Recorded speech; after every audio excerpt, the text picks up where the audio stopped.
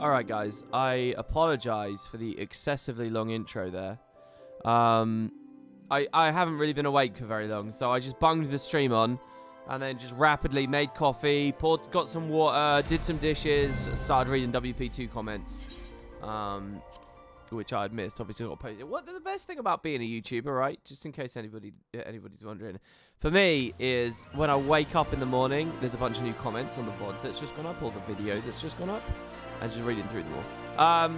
So yeah, anyway, people are explaining all sorts of stuff here. An explanation about why Ronso does appear in Final Fantasy XIV, but the circumstance of it's to do with the Shadowbringers world or something, I don't know, so we'll have to wait till we get there. I mean, they've been pretty comprehensive about the details, but I'll gloss over here in the retelling. God, I just read so much stuff. Stuff about raid mechanics, and like the green marker and the laser beams, comparisons back to Guild Wars, lots of stuff. So anyway, I just want to say thank you to everyone who's continued posting over there. I do really appreciate it. Now over to the live chat. Hello everybody in live chat. We got Rog, we got Lim, we got that dang boy, Lula Gamer, we got BLC. Oh, I'm streaming regularly enough to see regulars in chat now. We got Wazam7, Corendil250. Sorry if I missed anyone's name there. What am I faster? You're faster than WP? Wait, I just noticed Rogalicious is not spelt Rogalicious. Oh, you're Rogalicus. Oh shit, you're Rogalicus. That sounds quite good too. Sounds very Roman. I think it's because you've got the cus suffix on there, and it starts with Rogalicus. Has that been annoying you the whole time? I don't know if you said it. Oh, I got your username. Well, anyway, yeah. Hello, everyone. I played a lot last night, but it was all around Reborn stuff. So let's see. I did Wondrous Tales. So I filled in 4 of these squares, which were 5 of these squares, which were these recommendations here. So that's cool, right? And I was trying to queue in for Labyrinth, and I was trying to queue in for some of this other stuff, and it kind of just wasn't going. In fact, I bet we can queue in for Labyrinth now, because if people are doing roulettes, it should come up, right? Where does it appear? Raid. A Realm Reborn. So I did that. That was a big thing I was doing. The other thing I was doing was I came to this UI over here, this hunt board, and I noticed all these different things. There are daily hunts and weekly hunts.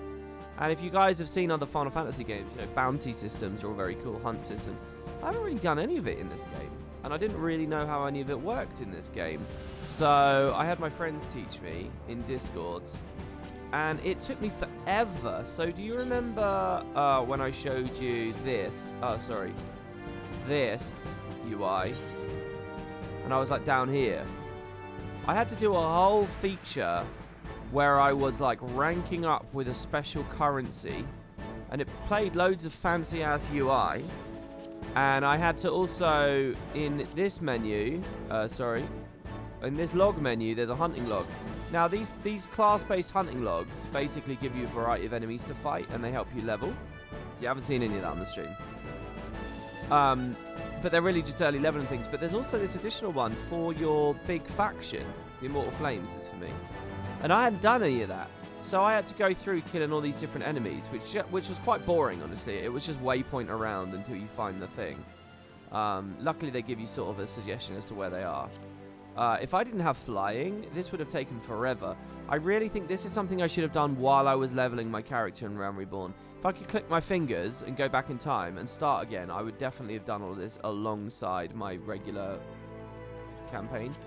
Anyway, so you have to beat this, and then you speak to a guy over here. It all happens over here. This dude called Swift. And he says, well, first of all, you've got to speak to this officer, and he'll keep giving you promotions. You can apply for a promotion. And then eventually he'll say, you're not allowed to get a promotion, do a job. So Swift will give you a quest. And Swift will tell you to go to do like a dungeon, like a Realm Reborn dungeon, a vanilla dungeon. I hate that I can't use the word vanilla in this game. Because vanilla probably means 1.0 or some shit. Anyway, but vanilla kind of counts as a term for a Realm Reborn. Because they destroyed the game. The game was remade, so it's the vanilla of the remake, isn't it? Anyway, so he made me go do a dungeon, and then I did a whole other thing, and then I promoted, and I had to get more of the currency. You get the currency by trading in, like, dungeon gear. Or just any old gear. I could show you that, actually. So here, look, if you go... If you say you want to do a provision mission, I don't really know what they are, but you see you got deliveries here. So this is all my armory chests, and if there's something in my armory chest I don't care about, like for example this Thaumaturge Black Mage Buckler for level 47, I don't have a level 47 Thaumaturge or Black Mage, I could trade it in and they'll give me currency. You see.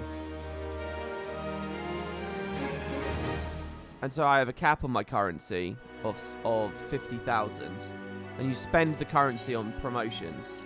So each time you get a promotion is when this bar goes up. You slowly progress through these ranks, and you go and you go and you go. Then he gives you another dungeon, going up through these ranks as you go.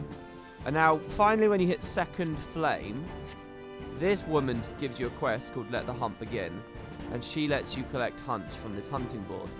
So the way it is every Tuesday a new elite one appears, same as how the Wondrous Tales book appears every Tuesday. And you can search, not this book, and you can search, no, not that either. It's this book. And you can search this. So, for example, it says kill 4 plasmoids. I'll do one for you guys on screen. Kill 4 plasmoids. They're at the Iron Lake in Outer Lanosia. So I can open the map. The Iron Lake's this section. So we'll go here. And basically what I view this as is a repeatable, and correct me if I'm wrong, a repeatable, perpetual version of this little hunt log thing, which you can do initially to level. Because it's good experience for leveling. So we're going to go to the Iron Lake. We're going to open the thing again. Oh, wrong button. We're going to open the thing again. We're looking for plasmoids at the Iron Lake. So does that mean they're on the floor around here? And quite often, as far as I'm aware, the enemies you're looking for only actually appear in Fates, which is also kind of crazy.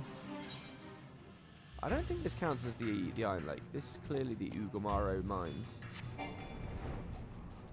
So we'll do this, and then I'll talk about another little thing that I did last night. If I forget, someone remind me. I don't want a little moment like yesterday's stream, where I was going to say something and then I completely forgot it. So, yeah, and getting to max rank, I don't know. Someone in chat here, Laluna, says they did say they might add more. I mean, it's weird to me they didn't. So is this Fate how I get them to spawn? I mean, am I at the Iron Lake right now, or am I at the Cobalt Dig? I feel like I'm at the Cobalt Dig. How do I get to the lake, though?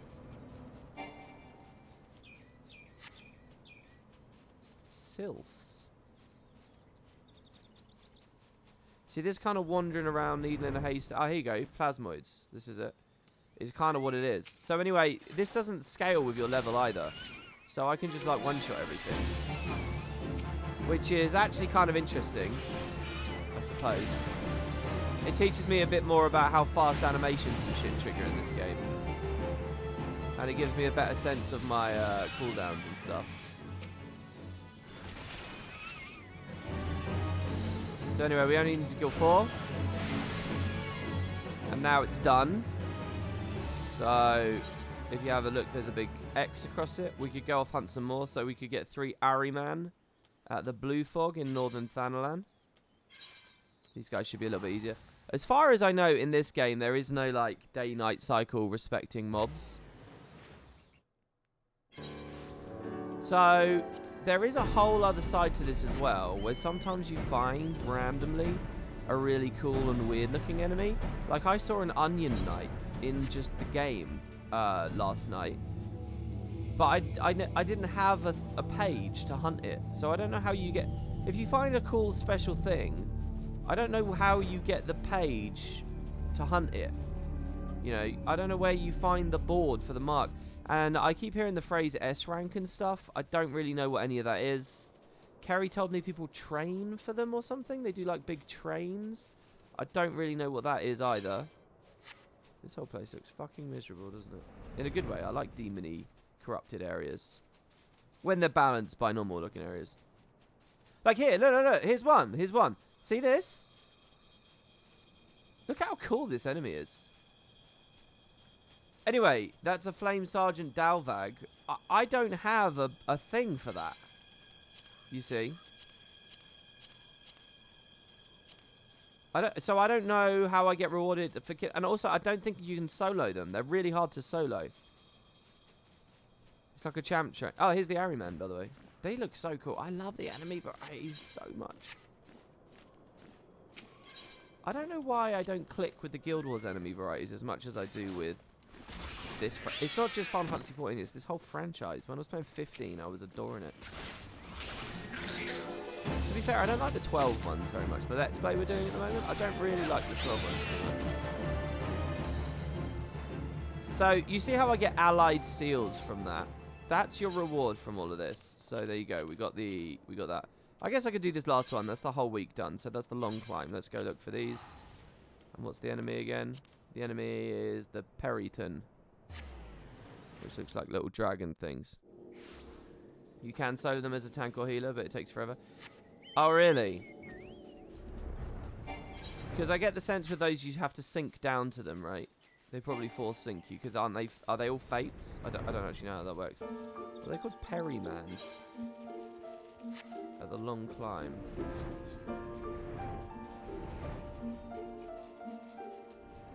Another day pouring with rain, by the way. I really need it to stop raining for like a day so that I can cut my grass. Because I've just let it go the back half of summer.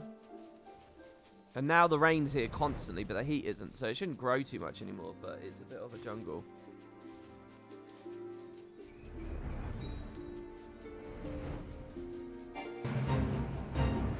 Terrux. Oh, there you go. Periton. Oh, he's a fake. Periton, perhaps. I don't know if I've ever fought one of these. This game would really... I keep saying it over and over, but this game would really benefit from the bestiary. Oh, wow. I have blood damage but not edge. That's crazy. I didn't realise that... I thought edge came first. I think blood came first. This is interesting, moving out of telegraphs on a rock. Sorry, a bit of jumping involved. I don't think any of this is interjectable. Oh, it's out some keybinds as well, by the way. For example, in this fight, if we feel like we can't see him well enough, in the middle of the fight, I can lift the camera up. I mean, we're in a tree right now, so I think it works.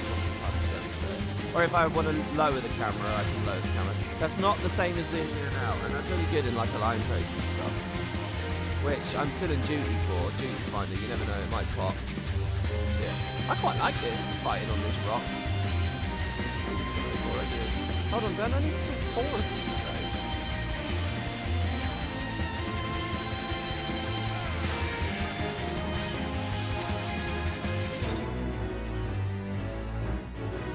Sit here camping. Oh no, I can't activate this anymore. I think it's because it's done. You do not have that item. Oh, I think I'm done then. It's not in my key items anymore. That's it. So that's it done. So now we go home. Oh.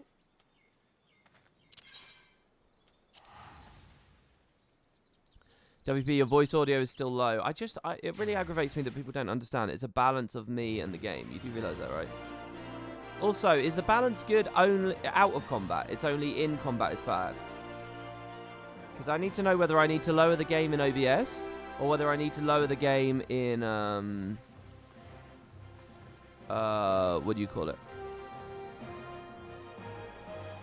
In game where I can tweak it a bit more. It's just the music's loud? Okay, thank you.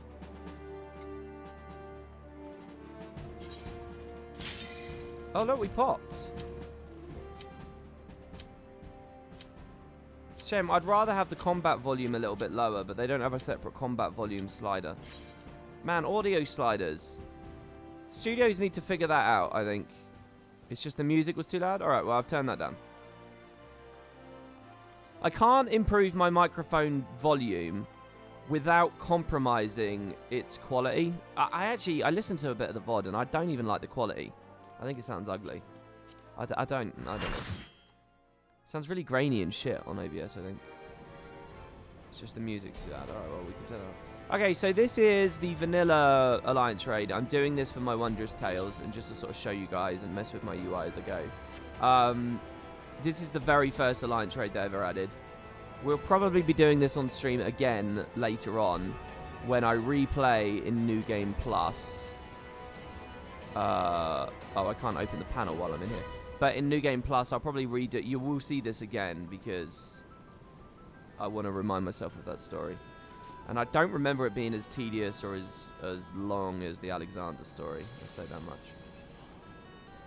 So I'm starting to learn the icons a bit better. This is a black mage. The Final Fantasy VII Comet logo is a black mage. And I learned something really cool. That black mage has Comet as its icon.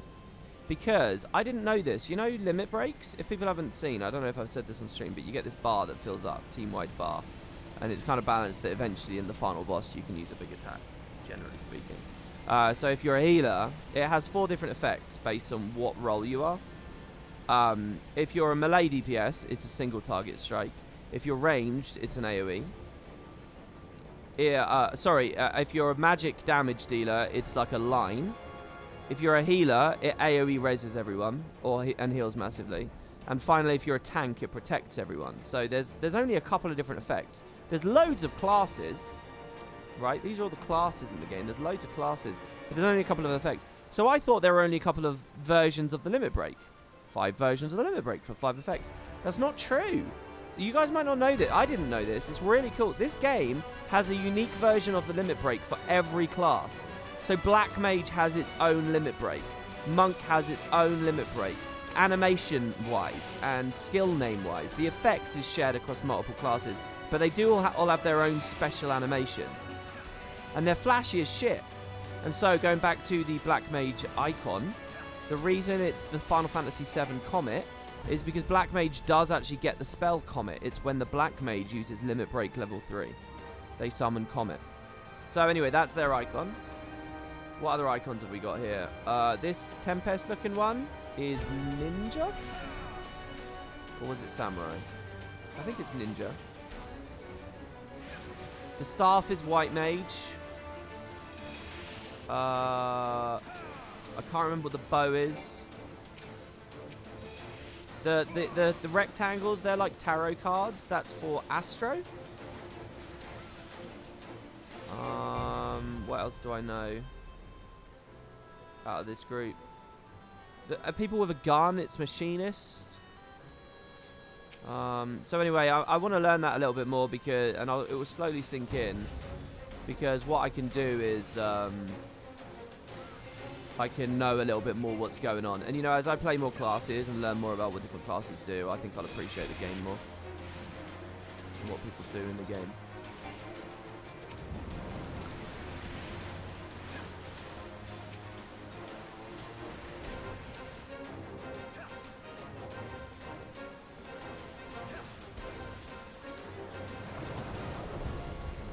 Someone says in chat you've got a Dark Knight. Oh, there's one of these is a Dark Knight icon. Oh, is it this guy?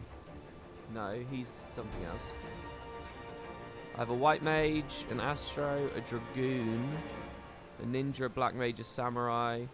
Oh no, Summoner, and a Red Mage. I don't know which is which really. Oh yeah, I'm the Dark Knight. Well, I thought there were 2 tanks, but I'm looking now. There's only 1 tank. It's 1 tank, 2 healers. Right? In other content, isn't it 2 tanks? Okay, I don't know what anything does, so I'm just going to watch my team and see where they move. Shit, I stepped out. Oh my god, we took big damage there. Oh shit, everyone's leaving again. Well, we're not meant to go on different platforms. Was that too many on one platform? Oh, the balance is usually different, but they downscaled it because 6 tanks in Alliance raids was too much. I see. I don't know what I'm doing. I'm trying really hard to get to a place where I can analyze, where I can see mechanics that are going on, just at a glance and like learn as I go. But these fights are just chaos to me. There's just a bunch of... It's like the green icon thing, which someone very kindly explained a little bit more of on Wondrous 2. It's like, I just see a green icon. I don't know what, like, the expectation is of a green icon. Apparently those, like, laser beam things from the Alexander raid are also, like, a standard thing. How cool this Undead Dragon is, by the way. By the way, yeah, look, we can move the camera up whenever something's too big. So I don't know. I mean, I really want to be at a place where I can just sort of see, oh, this is happening. Oh, this is happening. So it doesn't feel like arbitrary, crazy shit. Oh, God, I can't plunge out of that. Oh, he died. Whoa, see, like this. What the fuck is this? It's gone now. Anyway, I was really mind blown when I first saw this area. I was a bit disappointed they just used teleporters to move you around the tower rather than actually build a proper tower. It's very, very big and very, very pretty, the environments you travel through. I mean, look at this place.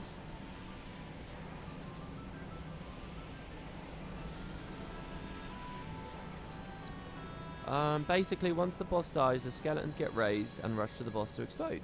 And if 2 skeletons are close enough to each other, they run really fast, else they're slow and easy to kill. Standard markers don't even show up until after 3.1. Not even Thornton had those. So standard markers being like, you know, like a clear rule set about what a thing looks like, therefore this is what it means, right? Do they ever standardize the ground telegraphs? Because there'll be like giant white telegraphs and blue telegraphs and red. Like I redid the ultimate weapon fight last night for one of my roulettes. Which am I in? I'm in B, so I go to B. And it had like all blue laser beams everywhere. I was like, fuck me. If you're not careful, you might think that that's good because, you know, limit breaks are blue, aren't they? Allied ones.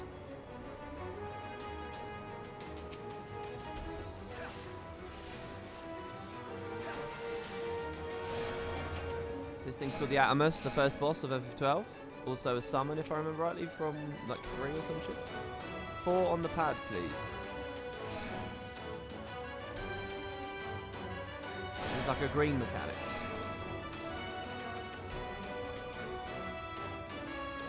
You see, there's nothing for me to mouse over. I should be over there though, shouldn't I? Look, yeah, look, Valor 4 first summon, Atomus. I should be over there because I'm a tank, right? I don't know what we're doing.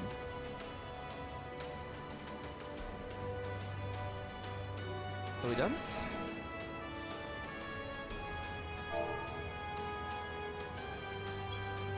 Oh, I tweaked a few other things as well. I fixed my fly text. So do you guys remember in all the recent streams, whenever I attack, sometimes you just wouldn't see the damage number on the attack that I did? And I was like, is that attack registering? Am I cancel casting it? Do you remember that? What it was that in one of the fly text settings, I was trying to remove as much visual noise as possible and clutter, so I turned a bunch of fly text off. And what I'd inadvertently done is I had turned off... There's 2 types of crits in this game. There's direct hits, which is a kind of crit, and there's critical hits, and then you can get them both at once. That's a critical direct hit. And I had all of that turned off. So basically, whenever I was doing a crit... Oh, shit, I could have intercepted that. And he's invulnerable too, so let's go this way. Interjected. So whenever I was doing extra damage, it looked like I was doing none, and the number wasn't ever appearing. Sandman. See, he looks cool as well. So... Wait. Oh, I thought that guy was called Thornton for a second. Oh, let's interject bravery. Yeah. Oh, there's magic pots. Hello. Oh shit, is he attacking me? So anyway, that's back now. Also, on that note, Oh, wow, you can interject loads of stuff here. It only has a certain cooldown. On that note, can anyone teach me any extra context about why there's 2 forms of crit? Can anyone teach me whether there's any point on any class or any patch at any point in the game's history at which critical hits and direct hits have like mattered, or like has there ever been build craft? Well, like, why does it exist there if it looks like it's purely a flavor thing? Like, where does the function come from? Is there gear I collect? Do some classes have skills that interact with it? Like, what is that? And why are there 2 instead of 1? Does anyone know anything about any of that?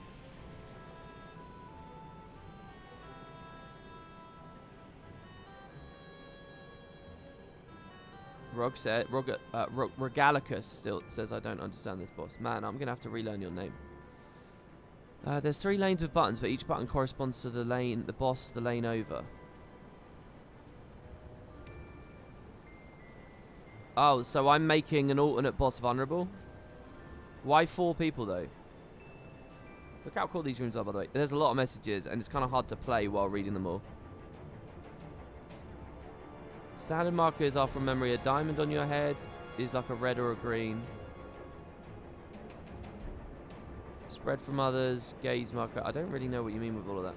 There used to be an accuracy stat in the game. There were 2 forms of crit created to have a DPS stat. Fuck, I got to fight. Hold on. Keep it coming, keep it coming. I will read it all. I will read it. I'm assuming I'm not at the right place because my party is over here. Yeah, party B. I know my party's here because of their icons above their heads. My alliance members don't have icons above their heads. There's an Allagan bomb, so we just got to kill this guy. So you see that I got a double exclamation mark after that 400 there. Did you guys see? It would have been hard to see because it's red text in front of a red enemy. And then there was a 1 exclamation mark. 1 exclamation. Those are crits. And they weren't showing up on previous streams. So you'll see I like spank people for like 4K sometimes. You never saw me hitting that hard before. I always was. It's just it was getting culled out. The most exciting damage to look at, if you like big numbers, you weren't even seeing, so... What is this thing? I don't know what all the tethers are about.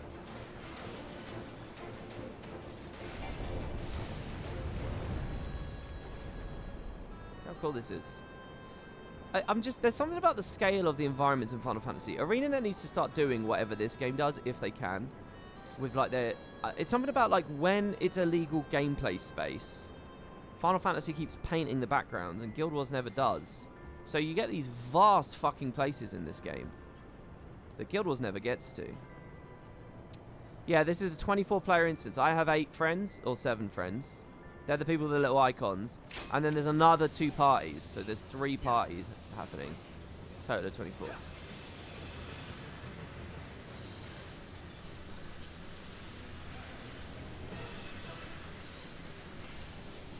So there's a green, right? There's a guy with a green thing, and a boulder landed on him.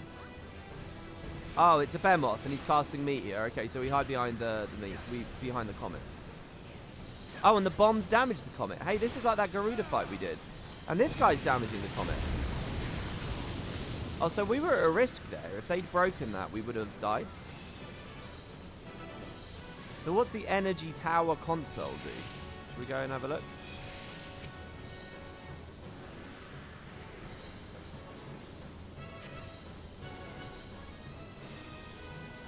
I know what that did.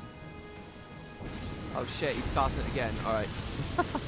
I didn't know he was casting it again. I did 2 back-to-back, that felt like. Alright, okay, let me read more about direct hit and critical hit and... It gives more gearing options and buff options. Warrior has a buff that guarantees direct hit. Oh, really? See, it's just weird to me that they have quite a nuanced, like, damage calculation thing going on, and yet no build craft. Do you get what I mean? It seems weird. What is now direct hit used to be accuracy. Oh, you had an accuracy strat that gave you like...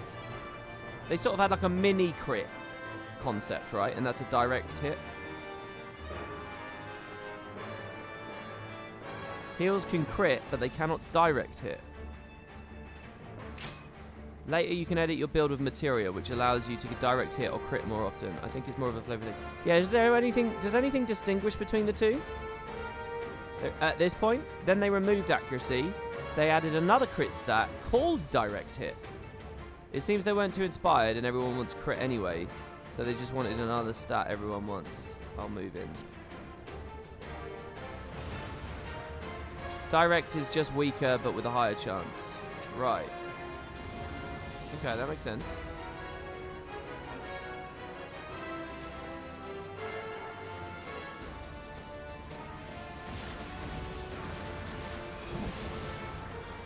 He's using Megiddo Flame. His name is Flethagon. The Vacuum Slash.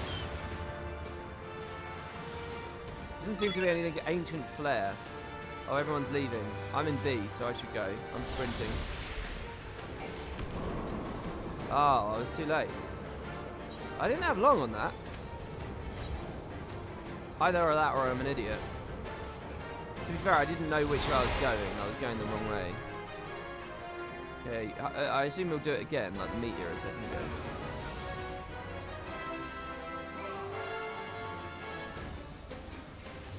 This'll slash. Oh wow. Red.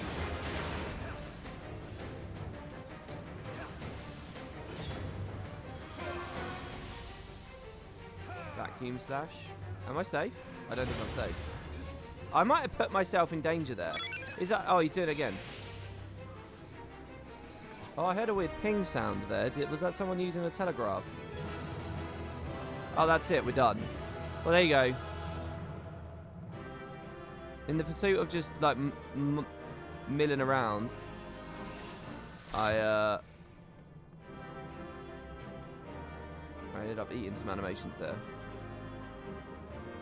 By the way, when these are faded, it means that I've already got it, right?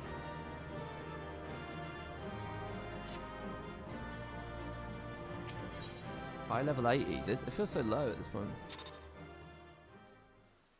So, direct hit and crit, it really is just ignore it. I mean, I was kind of hoping someone in chat had a tiny little bit more context for me that made it an interesting story, but it just sounds like a boring shit vestigial part of the game. Timing is a little short, but you can greet it. The Astro should have rescued him. How could the Astro have rescued me?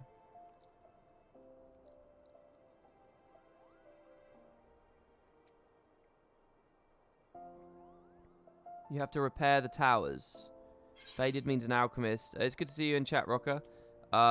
Make the full version. Right, okay, well anyway, so we got that. So let's go back into our Wondrous Tales. And now I have that. As far as that sticker. So the stickers are moving over. I have 7-second chances. And I only have a cap of 9. So I don't know what I'm going to do when they fill up. I don't think there's anything else I can really do. Unless I unsynced the binding coil. Right, okay, so just to finish off this hunt log thing, okay, so I did the hunt, and what it did was it gave me little bits of currency. So you can speak to this guy, the Bill Master, and he has unique stuff for you, okay? So, none of these items are good in terms of their stats, but you could, like, transmute, glamour, they call it. And I think they look pretty good. So there's, like, a whole set of, like, this feels pretty good to me. This is, like, rep armor. But it's so expensive. Look at this. A weapon costs 1,700. Doing everything available to me this week, I only have 164 of the currency. So just to get the weapon would take forever, let alone a whole armor set. But here's the other thing. I don't know what the striking dummy is. Then he also has down here in other, this is what I really wanted. Down here, buried in the other section, for 250 a pop are these riding maps. This highly detailed map of Lower Lanosia. including everything from land elevation to the location of exposed rocks and roots, was originally drafted by Chocobo couriers seeking to reduce delivery times. So, this page here, with the mount speed, you get 2 stars. So this is how you get the 2nd star, which increases your Chocobo speed. Now, here's the thing. Last year, Final Fantasy XIV put a patch in where they allow you to fly, and fly speed is, like, really fast. And everyone can do that without putting any work in. So getting this 2nd star is essentially pointless in the game now, because they just slapped that update in. Now, I have a feeling, had I quit Guild Wars 2 in Heart of Thorns and started playing this, I would have been pretty ragey about that patch last year. This now is an invalid part of the game. There's no point in getting these stars. But nonetheless, I kind of like the idea of getting them for Thanalan. So, yeah, like Rogalicus says, oh, maps are useless.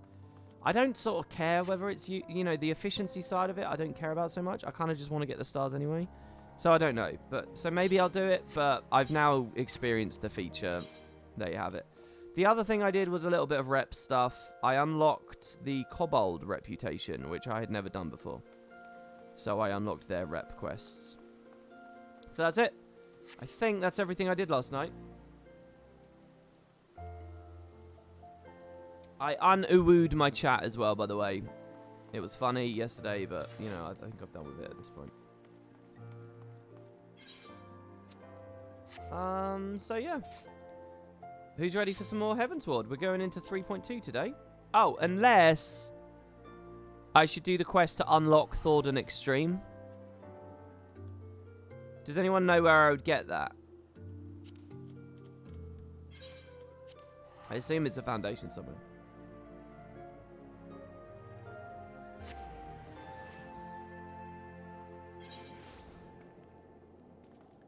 That was a mod yesterday. You literally thought people were talking like that just for the memes. Yeah, I mean, that was the joke. I was trying to pretend like they were. But no, it was a mod.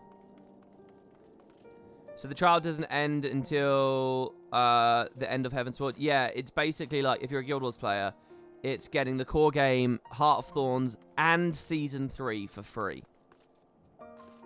They give you all of that for free. Living World Season 1 is free and not deleted.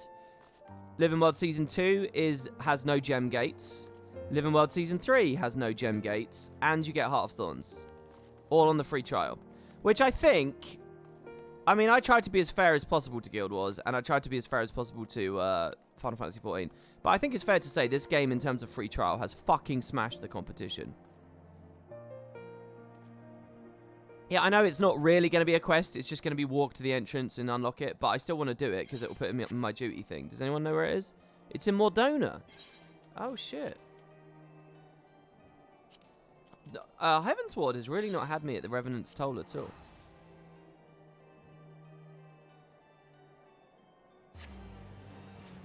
That's actually kind of funny. I like that.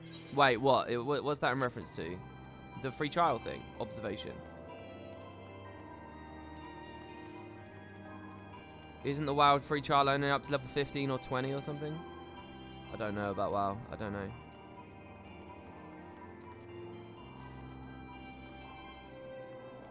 Guild Wars 2 core being free is cool though. Lots to do, and there's no sub fee after. Yeah, I mean, well, that's a different topic though, isn't it? The fact that Guild Wars 2 doesn't have a sub fee after.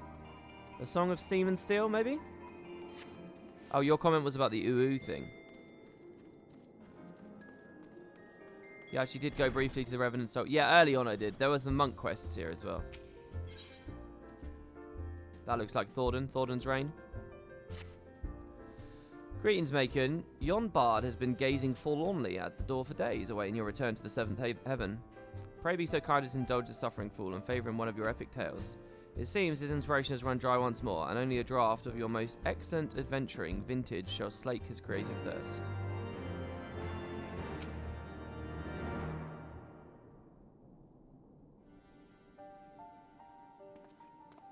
You got me fooled with the UU thing? I thought you'd gone off the deep end.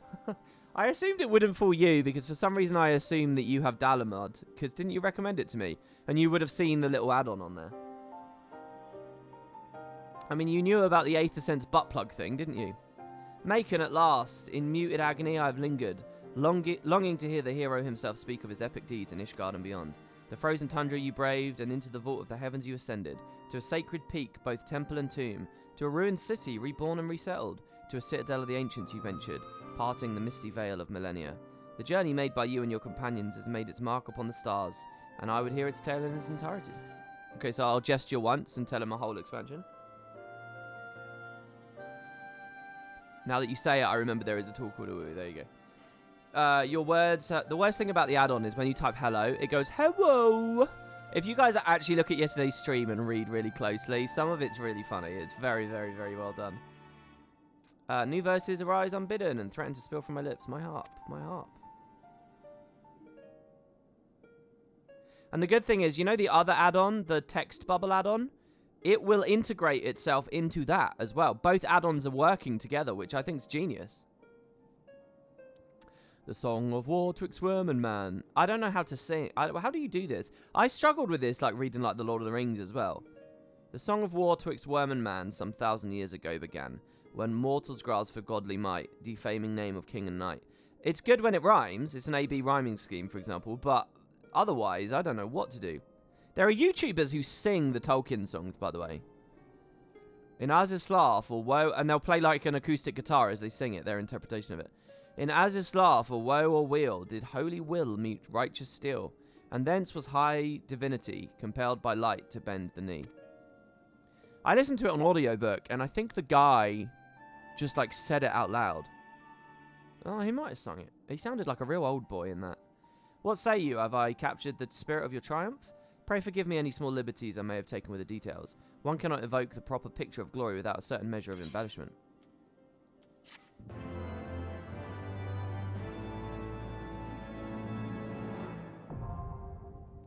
Oh, interesting. They don't even add any lore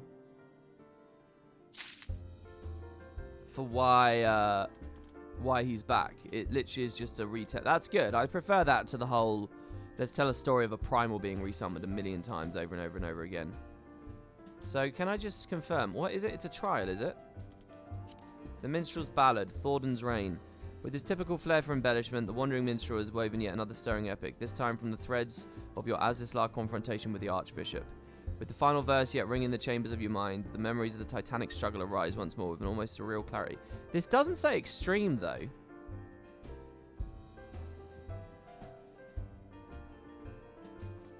X-Trials as well as the Savage Raids are straight up non-canon alternative reality stories. Well, I guess they're starting to do that now, because in ARR they were kind of trying to like find reasons for you to go back. And that's why you can put entire cutscenes into the fights in Savage without pissing off the Lord Boys. Oh, I see. Minstrel's Ballad just implies extreme. All Minstrel Ballad fights are extreme. They use extreme notation more consistently later. It's interesting, every time I hear you guys say something like that, it's like, wow, Final Fantasy was seriously still finding its feet during the post-Heart of Thorns era. Just like Guild Wars was.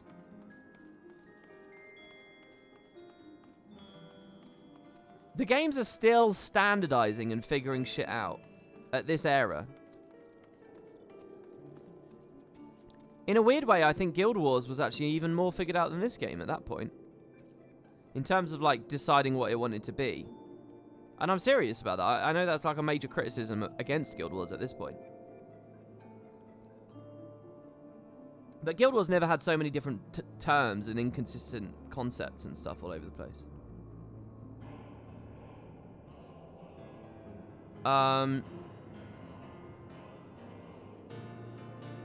So anyway, we're not going to do that because that's going to be too hard, right? People told me that's gonna be, I would love to do it now. That's 3.1, but people told me I can't do it unless I get someone to make a party, blah, blah, blah, like we did on those other streams. I'm not going to be able to do it, I'm afraid. We just don't have the community on this data center at the very least. Okay, let's go to Foundation and let's start the 3.2 story. Wait, hold on. Didn't you guys tell me Warring Triads? No, Warring Triads is 3.2. So after 3.2, we'll be doing that as well, whatever that's going to be. Right. Oh, that's cute. I love having this Gilgamesh mini with me. He's the perfect mini.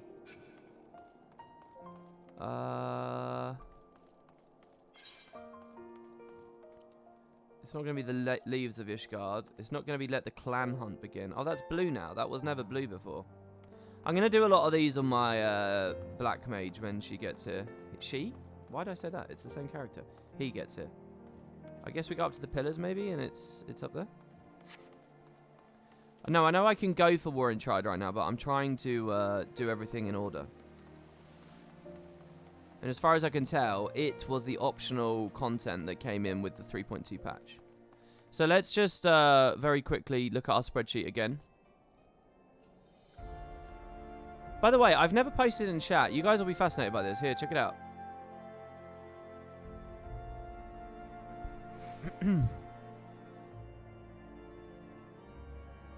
So we're at 3.2. Sorry to the Win Potatoes 2 VOD viewers, you're not going to know, you're not going to have the link. If someone reminds me, I'll try and put in the... Well, that's not going to work, because everyone will have seen and gone... I don't know. Maybe I'll put it in Spud and pin it. Spud Discord and pin it somewhere. We've got... This is after the Spirit Veil, but before the Salvation Pass. So, can I just say, we are in the... We are in what people would call the post Heart of Thorns content drought. This is actually a very bad time for Guild Wars. It's a very good time for some players, but it's a very bad time for the game in general. And let me justify that. In fact, this is the exact worst time. Heart of Thorns gave a lot of... Okay, Core was not a well-made game, and the dungeons were not well-made, so it gave a lot of people the mistaken impression Guild Wars 2 shouldn't have hardcore endgame. Then Heart of Thorns comes out, and the studio tries to rectify it by doing raids. And what they're doing is trying to appeal to the WoW crowd. So Heart of Thorns releases, and they start doing raid updates. They're not map updates. They're not story updates. They're not current event updates. They're only raid updates. And I'm desperately sad to say this. It devastates me that this is true. But a good majority of the Guild Wars fan base started whining at this point and saying, oh, and genuinely, you can find the forum threads, you can find the Reddit threads, you can find the tweets. I never monitored their Facebook, but I'm sure it was there as well. Genuinely saying that the game was dying or was bad because all they do is raids now. They're quitting because all ArenaNet does is raids now. It's become a standard MMO with standard healers. It's brought the Trinity back. They just do raids. That was very much the outlook of the day. And obviously it's nonsense, and you can laugh it off now with hindsight of 2021. But people are morons, and they always get hysterical about this stuff. And that is what Guild Wars was like during this period. Of course, the people who were raiding, we kind of look at it back as, hey, these were actually pretty good. Raids were coming in regularly. But they failed to capture a significant audience. They got kicked back against it. And essentially, after this phase of Guild Wars 2, they defunded the whole thing, really. And raids came in very slowly.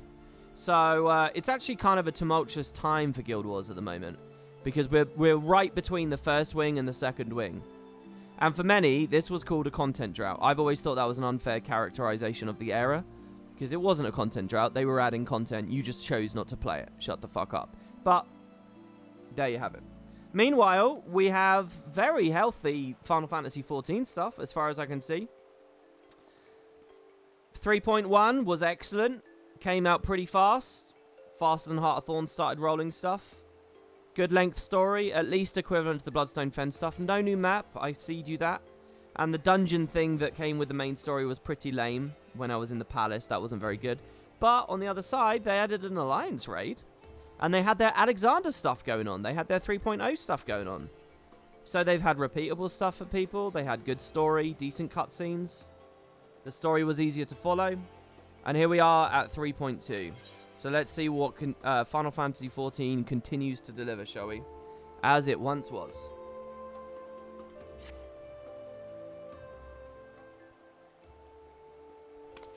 Alphino, Macon, I've been looking all over for you. We've received news regarding Flamin, Hori Boulder, and Coltnet. Really? Has something happened? I don't remember who these people are. No, it's nothing bad, quite the opposite. In fact, it seems that once they learned the Scion's good name had been restored, they boarded the next ship bound for Limsa Lominsa. They should be arriving any moment now. It's easy to forget how useful link poles are, isn't it?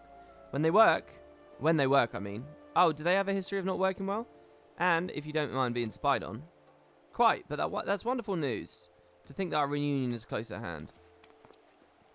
A pleasure to see you, Alphino.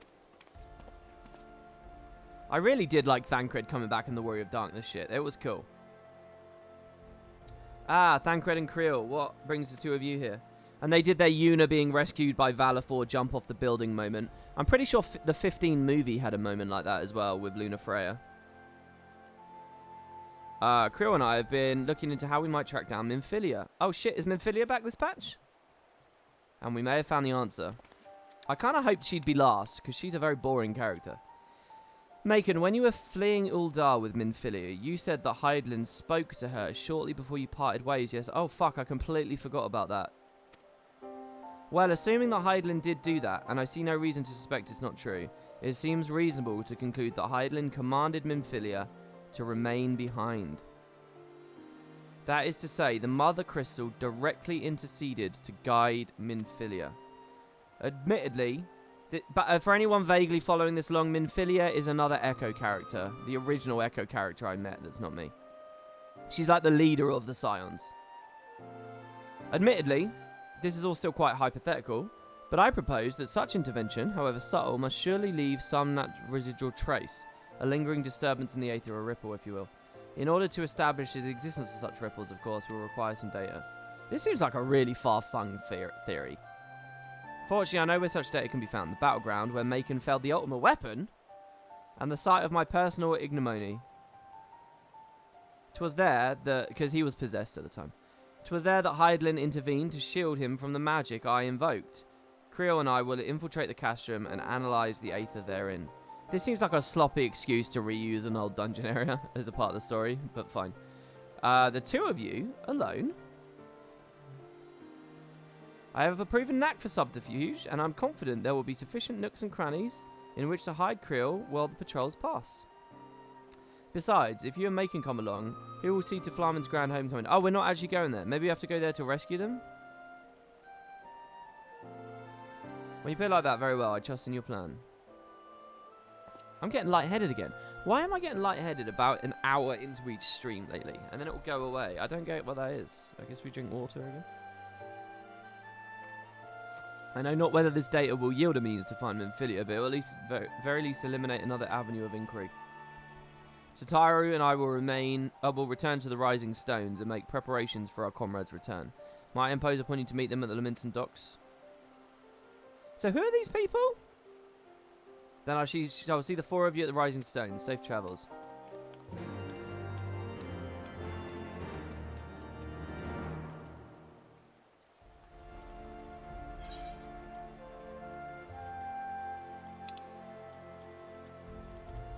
I flossed my teeth. This might be a bit gross. It's not really gross. I flossed my teeth today, and for the first time in my life, I've really felt flossing do something super awesome. Like, I got a good chunk of detritus out, and I keep using my tongue to like press between the two teeth, and I'm like, yeah, that feels well good.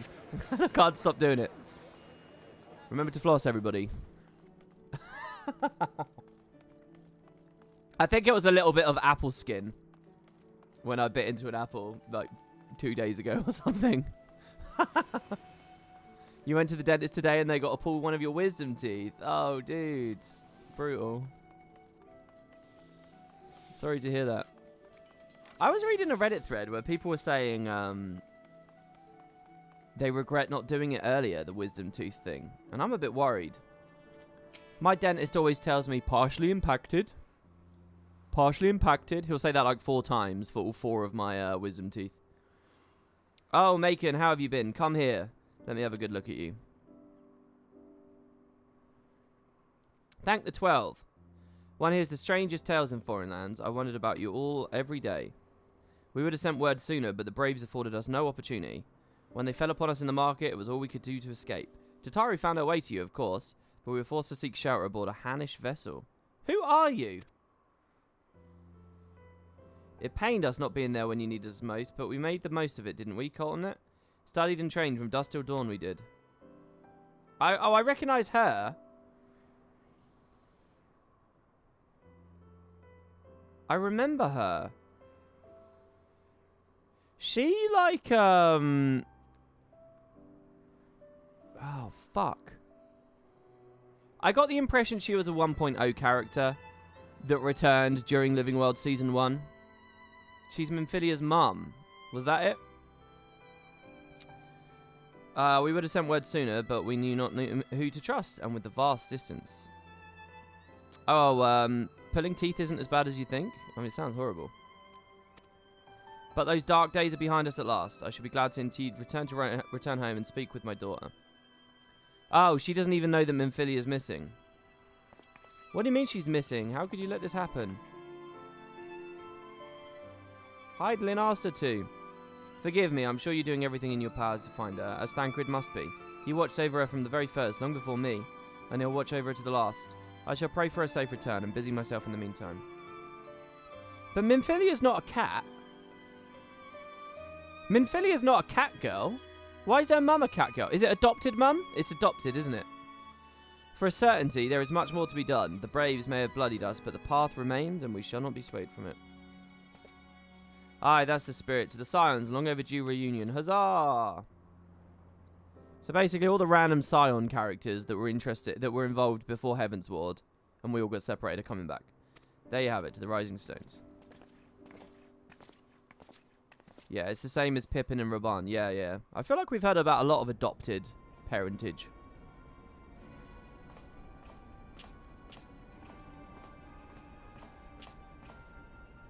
So just for people who are only vaguely following along, Ultima Weapon was the final boss of the vanilla game. It was a machine that the Empire built to kill primals. But I think it was absorbing. Well done, sir. And with that, I believe we are ready to proceed. What was it doing? What was the Ultima Weapon's gimmick? It was like absorbing primal strength or some shit to get stronger, to kill more or something. And we had to dismantle it because it was dangerous. Ultimate Weapon sounds like peak Final Fantasy. Let us be about our business then. The next patrol may not be so credulous. I don't know when it started, but basically every Final Fantasy has an Ultima Weapon and an Omega Weapon. I don't know whether Omega Weapon's in this game. I assume it is. I assume it's a plot point way down the line. But they do those. Like, if you watch my 10 playthrough, in the Omega Ruins, both Ultima and Omega Weapon are there. They're kind of minor in the lore on that. 12 my 12 Let's Play hasn't got that far yet, but you will see that there is an Omega Weapon in 12. It's just got a different name, and it was rushed by development crunch, so it looks kind of shit. But there is an Omega Weapon in that game. Final Fantasy VII also had the Diamond, the Ruby, and the Emerald weapons. Diamond was in story. Ruby and Emerald were side bosses. One of them's outside the Gold Saucer. They were like the super bosses of that game. So yeah, anyway, Ultima Weapon. Why must you be so disappointingly brusque? You're not at all as Minfilia described, you know. I don't think you favoured me with so much as a single compliment since we set out. Tell me, did your time in the wilderness sap you of all your charm? Or are you holding it in reserve for your beloved? This is neither the time nor the place. Well, call me old-fashioned, but when I'm risking life and limb infiltrating an Imperial castrum, I like to be sure of my comrades' motivations. Let's see. Is she going to finger out Urianger in the end? I see now where Alphino gets it from. Minfilia is dear to me. It is true. But not in the way you think. 15 years passed, when she was still but a child. There was an incident at a parade. A Gubu broke free of its fetters and ran amok through the streets of Ul'dah.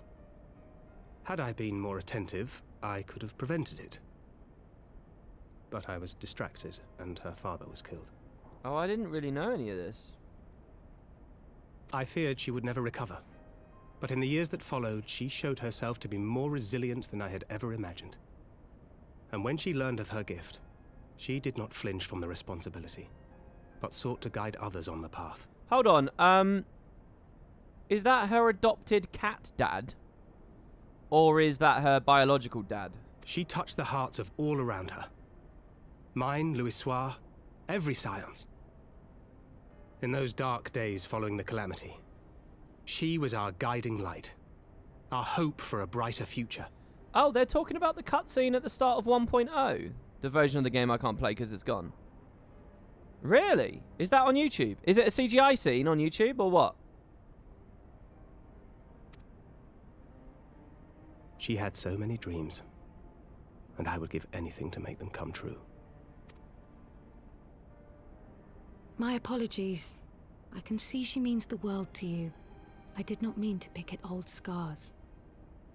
It's not CGI, it's scuffed in game 1. I'm not going to bother with that then. No harm done, I assure you. But fair is fair, my lady. What is Minfilia to you?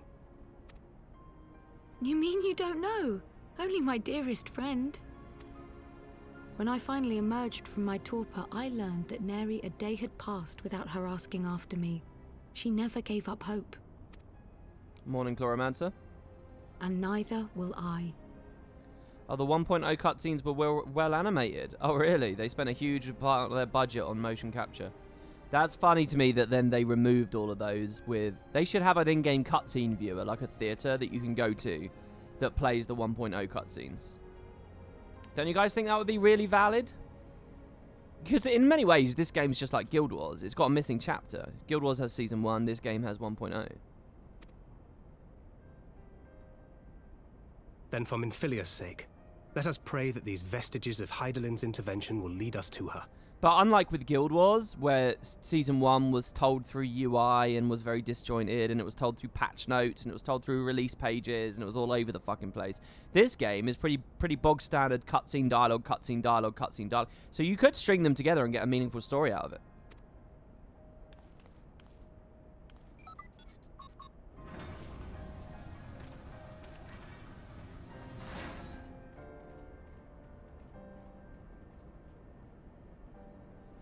If you want to see a game with huge chunks missing, look at Destiny 2. Most of the story's been excised. Well, yeah, I mean, we were talking about that very, very loosely, about how Destiny 2 sunsets content. I kind of want to play Destiny, like, really badly.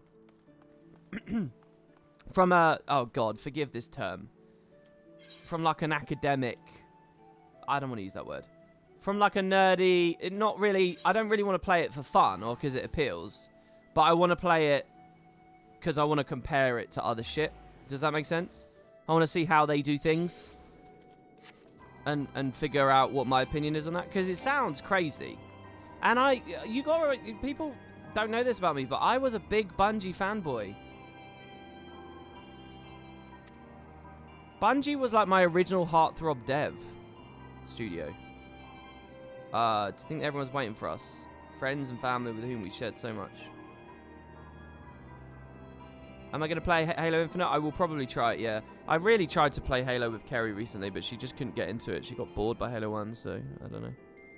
I'd rather do it with her. If I'm not going to do it with her, I'll probably just be playing other stuff with her. God's help me, but the older I get, the more sentimental I become. Come, let's not keep them waiting. Lots of dev overlap between ArenaNet and Bungie. Well, that I don't really care about too much, to be honest.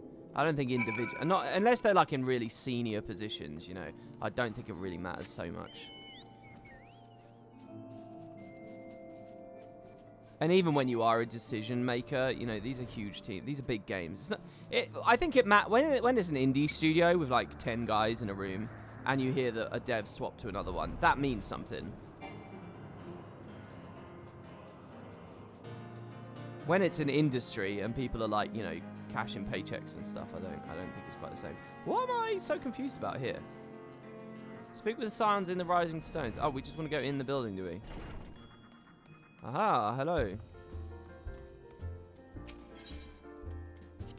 Did Chrono get IP back? IP? Oh, Illusionary Persona. I think it did, yeah. I think it did get IP back, didn't it? It feels like because people really raged against that with the Chrono change. Aliane, Afimi, it fills my heart with joy to see you both hale and healthy. And what of Higiri? She's well, though abroad on a mission at present. It just wasn't the same without you. Welcome back, my lady. Ah, we could do more of that with it around here. Heartfelt reunions with stalwart companions brings a bloody tear to the eye.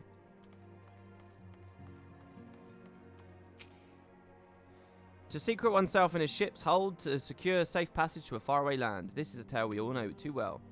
When they are well rested, I should like to seek a formal introduction. Why wait, my friend? Come, there's no need to be shy. I can't remember who any of these people are. Pray grant me a moment longer, at least. Though I'm happy to oblige you. My legs are still rather less accommodating. Alright. He's drunk. Drunk as a skunk.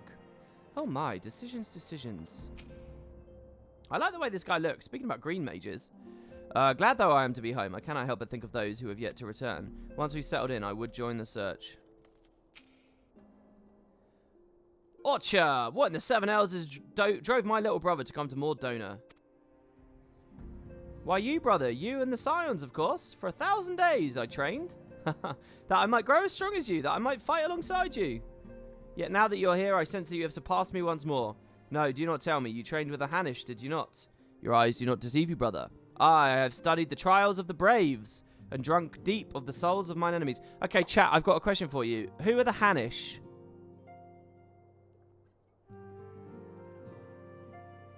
Who are the Hanish? Right, so hello everyone, welcome back. We have our base back. Oh, people don't know. Oh, nobody knows. The people he trained with. Beyond that, anything else?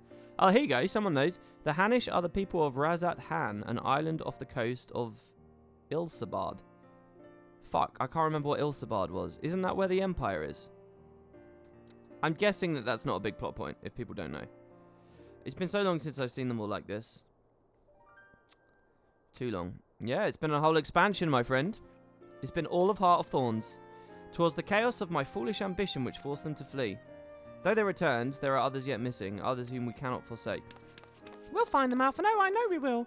Minfilia, Ida, Papalimo, every last one. Didn't she just list the main 3 that we actually care about? And when they walk through those doors, we'll be here to welcome them home. With me at the head of the queue, of course.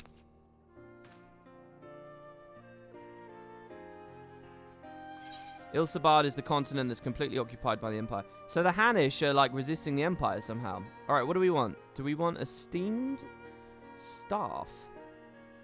Not actually a staff, but a made from a dish steaming a freshwater fish known as a retribution staff. A long, thin wavekin, believed to be the cause of storms. Oh man, I really like the flavor text in this game. You know, when I look at Path of Fire and they did the little flavor text things on the icons, I like geek out about it so much because it's like, oh, ArenaNet are doing this thing. And then this game's just coolly, like, how many players read that? At every turn, this game's just constantly doing it, where it doesn't even feel special anymore. But that's very cool.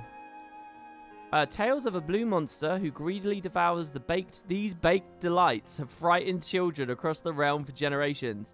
Holy shit, the cookie monster is canon in Final Fantasy XIV. I just want to take a second to linger on that.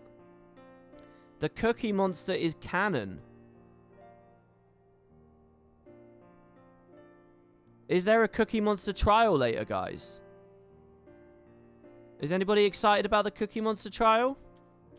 Cookie monster savage? Is that... Wait, do you get savage, Charles? I still don't know the fucking terms. The localization team, just memes. Well, hold on. What is that in Japanese then? Come on then. There's got to be at least one true Final Fantasy fan in chat right now who knows what the Japanese description for the sesame seed cookie is. Hop to it. Go to the Japanese wiki. Alright. Did I eat the cookie? I might have forgotten to eat it.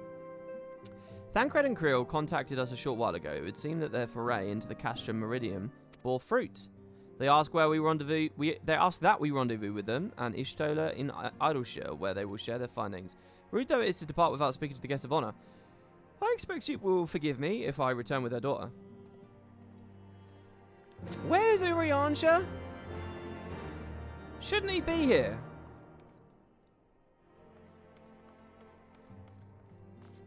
There's one guy I suspect of being a fucking spy, and I don't even know where he is. Where is he?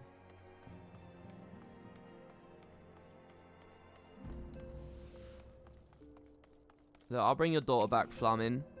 Mayhap it is for the best that I remain ignorant of the details, otherwise I might be tempted to do something rash. I will place my faith in you all and the 12 to see her return to me.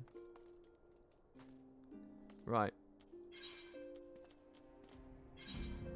Oh, Urianger's at the Waking Sands. He's the manager of the other hideout, so he's there. Oh, I missed that detail. I quite like that. We didn't just move from one to the other. We have 2 bases, and he's at the other base. If I went and spoke to him now, would he say something cryptic? I'm going to try it. Fuck it.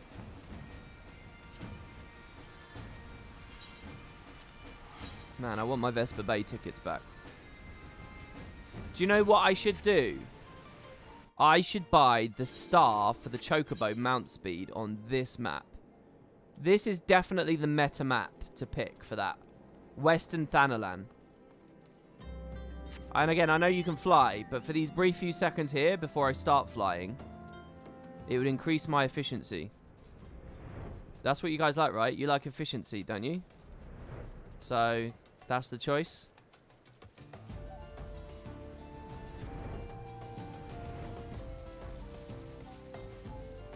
Would Urianger say something cryptic, not like he always sounds cryptic? Well, I'm going to go see. I'm going to give you an opportunity, Urianger, to break down the walls of this dramatic irony and reveal to me the details of the cryptic conversation I saw you in on that flashback, flash sideways. If you want efficiency, go to Limsa, teleport to the Arcanist Guild, and use the ferry, and you'll be instantly at Vesper Bay. That sounds like a lot of loading screens. Whoops. Who the fuck are you? Slaffwis. I knew you'd prove them accusations wrong, so I just hunkered down until the storm had passed. No sense in wasting energy in battles you got no need of fighting. He's not going to be in the solar, is he?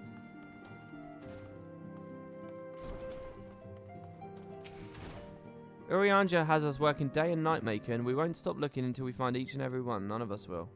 Well, why have you made no progress then? We're making more progress at the other base. Here you are. As one age endeth and another doth arise, so do our struggles wax and wane. What would thou ask of me?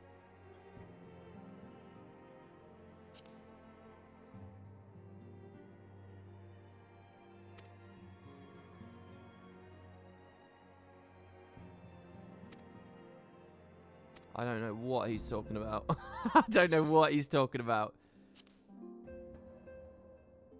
With Bahamut's banishment to the Aether, the 7th Umbral is come to an end. Alright, okay. He's just talking about, like, the old primals I fought and shit. He's talking about Odin. Right, which is a side story that I completely forgot about. Alright, let's go, let's go. That did not bear fruit.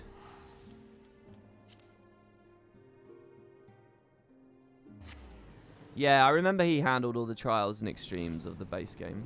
So he's just talking about all that stuff.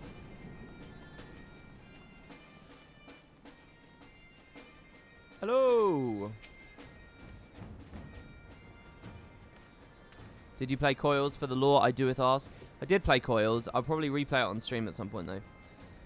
My apologies. I see I am the last to arrive. So what news have you of us? Well, as we postulated, there were indeed what appears to be the remnants of an unexpected disturbance in the Aether at the scene of the Ultima weapons destruction, a ripple at odds with the presiding pattern.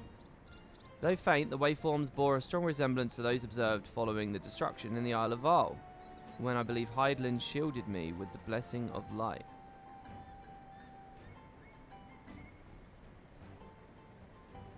So sorry, this little Lalafell, Creel, she was on the island that disappeared. So Creel has the Echo, Minfilia has the Echo. Both of them are in a magical disaster, and the crystal protects the both of them. And Creel's saying, look, it's similar, I can see there's a pattern. To confirm our findings, we paid a visit to the Sildir aqueducts. There we detected the same waveform, but orders of magnitude larger, as one would expect from a more recent disturbance. Hydaelyn, there is no other explanation. But there's more. When I studied the site where Ishtola used flow, it appeared that not 2 but 3 beings had been affected. Yet unlike Ishtola and Thancred, there was no trail to follow. Our unknown third party was simply there, and then not there. Fuck, I don't remember the cutscene. Was there like a, was there someone looking on or some shit? Now, recall your visions of a vast crystal floating in a sea of aether. Though this is too but a theory, studies of gifted subjects suggest that when communing with Hydaelyn, we briefly leave our bodies behind. These are like the little cutscenes I see, right? So let us consider the facts. 1. Hydaelyn interceded. 2. A third being was caught in Ishtola's flow and vanished without a trace. And 3. Hydaelyn may have the capacity to summon the consciousness of a gifted individuals to her side. Does that mean the warrior... You're implying, I take it, that Hydaelyn guided Minfilia into the compass of my magic, that she might summon her body and soul into the ethereal sea, in which case we must needs continue our search there. For a blessing, the means to do so already exists. I speak of the Anti-Tower, a Charlene construction conceived to provide scholars a vantage point over the ethereal sea. Though I know not where its entrance lies, we need only ask its last custodian, a contrary old crone, for another blessing, who refused to join the Exodus. That's Matoya. Matoya was the keeper of the Anti-Tower? I had no idea. I didn't even know a fucking Anti-Tower existed. Then our course is clear. Okay, I'm happy to see more Matoya. I always like to see Matoya, so I'm alright with that. This is all very, very convoluted, higgledy-piggledy, manifested out of that. Unless I find out that the Anti-Tower has been in lore the whole time and I just didn't know because I'm only playing the main story. Was the Anti-Tower like a thing I should have already known about? Okay, I can fly now as well, right? So I can just zip over there. I'm assuming I go to the cave, yeah. I like how she doesn't come to live at Idleshire. Why is she still hiding in the cave?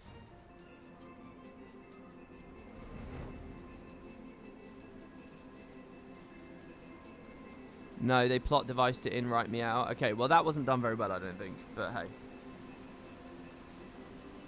Is the Anti-Tower the... I thought we were going to talk about the Crystal Tower. But the Crystal Tower is an Allegan thing. The Anti-Tower is a Charlian thing. So Anti-Tower is much newer and much less sophisticated. It's because she's old and she hates people. She doesn't like others. Oh, really?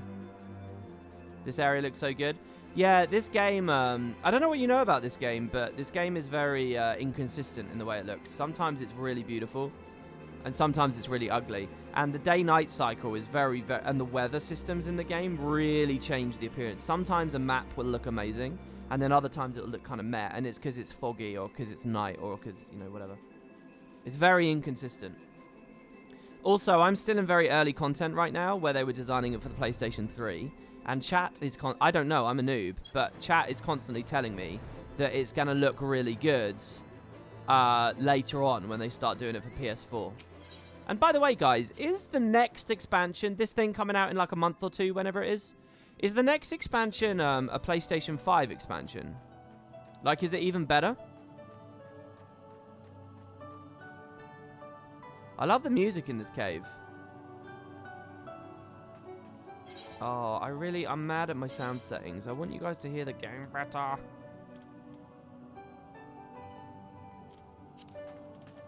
going to put my footsteps back on a bit. Oh shit, I've just come up with an idea. When I'm in combat, I can make my macro turn down the sound effects volumes, can't I? I can put on my macro sound effects drop in combat. I can also put music volume drop. Oh shit, I can do that. I can make good content. Does anyone want to tell me what the commands are that I could put into the macro there? You could put the camera tilt on? Yeah, I have regular binds for camera tilt though, so I'm alright with that. If someone tells me what the line would be. Someone posted in Discord yesterday, you can change camera angles as well. I actually didn't look at Spud Discord all of yesterday, so I have no idea what people are saying over there right now. I just played this game all day. On stream and then off stream, and then I went to bed, and now here I am. Oh, what a surprise. Well, what secrets have you come to extract from me this time? I want her to be voice acted. Though it pains me to admit it, your words strike close to the mark. We humbly request that you grant us entry to the Anti-Tower, that we might use it to seek a friend who we believe has been transported to the ethereal sea. And who told you I could do such a thing, I wonder? She fucking just shrugs. The tower is abandoned to its magical keepers 15 years ago. Oh, is this going to be a dungeon? They have run of the place now. If that's no deterrence to you, then by all means. Is that all? I'm sure you would seek to dissuade us from our cause, given your role as custodian. Role? Hardly. The Forum foisted the title on me. During the Exodus, every entrance to the Anti-Tower was sealed save one. My role consists of making sure no one with ill intent sneaks through it. Such was the Forum's final order to me. Wow, she really hated the Sharlians, didn't she? She really hated her own people. Did we find out why she's so grumpy? Or is she just an old crone? Well, I can remove the wards right now. Will you be going or not? Oh, she's extra grouchy this patch. We will, Master Matoya. We will do whatever it takes to find Minfilia. We'll see about that. Macon can go. Take the magicless rogue too if you want. He's no use to me.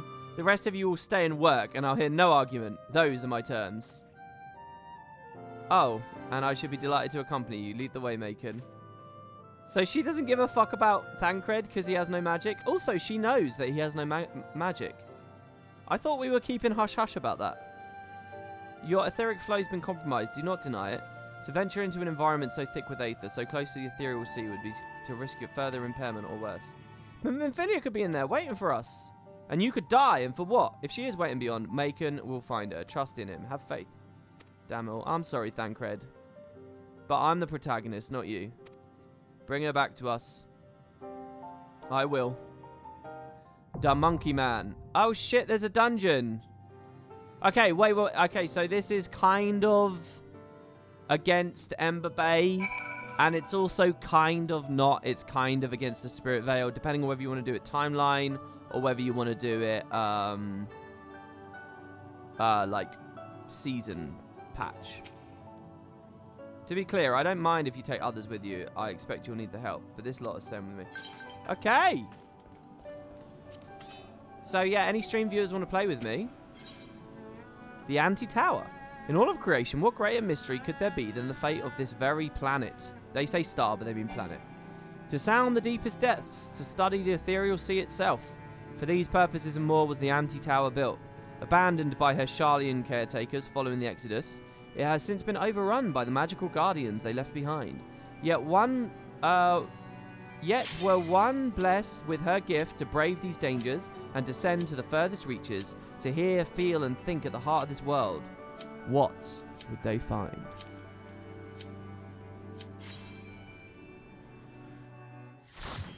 This dungeon was released not long after David Bowie's death, and there are a couple of nods to him. Really? I thought Bowie died a lot more recently than all this. Oh, no, I don't want to skip it. Yeah, I was wondering why I hadn't seen the tower anywhere. I guess it's because it's all underground. Whoa! It's upside down? Oh, it looks cool.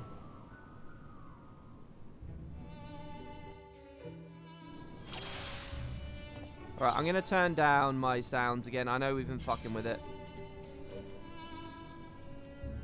But it's going to blow your ears off. So yeah, I'm new, and I just want them to know that I'm new. WP, you're going to love this place. Well, it looks cool. So we have a black mage with us. Okay, there's their eyes, their goggles. That's a scholar. It's a healer. I don't know where the other player is. Oh, it's one of the little frogs. I love the frogs. Rivet, intruders.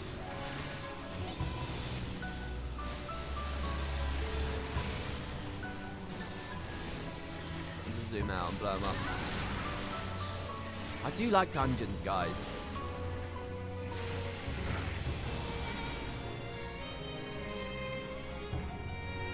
What is this?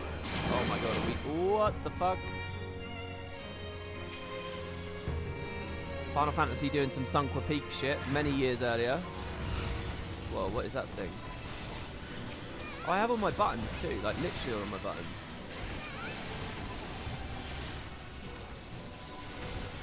So can my AoEs crit and direct hit? Or no? Is that only single target stuff that can do that? Can I get a crit direct hit unleash, for example? Big AoE. Can I do that and that will double crit? Oh, cool. Whoa.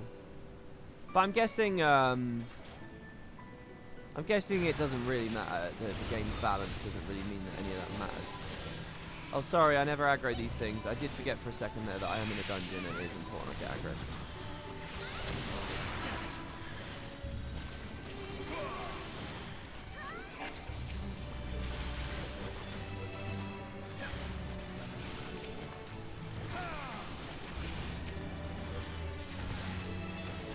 Oh, I didn't do it again. Oh, I'm playing really badly. My whole mindset's wrong. I'm sorry, everybody. I'm sorry.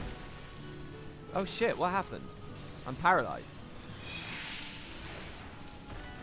Oh, wow. I couldn't do anything. I don't remember paralyzed doing that.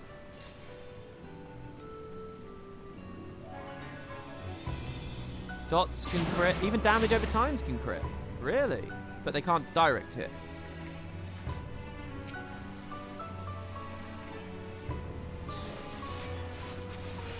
Right, here's the boss.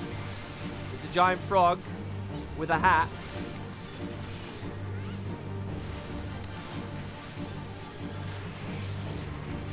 Water bomb. He's quite a fat frog as well.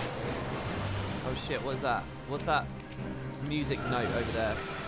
Do we need to pick that up? Oh, they blow up. We need to stay away from them.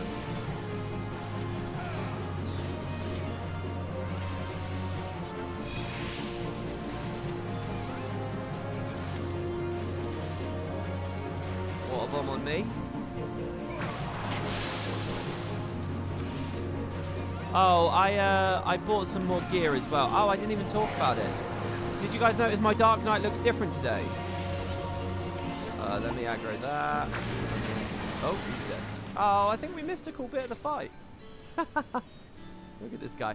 Yeah, I look different because I got the, this is the Shire gear now. I'm in the Shire tank gear. Which I don't think looks as cool as the other gear did, honestly. I can put my headset, my headpiece on as well somehow. I don't know. I don't know how to put it on. Ooh.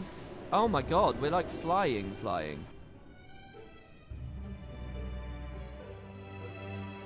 Have I looked into glamour pates? No, I've been told. What the fuck? Oh my god, we're at the place. This is the place that the crystal speaks to me, isn't it?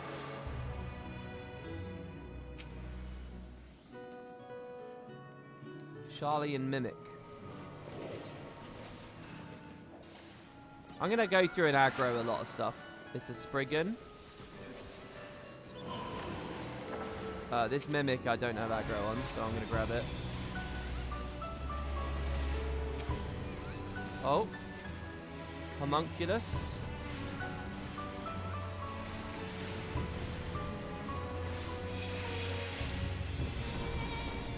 What did he say? He said go away.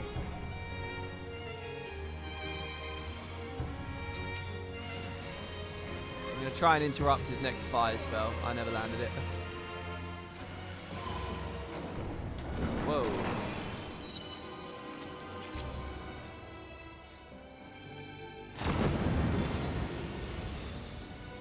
Massive Marilith. I guess I can run ahead and just get them all.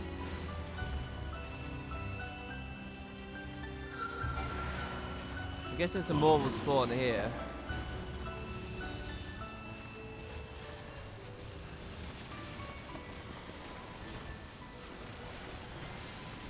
I hate that little click noise. I've got to find an add-on that gets rid of that little click noise. That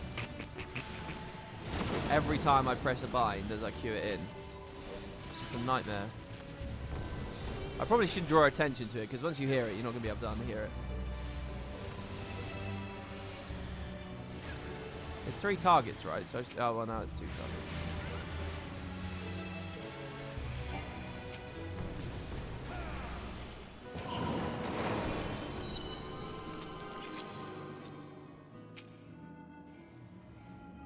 I didn't realise the Sharlians could visit this place. I didn't realise... I would have thought this was like an Allegan thing. Take behind rock if he aims at you. Okay, so... Oh, there's a Spriggan riding on it. Can you guys see that? Look on top of it. Hello up there. What the fuck is... Do I hit the Stardust?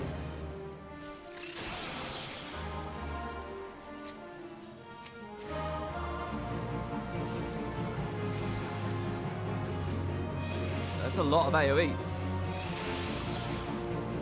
I don't have any melee DPS, right? So they're not mad at me for...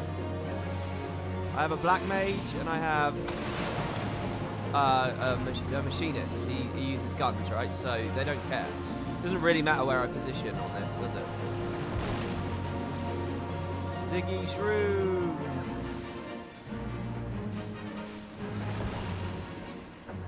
I wonder how visually noisy it would be if I just put a couple more animations back in. I really want a mod that will just shrink everyone's visual effects so that I don't have to cull them out completely. That way you see what everyone's doing, but you don't explode the screen with just insanity. Oh my god, wind up Magus. I like these things. I just got to hit all of them so that they definitely attack me. This corridor's cool. I'm going to use a defensive here because they're ranged attacking me and I don't know whether that's... Where minds toil. Oh. Okay, I've got everyone, I think. Start with her.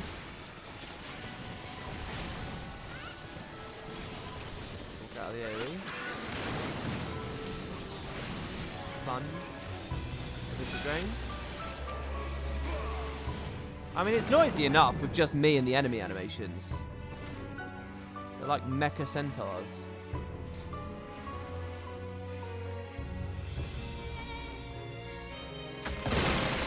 Shit. How do I do this? Probably could have done that with Flood of Darkness or something. Aggro more as quickly as possible.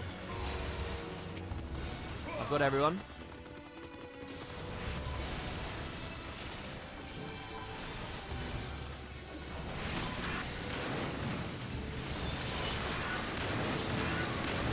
Whoa, they like land loads of meters everywhere. Another one over there.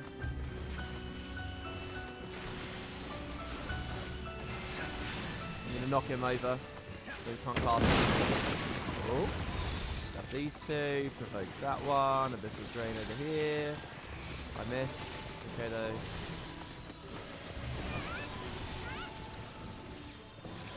They don't really do any damage to me. I wonder if it's because I upgraded my armor, so I'm like... Or whether the healer's really, really good.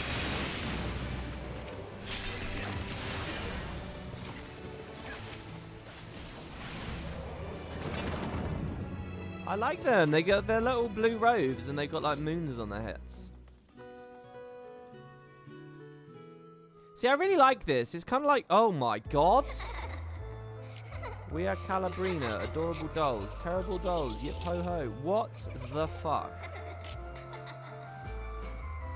Terrible dolls, yip ho ho.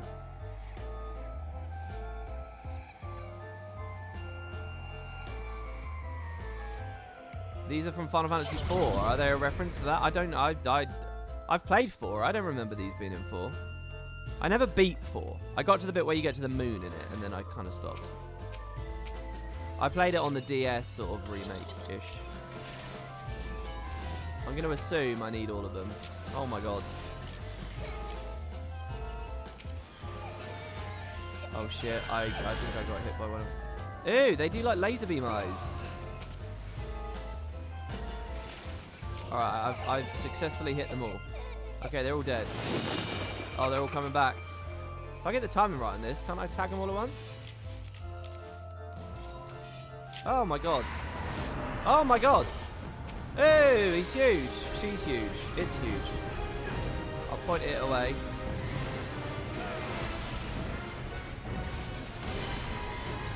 Oh, fuck. Did I eat an animation? I'm confused. I'm attacking my friend. I didn't know this was in the game. Whoa. I did not know that status existed in this game. What should I do? Face away from it?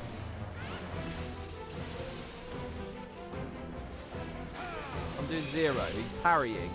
It's parrying. She's parrying. Oh. Dollhouse.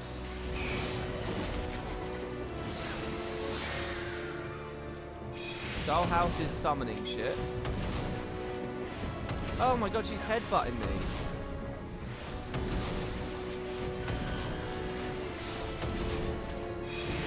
Oh, this is so cool. Should I be standing in this? I'm 100% health. Oh, I had a moment in a dungeon last night, guys, where I successfully used Living Dead, and it was awesome. Knockout.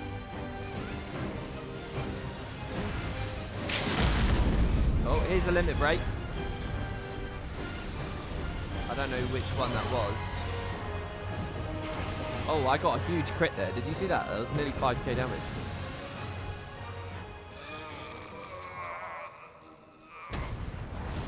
It's an arena-wide AoE. That was cool. I like that.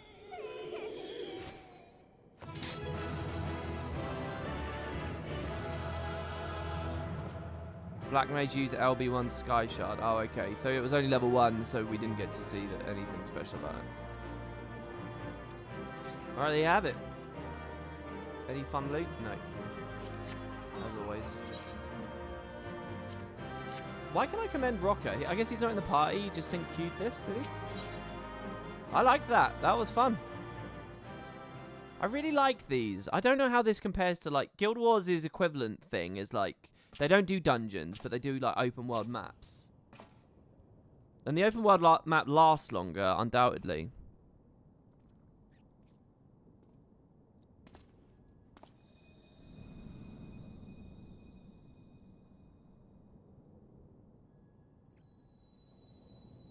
Successfully used as in the healer managed to heal me back. Feel. Think. Yeah, I was going to die. I used it, saved my own life, and then they healed me later after we cleared the pool, and it all worked out. I would have died if I didn't press the button.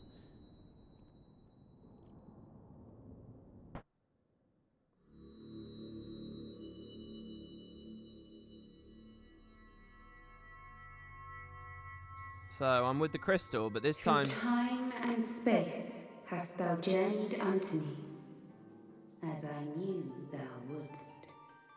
Okay, hold on. Doesn't this sound different to the... Okay, just to be clear. Normally, the crystal calls to me, right? And I just sort of appear... It, like, summons me. This time, I've gone to it. And I've noticed here that it's not called Heidelin. It's called question mark, question mark, question mark. And I think I've noticed that it sounds different. So I'm wondering if this is the crystal. Maybe this is a different crystal. And it looks a bit different, doesn't it? Didn't we see a crystal in the Alexander raid? Wasn't there a giant crystal that looked a bit like this? Anyway, I'm wondering if it's different, and therefore I'm wondering, is this the crystal that has the Warrior of Darkness? I don't know. That's where my mind went immediately.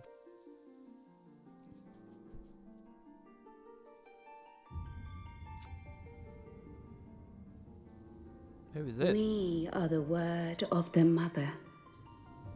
We, who were once called Minfilia.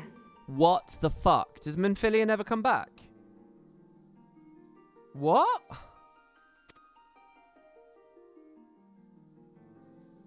Much time hath passed for thee since the bloody banquet, since I hearkened to her word. Mother, Heidelin, guided me towards Y'shtola and Thancred, that I might be swept up in their flow and delivered unto the ethereal sea. There, adrift and alone, her voice silent once more, I prayed for those we have lost, for those we can yet save. To her I would make an offering. We speak now with one voice, one will,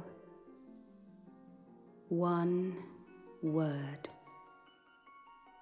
Unto thee we bequeath the most precious of gifts, the truth which lieth at the heart of this world. Thus do we beseech thee once more. Hear, feel, think.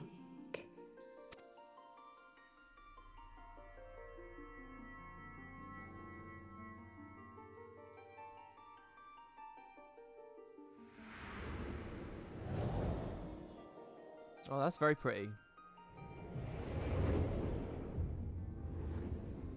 Before there was life, in the depths of the ethereal sea, light and dark did once dwell as one. See, I'm thinking that they got split apart, right? They're separated.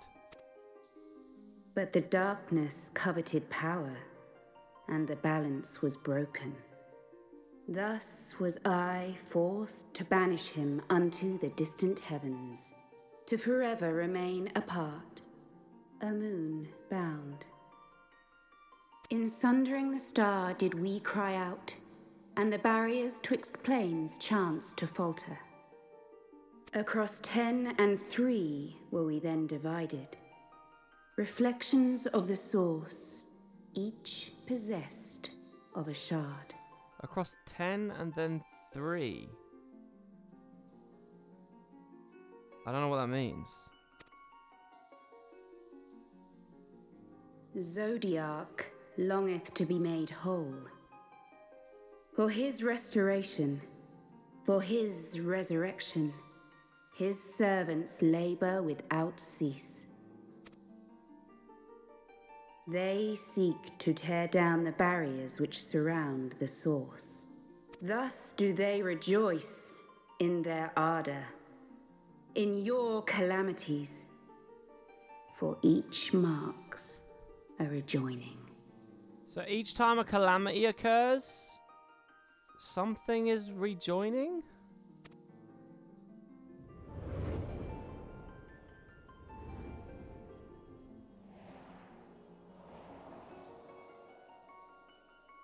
Seven times have they succeeded. 7 times hath the darkness grown stronger. Because we're in the 7th era. 7 times have I failed. The Ascians cannot be suffered to continue. This is my final. I like how long it takes her to actually say Ascian, but we know the whole time that's who she's talking about.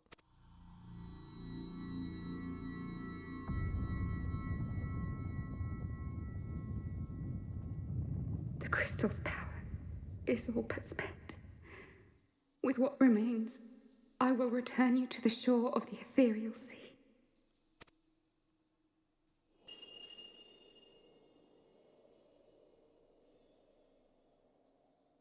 Blessed children, go forth and seek. Seek.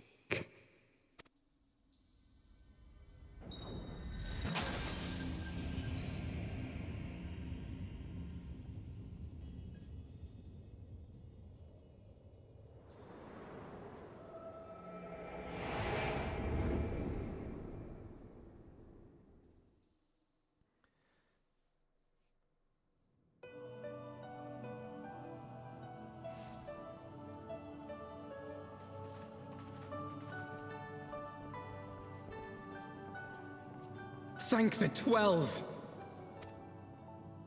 Did you find her? Did you find Minfilia?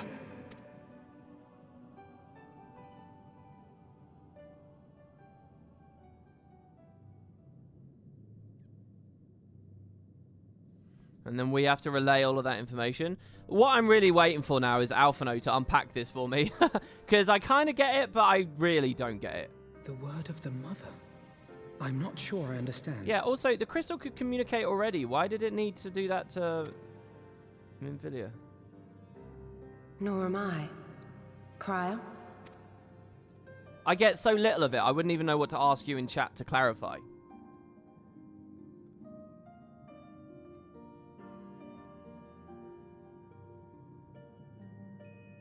As unbelievable as it sounds, I see no reason to doubt her. The word's tale. No one was more sensitive to the will of Hydaelyn than Minfilia. So we're gonna have to tell her mum that she's just dead. She's basically dead. She's just gone, right? And if Hydaelyn has grown so weak that she can barely make herself Oh, heard, I see. it is not hard to see why Minfilia, having joined with her, might struggle to maintain her own form. I see. I've been wondering. I didn't know if it was bad writing or what, but I was wondering why, you know, after Heavensward... Sorry, during the main game, when you're collecting those crystals, each time you collect one, the big... Hydaelyn speaks to you more and more and more. She's quite verbose. But then, during Heavensward, when you're, like, reactivating them, after what Midgardsormr did, the crystal's, like, hardly speaking to me.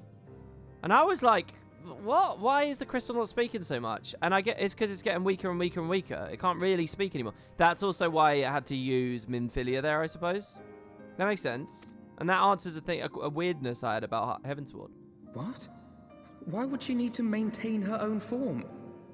Are you saying she's gone? I thought the devs were just being convenient to themselves, that they never had big exposition dumps from the crystal, but they actually have a reason for why the crystal isn't speaking too much. But that cannot be! Not now. Not after all we have accomplished. We were meant to usher in the dawn's light together. Well, dude, she's still sort of helping, just not of this mortal plane. She threw herself on the fire to fuel your dawn's light, boy. You'll just have to usher it in on your own. Matoy always cutting the hard truths. Must you be so ungentle? Yes, I love an ungentle person. I love a rough hand, a cutting tongue.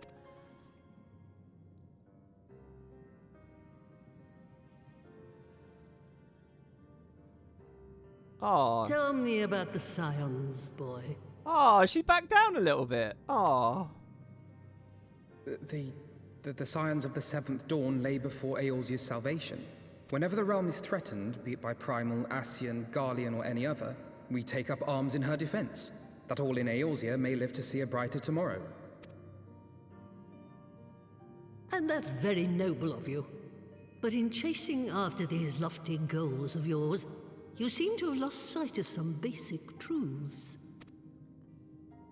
To win a war, you must be willing to do whatever it takes. To fight, to kill, and if necessary, to die. The path you've chosen is paved with the dead. Walk it with your eyes open, or not at all. I feel like this is a really good patch to jump into the story. I know the truth of which you speak, and have from the first. Like, we just had a little recap of who we are. They've started establishing the stakes of the story. If the Ascians will go to any length to resurrect their god, then we must needs be as committed to our cause, to unmask them and their schemes, and to crush them both utterly. But here's the thing, what is on my mind is, Hydaelyn was like, yeah, we had a balance because there was light and dark, bro. It's like, that's not really the darkness wanted power. How is that a balance? I think that they're going to make me sympathetic to the darkness, because it's like, they've got nothing. You know, that's a perspective. That's not a truth that was given there, I feel like. So I can understand the Ascians being like, what, you just fucking plunged half of all this shit into just black nothingness, and that's balance, is it? I like the idea that the Ascians are saying, no, we're going to merge it all together, and everything's going to be shared, you dickheads. Not like half in light, half in dark. And that's sort of what I think they'll be building to, which is kind of tropey, to be honest. But, you know, it's all in the execution. I don't mind her. But I don't know. I might be totally wrong about that as well.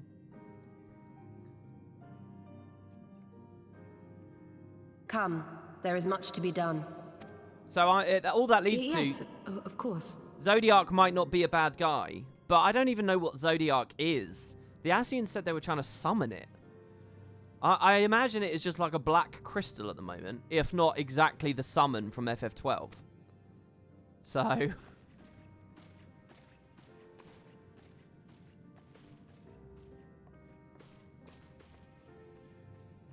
It's like they've slapped some Tancred, paint on the wait. canvas, but there's no detail work yet. I don't know. What was the 7 and then 3 comment? Can I... No, this is all wrong. Oh, sorry. There was an emotional moment there where Thancred's gutted that he's not going to be able to get Minfilia back. Can I just ask, guys, should I have any clue what they mean by 7 and 3? I guess they mean 7 calamities. But what's the 3? Should I know that? Should I know what they mean by the 3? That's what they said, isn't it? The 7 and then the 3? Just, you don't have to give me the details if I'm not supposed to know them, but just should I be in the know or not? 10 plus 3 was her saying 13, and she was telling you the world was sundered into 13 pieces when Hydaelyn cast out the darkness. Oh, sorry, it was 7 plus 10 and 3? For now, it is cryptic to you. It was just a fancy old speech way to say 13. I have to believe that it's more than just for the shits and giggles of it. The 7 was the amount of calamities, but I don't know what the 3 is, right? Okay. She's not coming back, is she? Well, the thing is, this is all magical ooga booga stuff, so she might come back eventually. I'm not going to respond, Alphino. It weighs on you too, I know. I understand. Well, she didn't do it. Yeah, alright. I understand why she made a decision, as yet. And yeah, every time we lose another friend, I have to ask myself if there was not another way. Oh, we get a Poro! Enchanted familiar though it may be, kissing it will do nothing to alter its corporeal form. I think I might swap my mini. Shall we put the Poro mini on? Shall we say goodbye to Gilgamesh for a minute? Wait. What? Where are all my minis?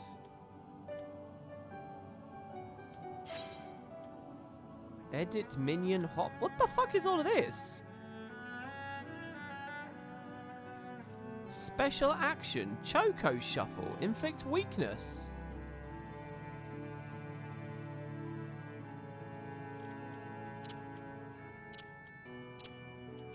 What? They have abilities?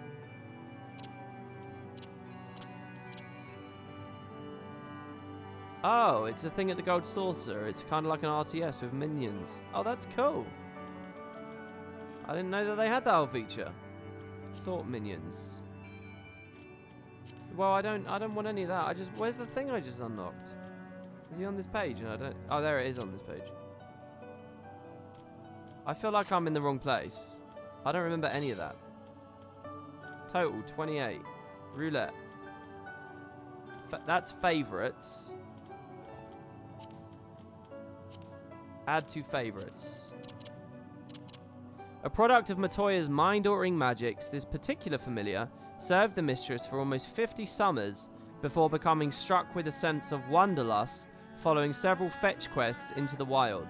Matoya allowed it to accompany you on your journey. Look at this, guys. They don't just have flavor text on the item. They also have flavor text here and a quote for every mini in the game. And there's a whole, like, RTS mini game you can play with the minis. Like, what the fuck? And I happen to know that the minis, like, interact with your character in more elaborate ways. I mean, Guild Wars is a long way behind this game in that, in those terms. Indeed, there is no end to the tasks that want for doing, Ribbit.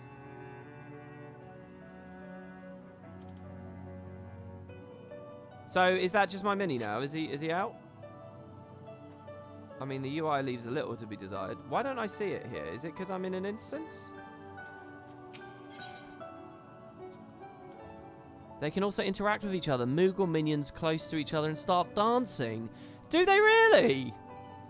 Moogle minions, like, interact. They start dancing together. I need to right-click and summon it.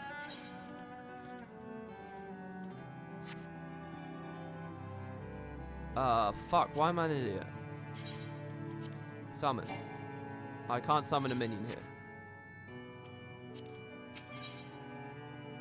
Alphino has reached a decision.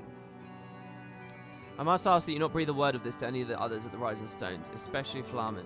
That's her mum. I will brief Tataru on what we've learned, as well as Urianger. Ooh. Ooh, I don't know about that. Ooh, I don't know about that. He may have insight into what the word told us. What the word told? Oh, the word of the mother. As for you, Macon, after all you've done, I would say you've earned a rest. That's not the end of the patch, is it? That's a very brief patch. Ah, but speaking of well-earned rewards, I received a missive from Sir Amaric while you were away. It would seem he's planning a ceremony of some sort. Can you attend to it? He didn't divulge the details, preferring to explain in person. Alright. I know now I get an achievement when the patch ends, so I don't have to relentlessly ask you guys that. Does Matoya have a little bit of extra info for me? No, she's talking about that other story. She was talking about the Alexander Primal. Right. The War of Hours. Back to Ishgard. Politicking amongst the Dragon Nation.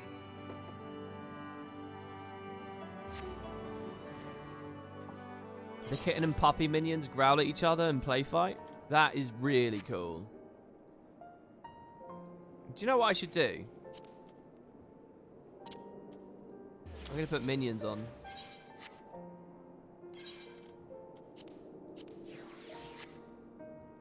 I mean, there's proper animations for them despawning and spawning as well, which also is something Guild Wars doesn't really do. Hello. Aha! Ribbit. Alright, let's get going. I've barely started the patch. Okay. Yeah, I was going to say, well, I don't know. That's the first patch I've done where they, like, add a dungeon. Well, it's not really. Before Heavensward, I did patches that added dungeons. But back when I was doing that, I wasn't tracking what was going on in my mind, like what release was what. I just kind of all played it in a long row.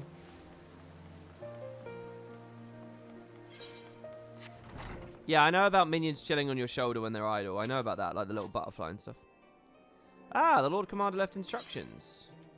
Shall I show you inside? How'd I like Alexander? Not much, to be honest.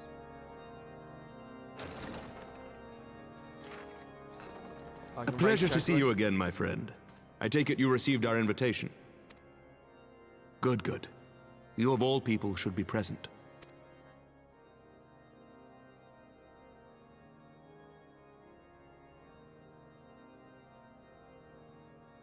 When the true brothers of the faith seized control of the vault, I feared the worst. Yet in adversity were we blessed with the promise of peace between man and dragon, through Vidofnir's timely rescue of an innocent child.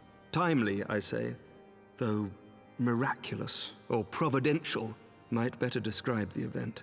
The gods themselves could not have devised a more fitting symbol of hope.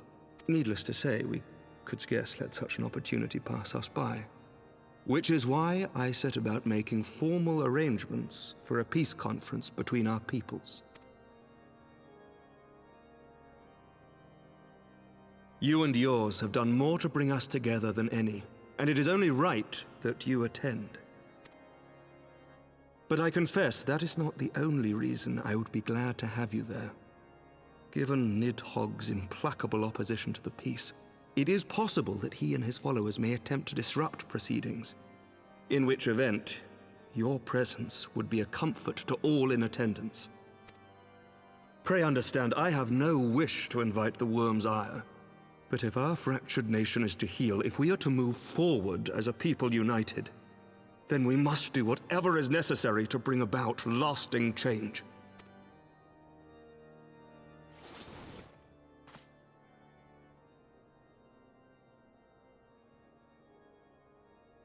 Why has he hurt his head? I thought he got stabbed. 'Tis nothing. 'Tis nothing. Lucia cautioned me against giving vent to my passions, lest my wounds reopen. It has not been easy reaching out to our opponents in Ishgard, many of whom sympathized with the actions of the true brothers. But in so doing, we have limited the influence of the zealots. Sorry, this is just so cool. Certain minions you can use the /handover to feed them and call them to you. Certain minions can be beckoned and they'll perch on your shoulder. If you're a Lalafell, they'll perch on your head. I mean, that's just so cool, isn't it? I don't know how consistent that is. Maybe it's like there's 2 minions in the game that do it. The people are ready, my friend. This conference must go ahead.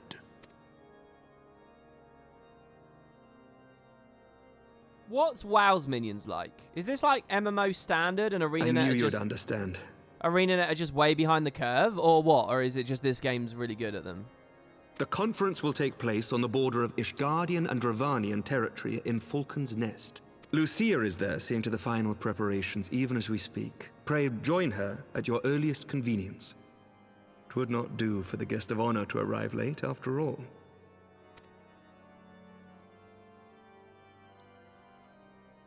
Oh, and one more thing. A drink. We should make time for one. Once the conference is concluded, I mean. By my reckoning, 'tis long overdue. Oh, he's seen that there seems like a genuine moment of him being like trying to make friends, not just be like workmates anymore, but actually be friends.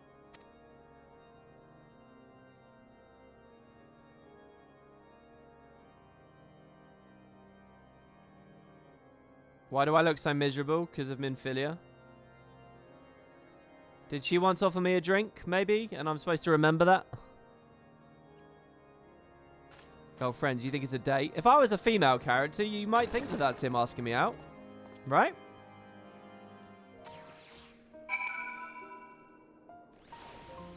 Oh, I got poisoned before.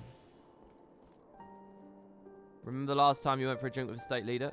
Was I poisoned? When was I poisoned? Nanamo was poisoned. That's very heteronormative, WP. Well, yeah, I mean, yeah.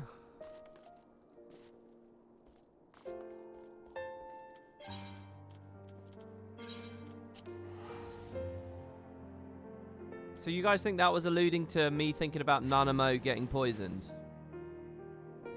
Seems like a little bit of a stretch to me.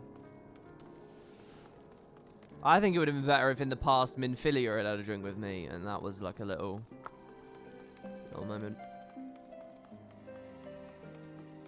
Okay, so in WoW they don't go deep, but they do have mini-pet combat. And that bit's advanced. Okay, what? Anyone got any other MMO examples? Yeah, the spec information under the stream is outdated. I'm really sorry. I'm bad at all that stuff. I haven't updated it for ages. I'm not on a 950 and an i5. I'm on a rig about 5 years newer than that. 6 years newer than what it says under there. As you can see, preparations for the conference are proceeding apace. I still have the PC that's there, but it's upstairs. Oh no, it's in the garage actually. Mark roll the curtain above. It conceals a relief that will be unveiled during the conference. The Masons labour day and night to see it finished on schedule. Sir Amric wanted a symbol which would endure long after this conference is concluded. I think you'll be pleased with the results. It was not my war, but I made it mine, and to see it draw close to a resolution fills me with a strange hope. His faith is infectious, is it not? His certainty that we can be better than we are. Forgive me, I'm rambling. You must be tired from your journey. Go rest. I'll not keep you.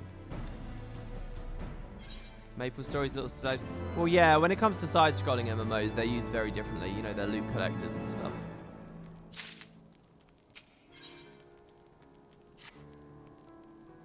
If you would rather not take a rest, then why not take a walk around the Falcon's Nest? Make your presence known to the people. Okay.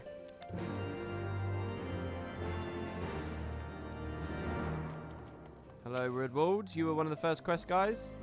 I'm glad to see the rumors were true. Welcome. My only lingering concern is that one of the convicted might not have been informed of our plans. As I recall, Vidofna may pass directly over their encampment. Last thing we would need is a glory-seeking nobleman attempting to slay a Dravanian ambassador to a peace conference. Yeah, good point. I guess we'll go sort that in a minute, shall we?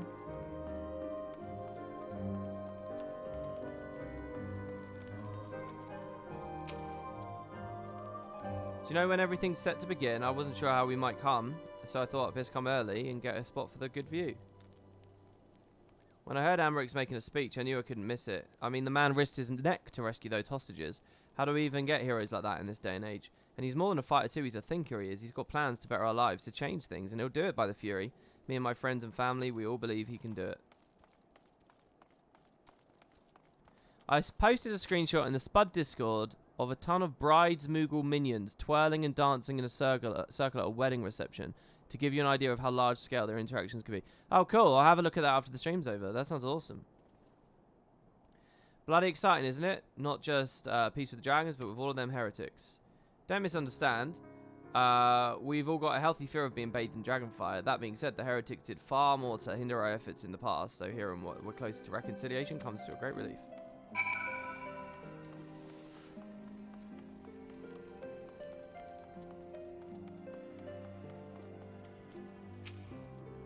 Holy shit, was that a player down there? Was that a tiny little player at his feet? How much has changed since we fought alongside each other in the vault? If you told me then that we'd soon be hosting a peace conference, I would have thought you a naive fool. Yeah, here we are, preparing to make that fantasy a reality. Ha! And here I am, labouring to make it so.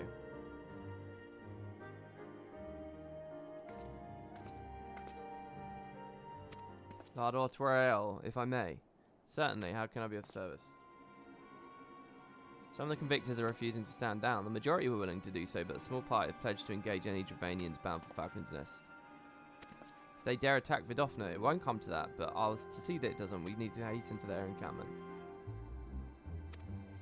They would be far more reluctant to oppose us if we were with a representative of House Forton. I understand completely. But there we do, I must ask, would you look for a Manlian while I'm away? As you know, he's ever been an impulsive, changeable child, but recently he seems to have been suffering from a bout of melancholy. I thought to lift his spirits by having him assist with guard duty, a simple but honourable charge, unlikely to expose him to danger given the presence of so many other knights. Alas, he's taken no interest, and I fear he may abandon his post in my absence. All I ask is you keep an eye on him. Exhausting though, maybe. Thank you, my friend. I promise we won't be long.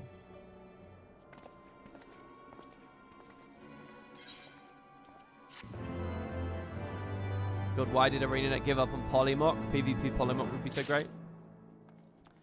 I mean, it's all development constraints, isn't it? They never prioritized Guild Wars 2. They prioritized other stuff. I'm rather busy at the moment, old boy, guarding this tavern, as it were. Oh, I see now. Artoirel thought I might be derelict in my duties, eh? The nerve of my brother to question my dedication. But since you're here, mayhap I can put you to proper use. The ways down beyond the walls must be kept safe.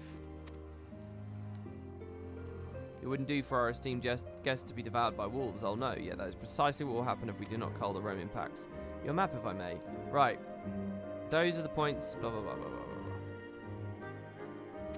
blah. Oh, do be careful. You know what would be cool is if the minions rode on your chocobo while the chocobo was out. Now, that would be fucking cool, wouldn't it? Wouldn't it be cool to have, like, your little thing on its head?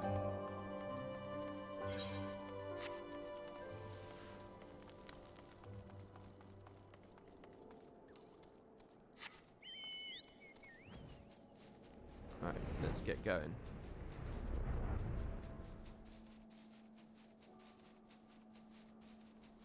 I really want to set up this volume control thing. I just need to know what the command is to tweak volume in a macro, and then I could set it up.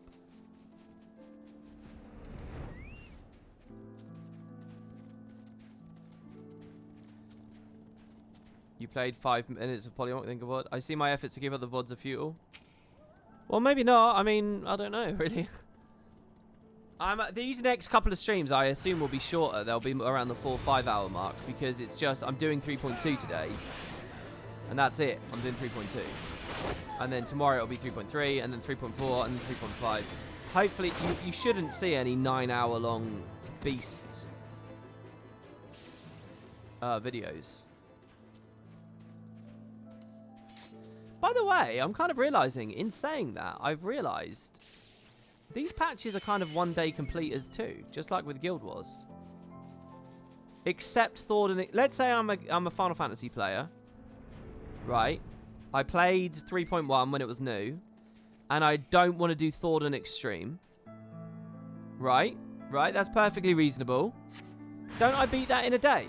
Didn't I do all their content in one day? Because people whine about Guild Wars in that situation, but I don't see this game any different.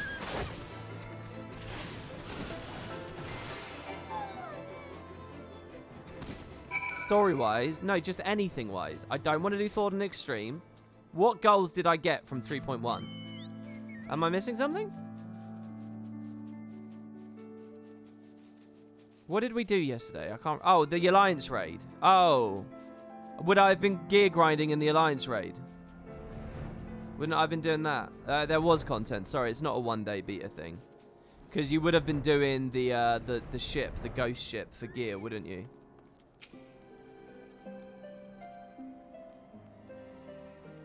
Wolvesbane, it pleases me to inform you that I've completed my rounds. Well, yeah, I know there's relic quests, but they didn't get added in 3.1, did they? That's like saying, oh, Bloodstone Fen's a really lengthy patch because you could get all the legendaries. That's not Bloodstone Fen, is it? That's just the game. That's not. That's disingenuous.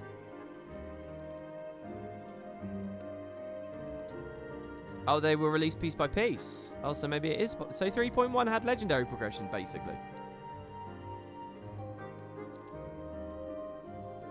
Can someone just confirm that you would have been grinding Ghost Ship for gear? Please mean to inform you I've completed my rounds, and that's all well.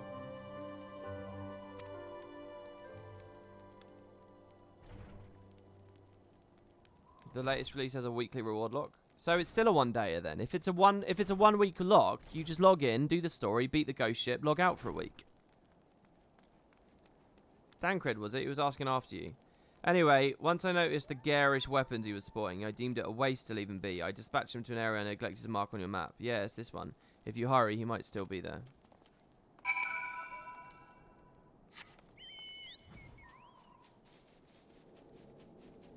There were Beast Tribe dailies added in 3.1 as well, which I assume would have been a reason to come back. Well, daily.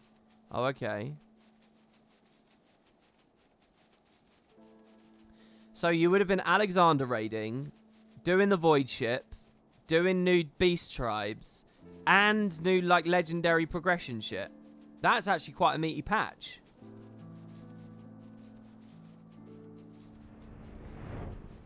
So, is it fair to call it a one-dayer?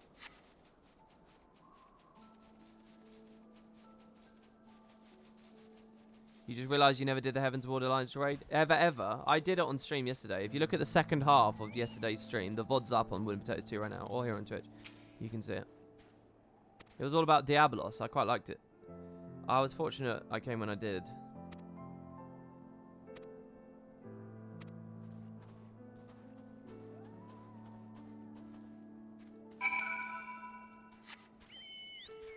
Oh, let's just waypoint back to Mandalorian. Oh, here you go. Anjoys. What a god. For sound macros, you can do /sound effects self 50 or master volume 50. Scroll down to configuration. Okay, hold on. Let's set this shit up. Macro. So, unsheath.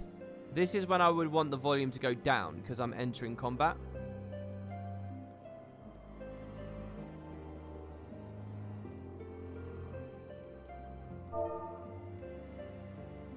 So it would be sound effect self. In combat, we probably only want him at like 25, right?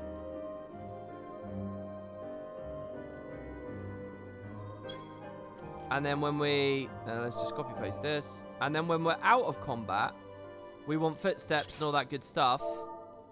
So we want it at 100.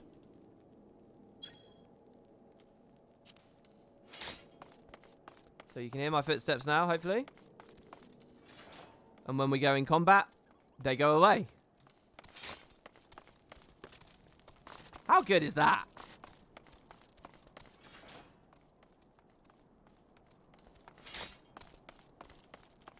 So hopefully that's a better user experience for you guys. Yes, thanks. And if you scroll down to configuration, you can see more options. Wait, where are those? If there's any other like little tweaks, we can do music as well, I assume. I wonder what the music command is. Is that what I would see in configuration? What would I want with music though? Because you guys like the loud music. And there they are, a pair of gallant heroes if ever saw them, comrades in arms.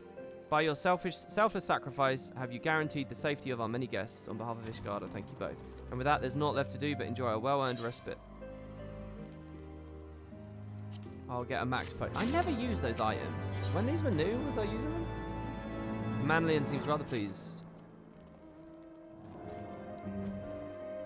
I linked it 4 times now and it's still getting past WP. There are a ton of actions you can set there. Wait, where's there? Oh, I see. There's a link. This is the link Android's tried to post, I'm assuming. It's the wiki. It's the macro page. Okay. I see. I'm sorry for missing details. Okay, hold on. Let's finish this real quick. This should, of course, go without saying, but let's keep those last few favors. Tutorial. One you go eat. Hello, Thancred. Go ahead. I'll join you in on. I'm worried he's a bit depressed. Because not only has Minfilia died, but he has no magic either anymore. I reckon he's probably quite bummed out at this point, don't you think?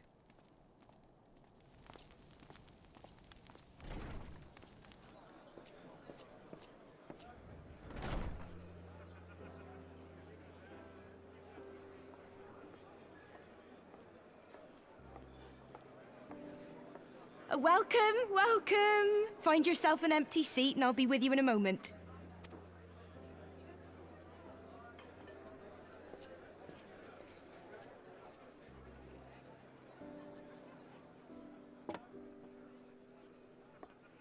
Cold out, isn't it? Here, a mug on the house. Let's get some colour back in them cheeks.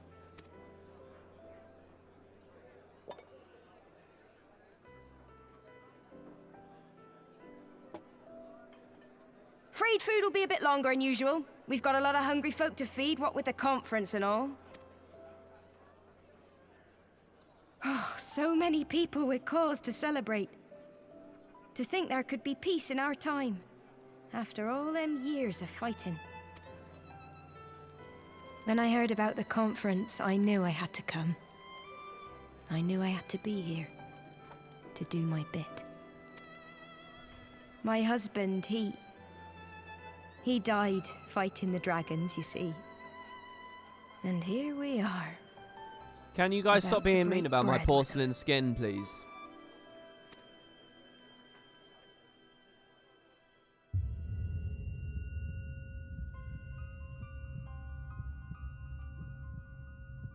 What the fuck is going on? You were right, my lord. You look tired. Reckon you could do with a good long rest? Have I been poisoned? You've done, I say you're dead. She's an insurgent! She's a heretic! Well, not a heretic. She's the fuck, what a bitch! I was thinking what you're doing your part as a maid. It's because she's... Sleep now. Sleep. Sleep and leave us to our affairs.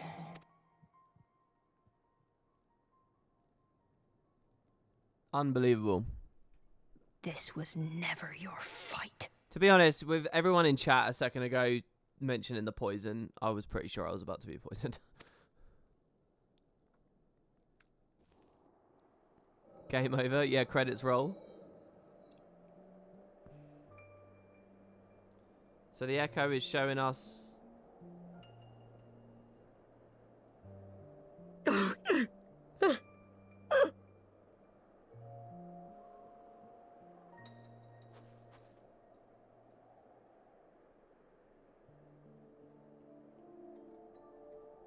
My son. They told me he walks in Hallone's halls. Him and the rest of his unit. They told me the same.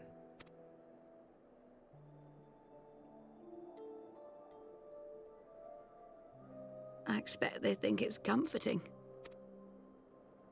Every time I come, I cry.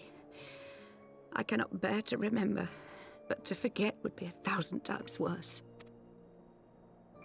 Yet that is what they would have us do. Accept this truth for the sake of peace. Bury the past and look to the future.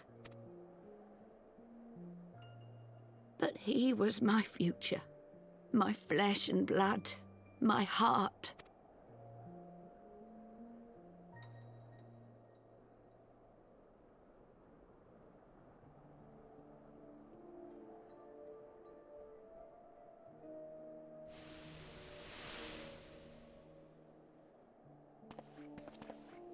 Is this it? We're the only ones with the courage to oppose this madness? Cowards, a lot of them. They think only of the prize, of the peace Sir Emmerich promises them. They know in their hearts it's a lie, but they go along with it anyway, desperate fools. But not I. Not I! I see the worm that killed my brother in my dreams every night, and I will not rest until he lies broken at my feet. Him and every last one of his accursed kin. All this nonsense about Kings of Eld, as if I care what they did or didn't do. Makes no difference to me and mine. Have the dragons sued for peace in 1,000 years? Are they bollocks? It's a bloody ruse is what it is, and Sir Emmerich and the rest of them bloody fallen for it. But what can we do? They believe, and naught we can say will ever change their minds. Whether we like it or not, man and dragon will come together at Vulcan's Nest, and all will be forgiven. Forgiven and forgotten.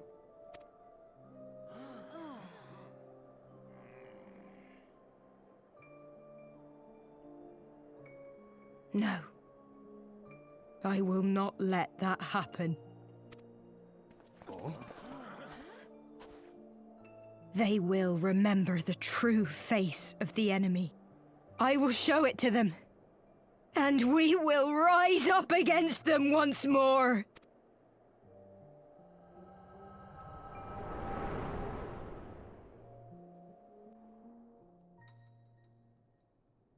Hey! Hey!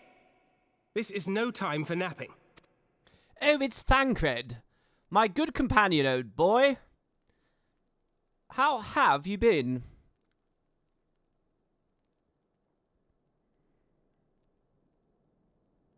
Do you have your wits about you? Good. Come with me. We have a crisis on our hands.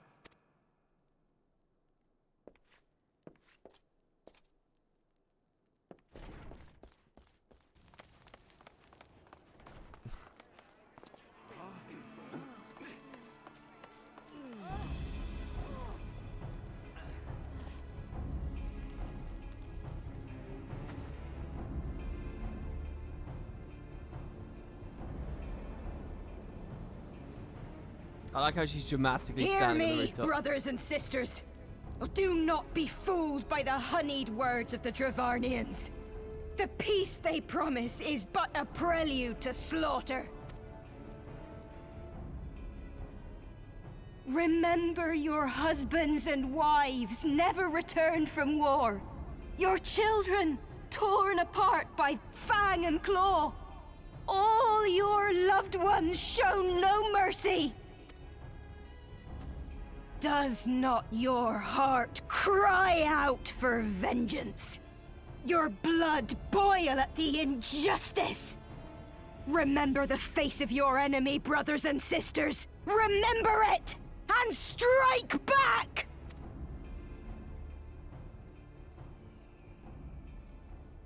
You there! Don't just stand around gawping! Do something, man! Stop her! Yes, my lord.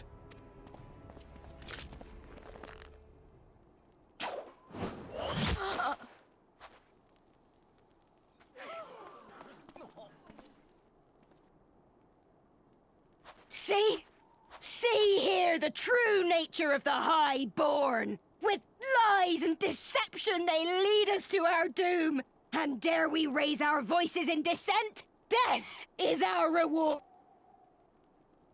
This is the choice they have given us, brothers and sisters.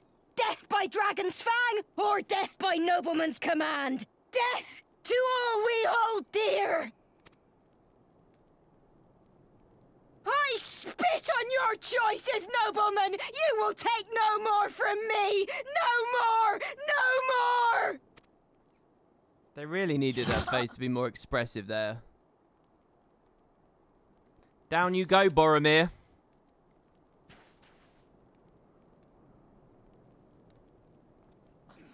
What have you done? Killed a lunatic.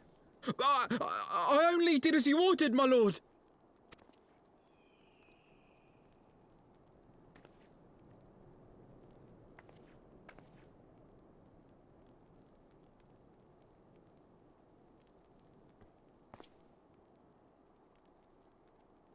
I gave no such order.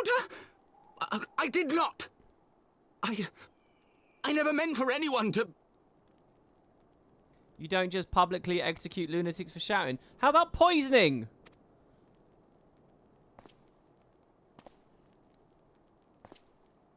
Or maybe they don't know that bit.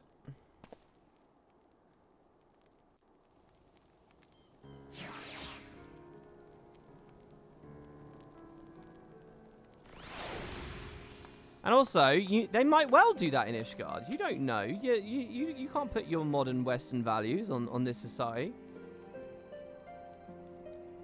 They're cold, militaristic bastards. I wouldn't be surprised to hear that you can get executed for that shit. Look at what we saw in, like, the Dark Knight storyline. I mean, people were being executed for nothing on the streets there. I dare say that couldn't have played out any worse. Well, I could have died from the poison, mate. That would have been pretty bad. I spoke with the messenger who said that they'd be returning shortly, but until they do, naught will be done. Lord Manlian has retreated to the barracks and is refusing to speak with anyone. Therefore, it falls to us to ensure that the order has been fully restored. Come, let us walk the streets and speak with the people.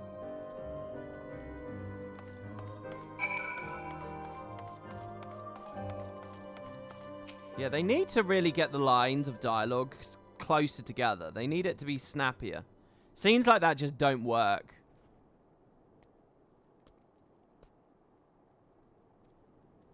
My wife and I fell while fleeing with the others at first. The chirurgeon sent to our bruises otherwise. These mad fools have ruined everything, and for what?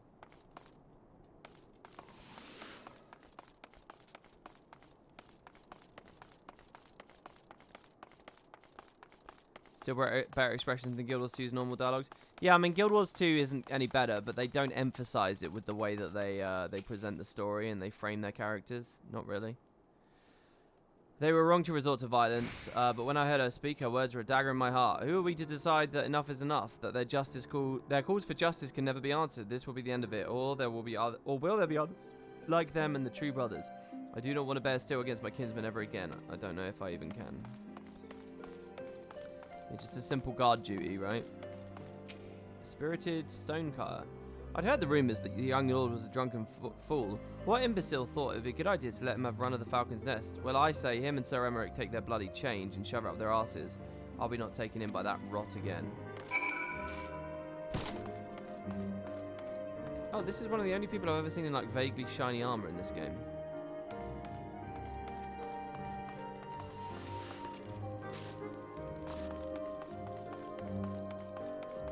Facial expressions in cutscenes get a little crazy later on. Yeah, I've seen something of like a little girl screaming and milk's coming out of her eyes or something. Well, what say you? I have no context for whatever that is, but I've seen the image of it. So, the violence has passed, but the people are far from recovered. That is to be expected. For the moment, it appears that no innocents were harmed by the guards. The blame for all casualties can be placed squarely upon the protesters. Nevertheless, the people would not soon forget the image of a young lordling ordering the public execution of an unarmed protester, one whose words resonated with the hearts of many. After all, who among us has not lost loved ones? ... Min filia my boo. Cry, cry, cry. Thancred would like nothing more than to leave Falcon's Nest behind. Lord Artureo and the first commander should have returned by now. To the tavern then. Their first order of business would be to speak with Lord Lemalian. And somehow I doubt that he has moved in Ilm since we last saw him.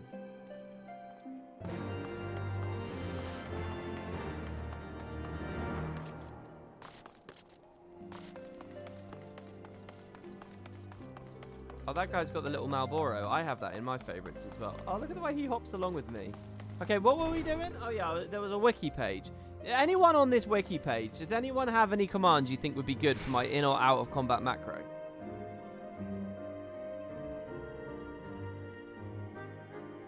Because it's a lot for me to scroll through off screen silently while I'm trying to do a show. Do you know what I mean? I can't really examine it.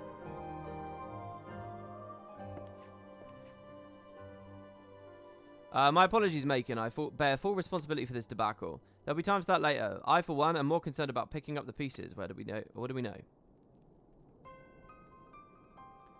According to initial reports, the protest was orchestrated by the young woman whom Lord Manlian ordered shot. She and her conspirators infiltrated the Falcon's Nest, posing as servants and guests. Several were taken alive, others resisted and were struck down, still others took their own lives. Our forces suffered casualties as well, but by the grace of the Fury, no civilians were seriously injured. Still more remarkably, the ringleader yet lives, for the time being at least. The Chirurgeons are doing what they can for her, but she may not live through the night. Given their impeccable timing, it's likely that the convictors who drew us away from the hamlet were in league with the protesters. Accordingly, we've detained them for questioning. I'll be sworn that the villains spent as much effort plotting the failure of this peace conference as we did its success. Well, if the mood of the hamlet's any indication, theirs has been the more fruitful labours. In the wake of the protest, the people seem disillusioned. By the way, yeah, I was thinking how stupid it is to have the conference here. Obviously don't do it on a fucking border area where people have seen the most bloodshed and the most vying for territory. Like, what a dumb idea. Do it in one of the capitals. That would demonstrate the spirit of trust and cooperation far, far better. Bring my enemy into the very centre of my home and have them leave unscathed, or vice versa. On the border is just like... Remember how far we've come. The people's faith may be shaken, but we've convinced them before. I feel like this story is just doing the 3.1 story again.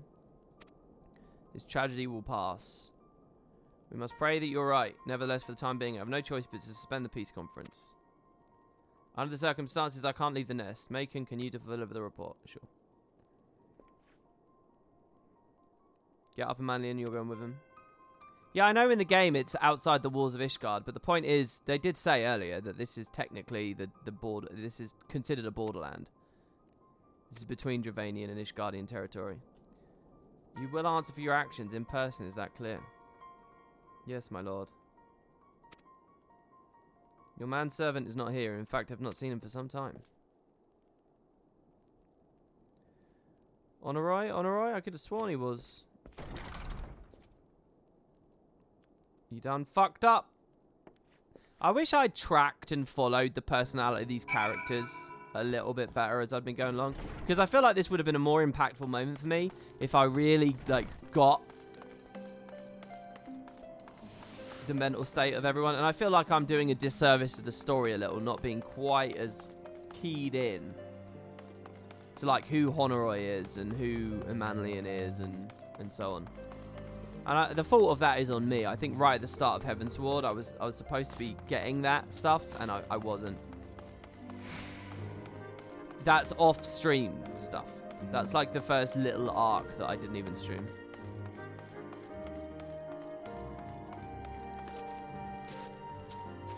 So what's the idea here? He's just hiding here somewhere?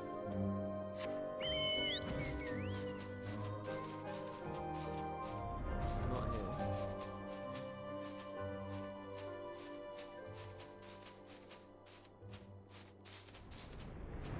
Not here. Like, we're outside their big old wall, aren't we?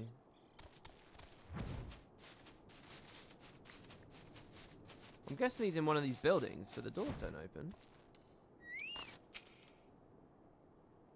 7 hells. The least he could have done is stop the bloody fool before he shot the second arrow.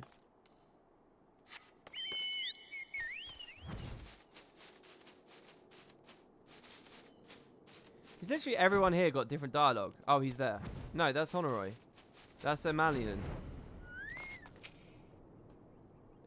Oh, where are you? Where are you?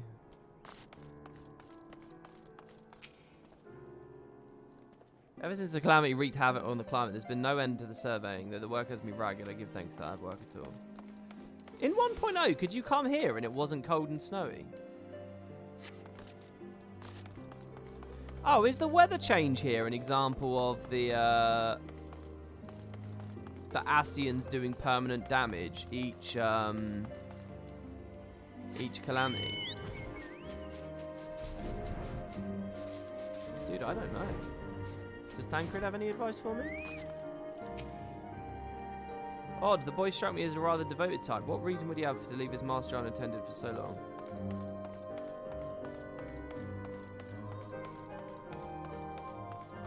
The VA for this guy died. Wow, 14's curse for that.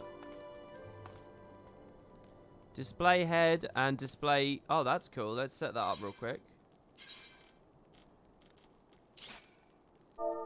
So we're going to do display head on.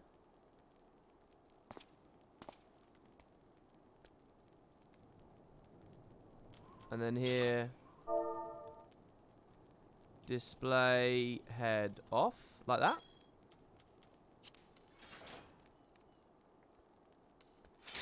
Oh yeah, it's working. It's just my helmet isn't a full-blown helmet anymore. Yeah, that's cool. So now while in combat we have our helmet on, and out of combat we have it off. The VA was 19 when he died. Whoa. I feel like he's hiding around here, by the way. Are they expecting me to fly at this point? Do they ever expect me to fly? Oh, is this him? Open the door, I'll just open it. Okay, that's not him. He's past the main gates. You mean through here? Oh, right, yeah, there's a whole semicircle over here. Oh, there we go. Thank you for that. He was murdered! Onawa! Onawa! That's some luck, there's some land before the time. What have they done to you? Onawa! Onawa! That's some land before time ducky shit right there, right?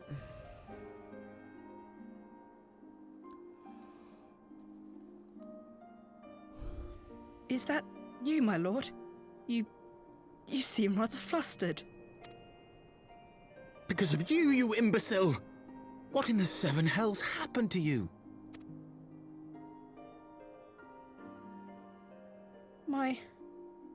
My apologies. Some, it would seem, they took issue with my request. Oh, gods forgive me. If I had only been more careful with my words.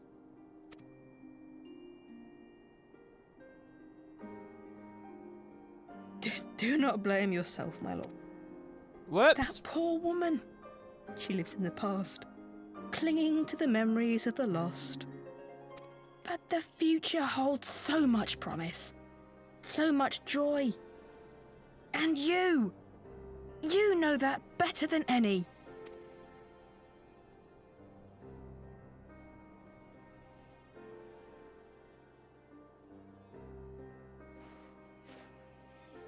Onawa? Calm yourself. The boy will live. But it's imperative we get him inside and into the care of a Chirurgeon without delay.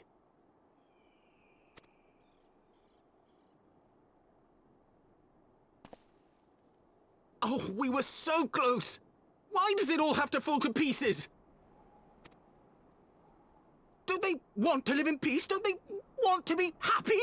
We all want the same thing! And still it falls to pieces! Tell me, what was I supposed to do? Someone, anyone, tell me, what was I supposed to do?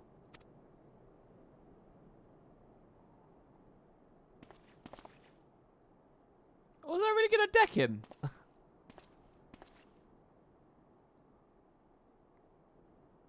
Stop looking to others. You make your choice and you live with the consequences.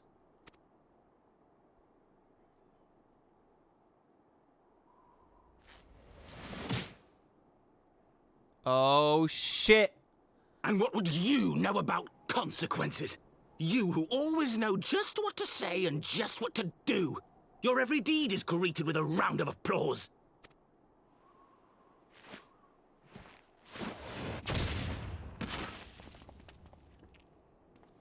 See, here we can see that Thancred is right in this argument, because he was able to hit harder. You know nothing about me.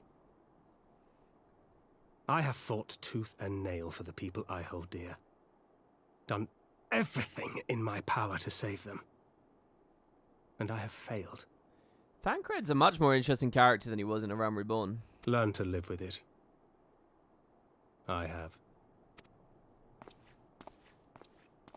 Yeah, except you haven't, have you? You're bummed out.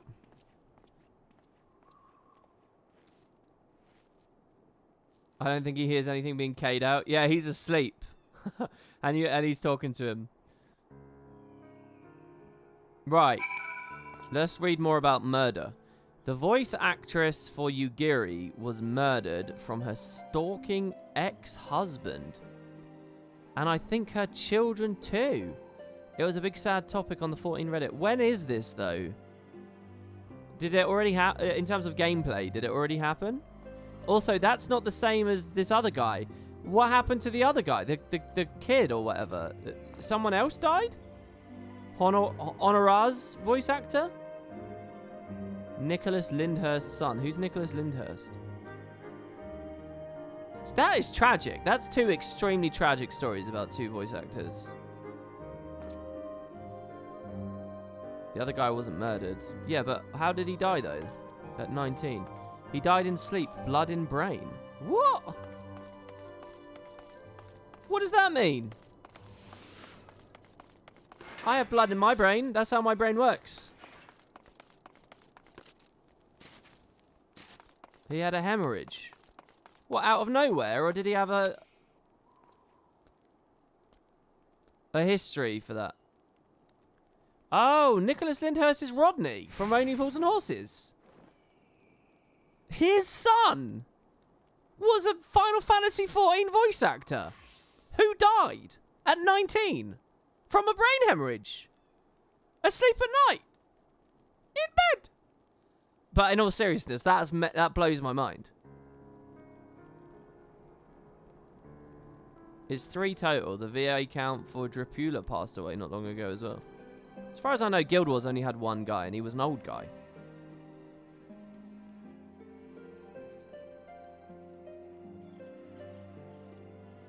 That all happened in 2015, so it's around here. Wow. I may have overacted, but it need to be done. I understand the desire to look for reasons, to excuses, to convince yourself you had no choice. But the past is the past. There's not that we gain from reliving your mistakes. I know this, but there is to be gained from reliving your mistakes. You can identify what the mistake was and try to not do it again. What are you talking about? I have no desire to wait for the Lordling to emerge from his puddle of self-pity. We have important matters to attend in Ishgard. Brutal.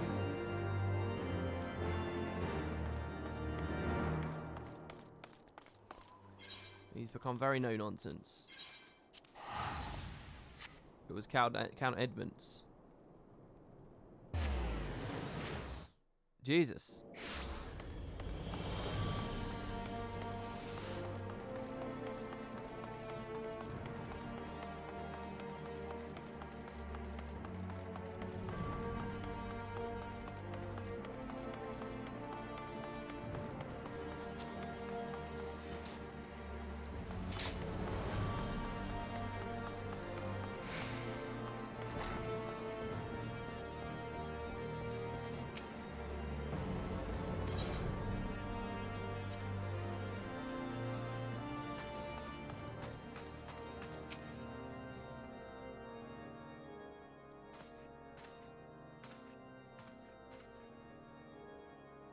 Where did the demonstration as resolution outstripped you, Macon? Every man, woman, and child in Ishgard has heard the tale.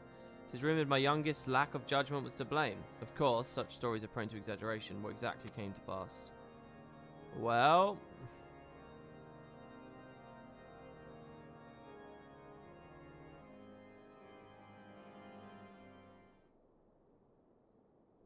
Oh, Matoya has passed away as well. I see, so that is the truth of it.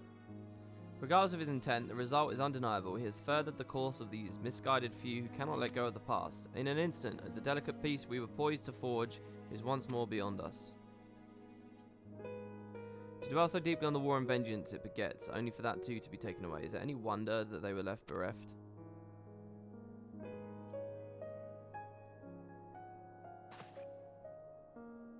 For what was this sacrifice? Have we naught to show for our suffering? I thought peace a sufficient salve, but mayhap I was mistaken. We're warriors, Lord Edmund, and ours is a nation built on centuries of warfare. Right or wrong, this is who we are, and we deny it at our peril. To hold on to the past without being beholden to it. Aye, we must needs find a way to honour the sacrifice of our forefathers without glorying in their excesses. A difficult path to be sure. We dare not deny the scars which mar our nation's soul, lest we spur other disillusioned souls to join them. But as you say, we dare not revel in the past glories either, for they are tainted after all. A clear, unambiguous enemy and an undeniably righteous cause, 'tis a bitter reflection. But lies though they were, they did long serve to unite us. No truth will ever serve as well, I fear, yet we are not without options. At our last meeting, a proposal was tabled by the other members of the Eorzean Alliance for joint military exercises to strengthen the ties between our nations and test our readiness to meet with a common threat. I had thought to delay these exercises until after the peace conference, but maybe a grand melee would be just the thing to lift up as the League of Spirits. Better still, an occasion for the Temple Knights and the Watch to take field as allies, a unified Ishgardian force filled with men and women from all walks of life, which would stand against a coalition of the allied nations' finest. Hosted by Ishgard in the shadow of the Gates of Judgment. A victory under such circumstances would serve as a reaffirmation, nay, a declaration to all and sundry that we are as strong and united as ever. Dude, I'd just sell him a new villain. Just sell him a new villain, and that villain's Garland. The Garleans. Such a victory would do much to fan the flames of patriotism, it is true, but if we should be defeated, though even to hold our own against the cream of 3 nations, to be presented as a triumph. Very well, you may count on my support. I'd have Amanlian participate. By his deeds he's brought shame upon Ishgard, and so by his deeds I would have him bring our nation honour. As you wish, my lord. If that is his desire, it shall be so. Now then, we have no time to lose, Macon. Would you be so kind as to deliver my instructions to Lucia? I've become a peon. I shall write to the Alliance leaders at once and begin making arrangements for the grand melee. Should you chance upon my son, pray inform him of his duty. If he had not already returned, he will soon enough, making every effort to avoid me.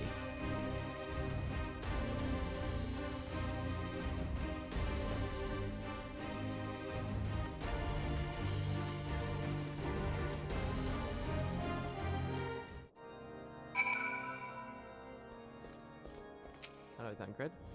So that's their solution, a grand melee to unite the people. And what part would they have you play in this affair, I wonder? You, whom they have taken into their confidence, upon whom they have come so heavily to rely. And will you oblige them when this proposition is made? Will you stand for Ishgard once more?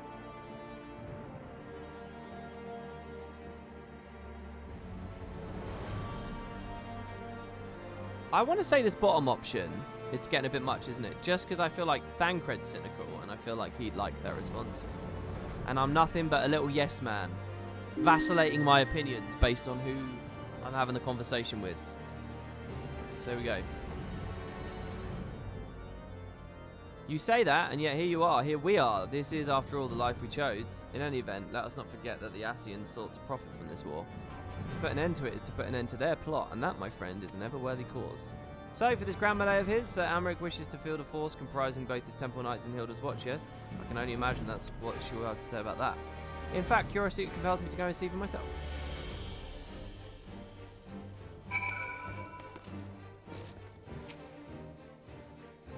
Have you spoken to Amric? Yeah, so we got an idea, we're doing a big tourney. I was aware of his alliance's requests. It's not that I doubt the efficacy of such a plan. Indeed, I know its effectiveness only too well, having witnessed it firsthand. Nevertheless, he has not given me once reason to doubt his intentions. And these are desperate times indeed. I will select knights for the event forthwith. As for the watch... Did he now? How considerate of Master Thancred to seek out our young watch commander of his own volition. Alas, he acted prematurely. Pray deliver this watch to this list of watch candidates to Hilda. I would have her best men, not her most dispensable. Okay.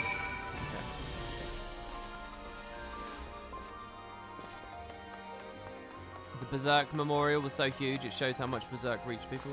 Yeah, I always feel weird with stories like that, though. Like, people are obviously affected, and a creator or some talent dies or whatever, and there's always a big memorial, but then it's gone. Like, I always feel a bit empty after that, because it feels like there's a big outpouring, and then nothing, and then that's true death after that, you know? Like, to me, that's not enough. Like, I would want the legacy to go on and on and on and on. I'm that greedy about my own ego and impact on the world that it just, like, it doesn't matter how big one big party is or one big outpouring is. Like, people said people were crowding around this Lord Fortomp's manor in-game after the VA pass, but they don't do it anymore, so it's like it's over, you know? It's not enough.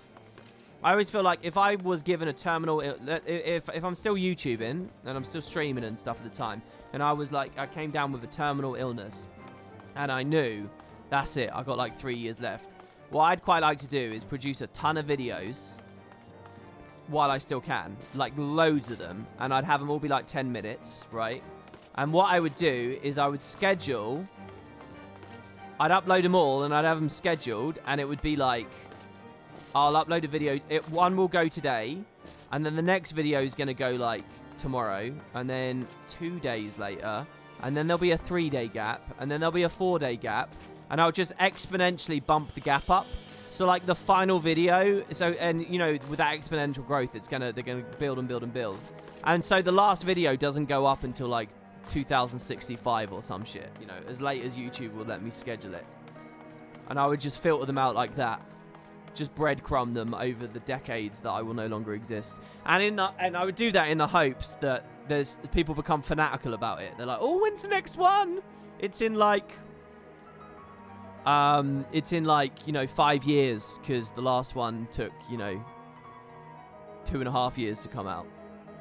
Thancred's been telling me all about Sir Amaric's grand soiree. It's nice of him to invite us, but I hope he knows what he's doing, because we ain't dressed to dance with the professional bleeding soldiers. Alright. Well, seems the first commander's gone and handpicked her guests. I can't say I disagree with her choices, though. She's got a good eye. Will you be fighting too? I reckon it'd inspire the lads if you were. Yeah, maybe. I hate to ask, but you haven't seen our favourite lordling, have you? I thought not.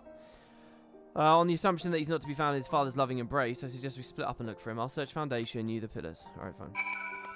Yeah, but that whole idea of, like, slowly breadcrumbing them out, it's still it's not a real solution, is it? Because it's just moving the goalpost. At the end, eventually there will be ultimate death, you know? Eventually you will be forgotten. It's like, what's the solution to that? It's like, how far do you want to push the goalposts out? And you realise how futile the whole thing is, I suppose? But I don't want to believe it's futile. I don't want to believe all pursuit of legacy is futile. I just want to find some reconciliation. Some like reasonable time frame. But what is a reasonable time frame? Okay, where do you want me to go? North. So you're going to search the close area and I have to go to the other bloody place, do I? It's a fun topic. I often find myself thinking about. Go with the Fibonacci sequence for the gaps. What is that? That's like one... What is it? Is it the prime numbers in a circle? What is it? It's like 1, 3, 7, 9 or some shit, isn't it? It's one of the reasons I really like the Norn in Guild Wars 2. I honestly like their whole thing about legacy and song and tale and legend and just the continuance of your existence, even if you're not there to revel in it. Oh, I should repair, right? Apparently my shit's breaking. 1, 2, 3, 5, 8, 13. What is it that dictates the Fibonacci sequence? I can't remember what's special about it. I haven't been watching my number file videos for a while. It's always the sum of the previous two. Yeah, that sounds perfect. Yeah, the sum of the previous two. That sounds like a great form of growth. Arms mender. So you have to wait 1 day, then you have to wait 2 days, then 3, then 5. I think that'd be cool, wouldn't it? It's a way at least to persist somewhat.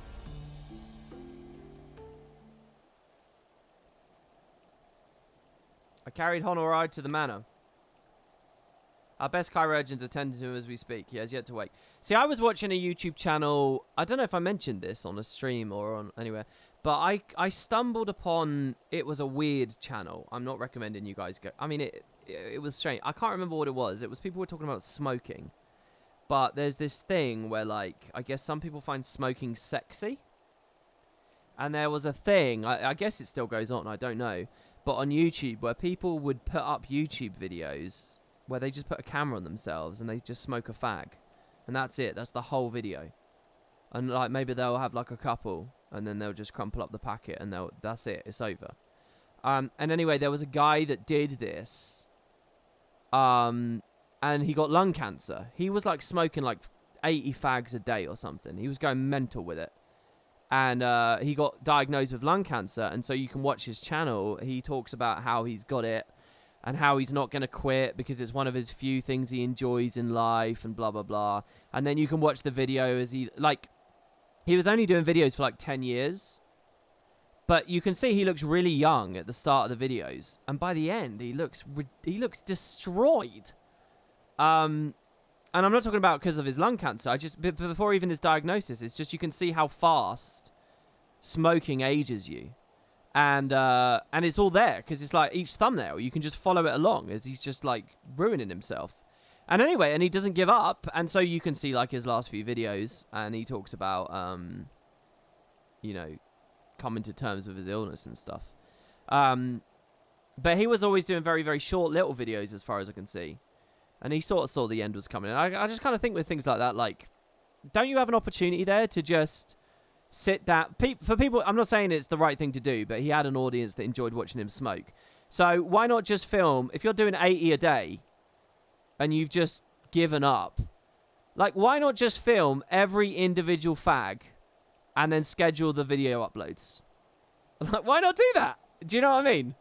But of course he didn't. Anyway, yeah, he was like a British guy. I can't remember his name.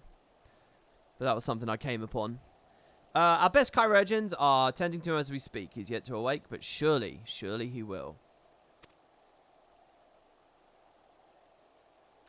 So, Father has volunteered me for this grand melee of theirs. My beloved family, always making my decisions for me.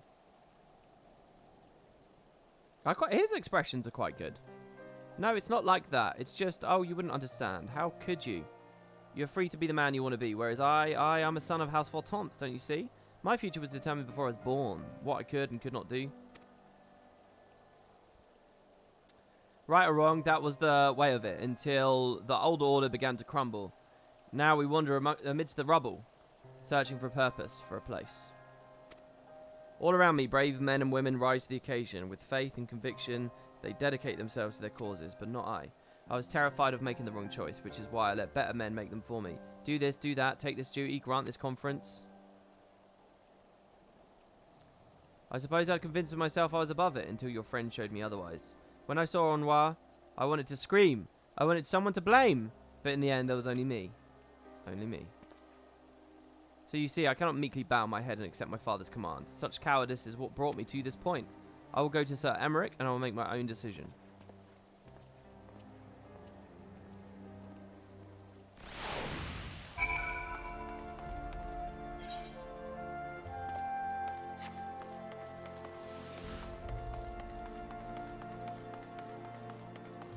What channel was it? I can't remember its name. I can't remember. I only happened upon it because I was in, I think, this was about a month ago I saw this. I think it was, there was a Korean thing where people eat on stream. I think they call it mukbang. And it's just because, like, it's a social thing and, you know, it's just nice to just sort of have a biscuit with someone or whatever. So you can sort of do it virtually. But, like, there are American YouTubers now. I mean, I don't want to be kind of anti-American sentiment here. I'm sure there's many YouTubers all over the place who do it, but they do it to gorge themselves. And it's like the spectacle. It's like the gross out spectacle of someone eating loads. And I was reading about some guy that got really fat on his YouTube videos. So you could watch him get, like, ludicrously overweight in, like, the space of 2 years or something. And it was in the comments about that. It was basically just a bunch of people, you know, talking shit and being on their high horses about some YouTuber. Maybe justly so, maybe not. I don't really care. But it was in that someone said, oh yeah, you know, it gets worse than this. Here's a guy who killed himself for views. And it was this guy just smoking away on every video.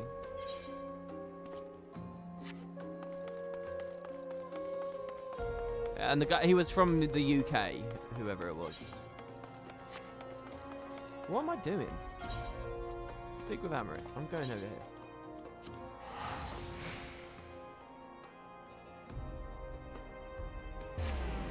Deep diving on YouTube is not a good thing. Well, I mean, I think it's all quite fascinating, really. It's all new.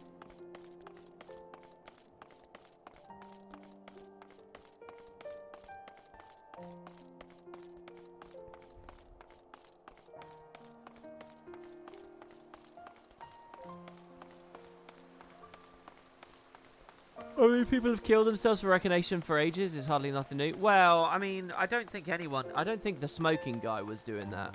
It was just an unfortunate consequence of his habit that he chose to ignore exists despite what science was telling him and what medical professionals were telling him. And the guy that got really fat, I think the idea is, I mean, this is what people do now. I mean, I don't know. Apparently we're meant to applaud this, but the idea is get really fat for the spectacle of it and then lose all the weight for the spectacle of that as well. And everyone will love and adore you for the journey you've been through and blah, blah, blah, blah, blah. So you sort of double dip, and on the way up and on the way down, you're earning money.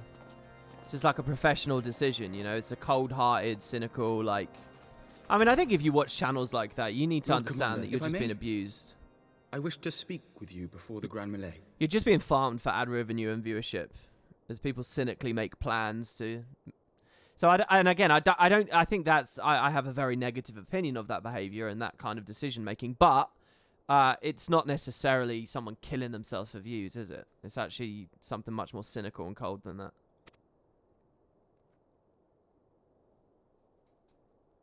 Proceed. How do you do it, my lord? How do you lead with such certainty, when so many of our countrymen will not hear of peace with the Dravanians? Some of them hate you almost as much as the dragons themselves. They decry you as a patricide in the streets. They even tried to kill you, for God's sakes.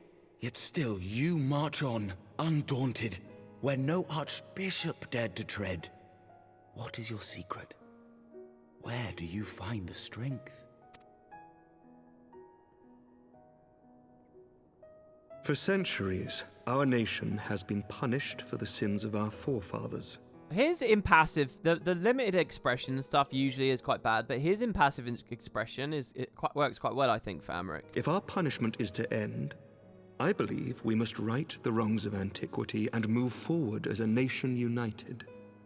Needless to... Oh, fuck! He did not believe the people strong enough to bring about their own deliverance, trusting only in himself. Tyranny seemed to him the only solution. But I have faith in the people, Lord Amanalain. I have faith that they will weather this storm and overcome every trial we set before them. Amanalain. Many have fought and died to see this blight upon our nation's history cleansed, and I would not let their sacrifices be in vain. Though we invite reprisals, the risk is worth the reward.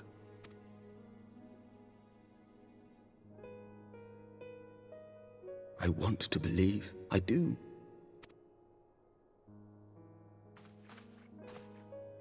Lord Commander, through my careless orders, a pall has been cast over these proceedings, and I beg the opportunity to make amends. Yeah, guys, I know I can read it in the chat log, yeah.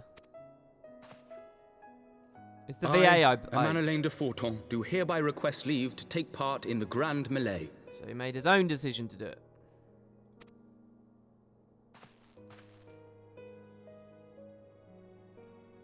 I like this shot of Thancred. He smiled.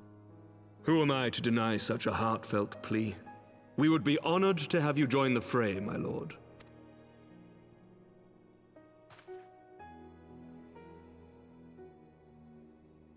You will take charge of the Ishgardian forces? For all my other responsibilities, I am still Lord Commander of the Temple Knights, and I would not soon yield this duty to another. The esteemed Sir Emeric leading the Temple Knights and the Watch into battle along with my youngest.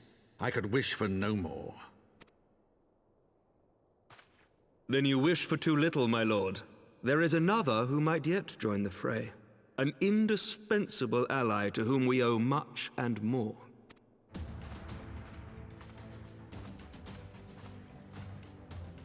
An adventurer beholden to none who nevertheless chose to champion our cause, who has shared in our suffering and in our glory. I just can't get over how weird this would look if you were a Lalafell for all of this. Would the camera be basically down on the floor as he looks down like a ludicrous amount at you? It just seems so A weird. warrior without equal, who I am privileged to call a friend. There is no one I would rather have fighting by my side. I ask this in full knowledge of your obligations, and will not think less of you should you refuse. But if your conscience will allow it, might you oblige me, my friend, one more time?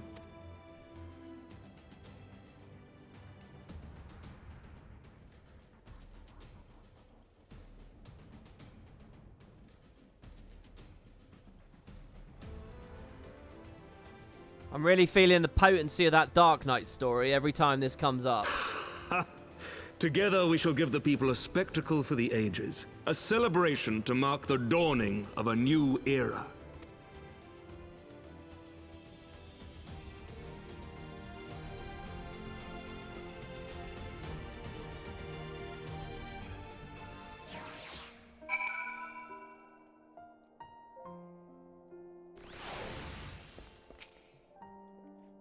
Gods help me, I think it might be love. I dare say it might be cheating too. Your mere presence is enough to turn the tide of most battles. And did you see the way his eyes lit up when you nodded? 'Twas a look of boundless relief and joy. One would think a politician more practiced at concealing his emotion. Still, his honesty does him credit. For a moment, I was fair inspired to pledge myself to the cause, but that would be improper.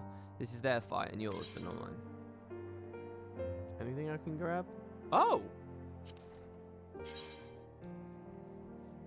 Oh no, they look lame. Never mind. Okay. Semric informs me that the Alliance leaders have agreed to his proposal. The Grand Melee will be held here in the shadow of the Gates of Judgment in the site of the capital. An announcement has been made and allied forces are currently en route. The eyes of Ishgard are upon us. We must not fail. A rare opportunity to see you pit yourself against the allied forces outside of Cartano, perhaps. I would not miss this for the world.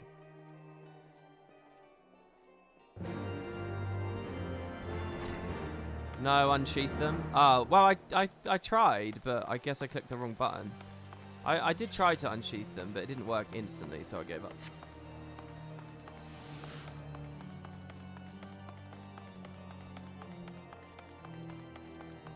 You're so sus of Thancred. He showed up when we saw the Warrior of Darkness party.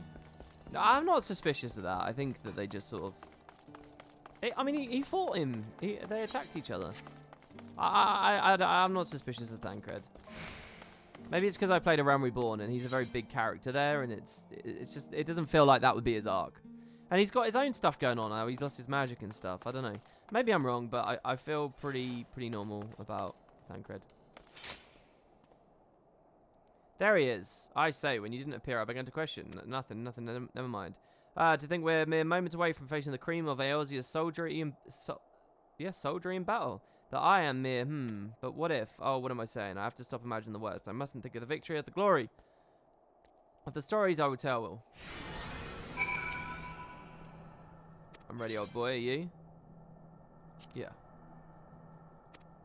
My father wanted this to give to you. I know it's sudden, but I believe the men would find it inspiring if you bore the colours of House Voltomp into battle. Pray do us this honour. During the Grand Melee, some of your gear will be glamoured. Your attributes and abilities will be unaffected. Oh, interesting. AWP, I used to watch Guild Wars 2 years ago, but I haven't played in some time. I hope you enjoy M14. Thanks, man. A lot of people come and say that. What I really hope is that people who are in that camp stick about.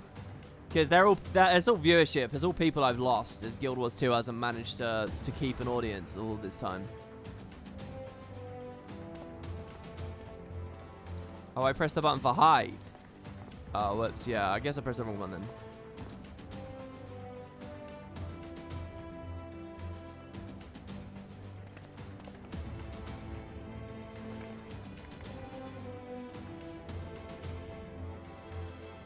Chainmail feels like a real downgrade. Heed well the rules of engagement.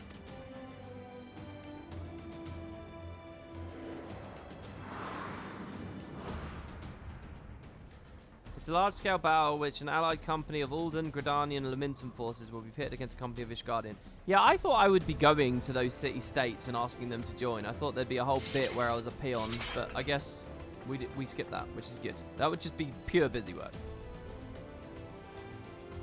When a combatant is incapacitated, the opposing company will be awarded tactical points. first company to attain the designated tactical rating of 100 is declared the victor.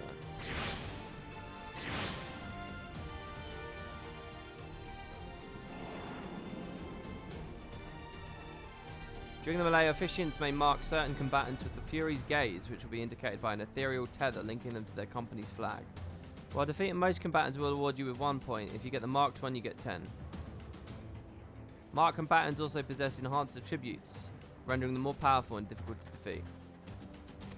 Well, the game is so easy at the moment, I'm just going to rush the marked guys. Unless I've been like downscaled. For the honor and the glory of Ishgard.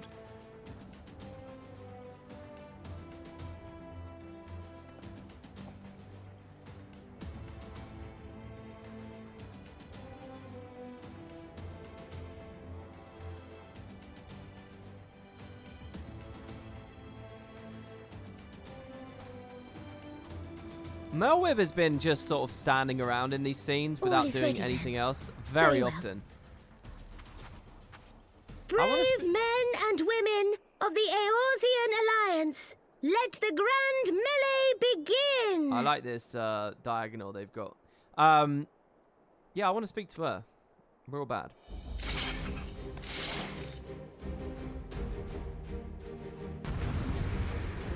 Moab's VAs from EastEnders. Really? I thought they did all this in Ireland. It sounds like they're actually hearing about Rodney's son, and now that makes me think it's not. Forwardish guard, forwards. Let's see what we got.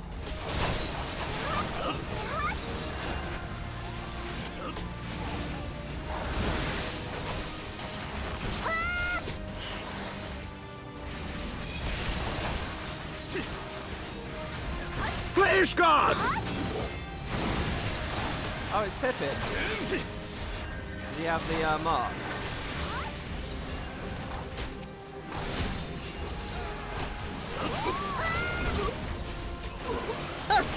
Is that all you've got?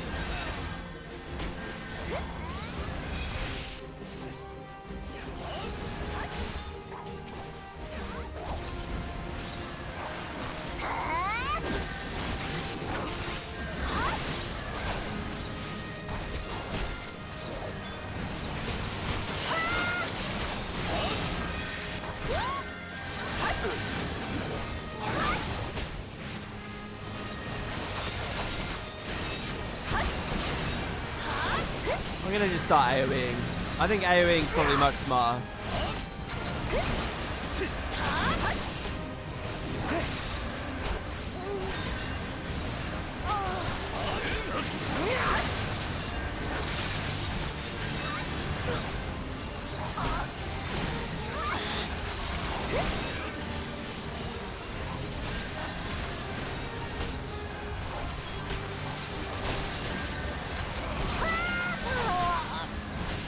Let's go kill this guy.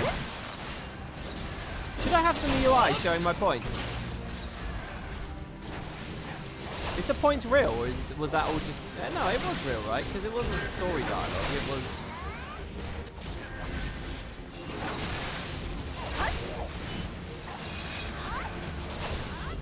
Oh, Lucia's our guy. Oh, Pippin's back.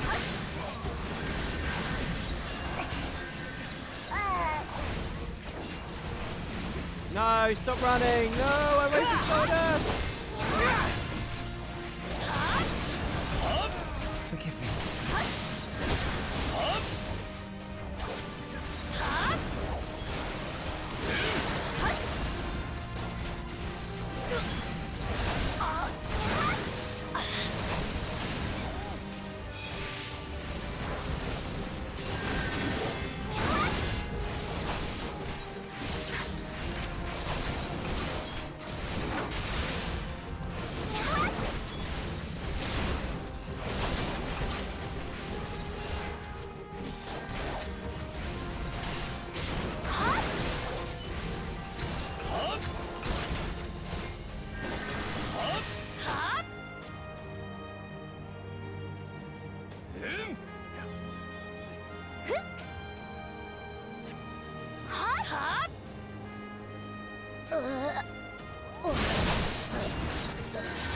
It ends here!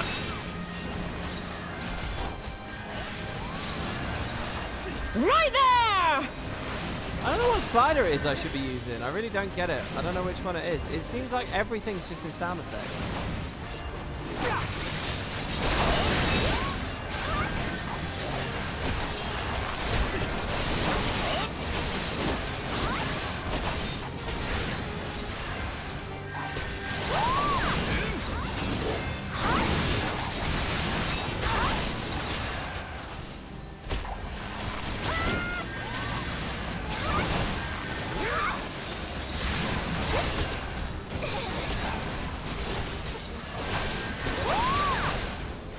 Alright, well there we go.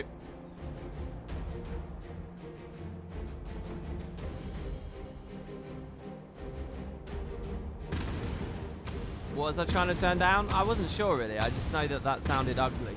So I just wanted to see what would happen. Oh my god, what the fuck is this? A Cyclops. Everyone on your guard. All forces back. A Cyclops? Have I seen any of these before?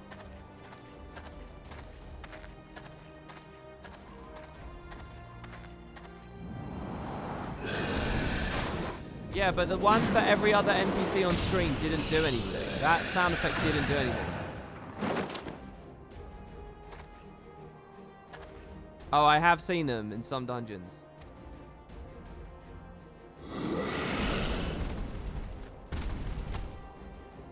Oh, yeah, I remember. I remember the Cyclops in the Auron Vale. I was doing that last night. I did that to get my hunts unlocked. All forces, form a line. Behind Macon, now.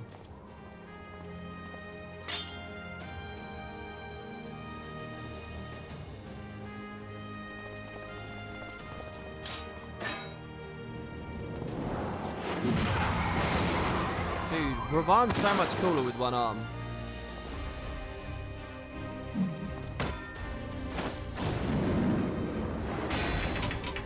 Definitely seen Merweb's VO on TV. Yeah, who was she? She's Aunt Val on Friday Night Dinner. I don't know who either of those things. Holy fuck.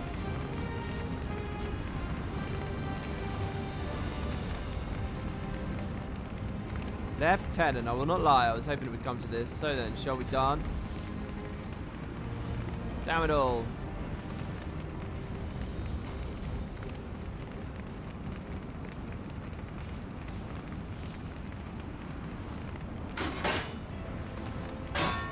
So I'm quite excited to fight him. It's not going to be fun because it's going to be too easy.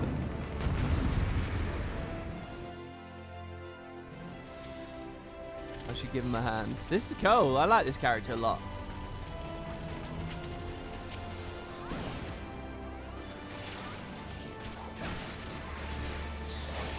Should I go slow to give some sense that maybe it's going to be a real fight?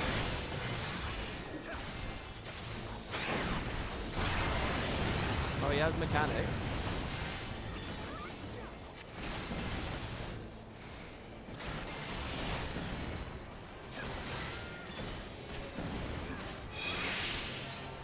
Brilliant. You are indeed the warrior of light.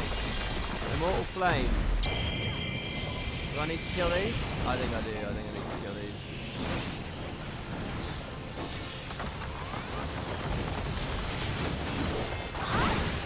The immortal flames.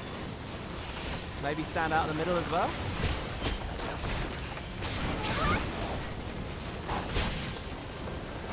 I probably could have just DPS'd him through.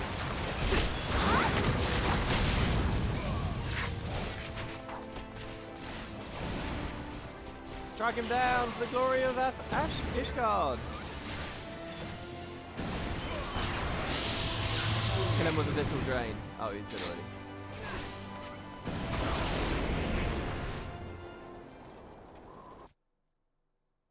Raban Savage when?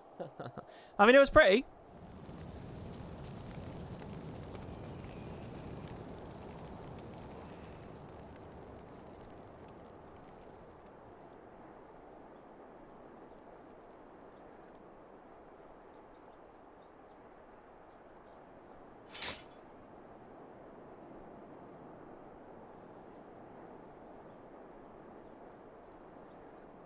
Did he win? Then we...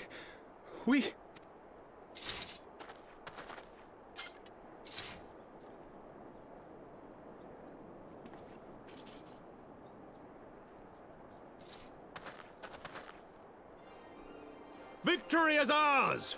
Ishgard! Ishgard!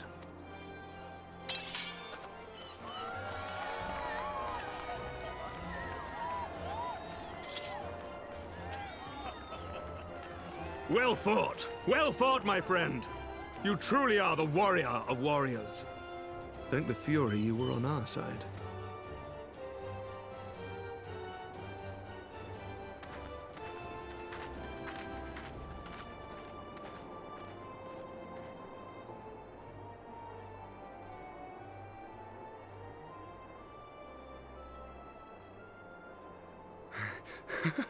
Oh, my lungs are burning, and I can barely stand. I didn't think I could do it, but then I did. We did. We faced the Alliance's best, and together, with one heart, with one purpose, we prevailed. After 1,000 years of hardship, of strife and bloodshed, we are strong enough to rise to any challenge, be it on the battlefield or beyond. The future holds so much promise, so much joy. We need only show them the way.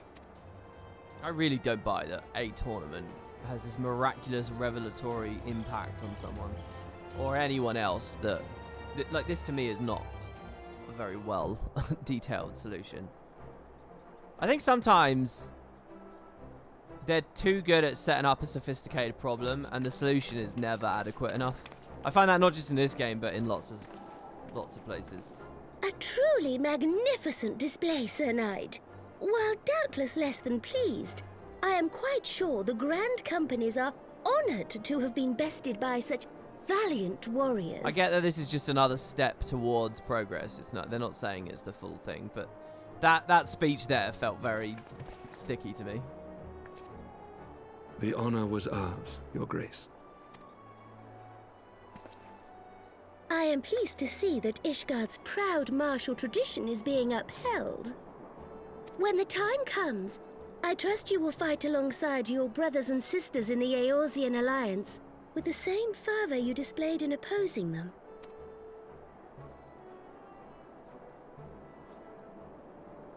I note that our friend elected to take the field in Ishgardian colors. At my behest, Your Grace.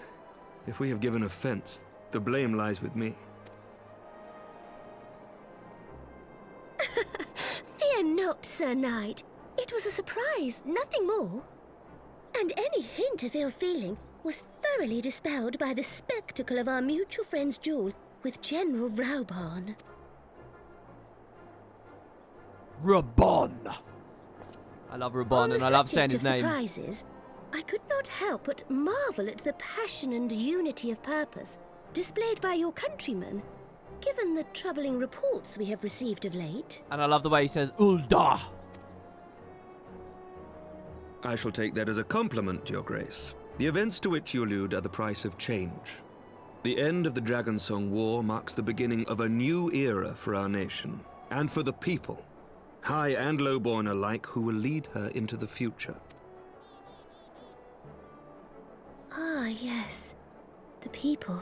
I remember watching a lot of your videos when I played Guild Wars. I'm glad to see you playing this game. Thanks, man. I appreciate it. It's good to have you back. Change is indeed a perilous thing, for we who seek it, and they who fear it. I shall pray for Ishgard, and for you. And she knows, man. She knows. She's actually speaking from the heart there.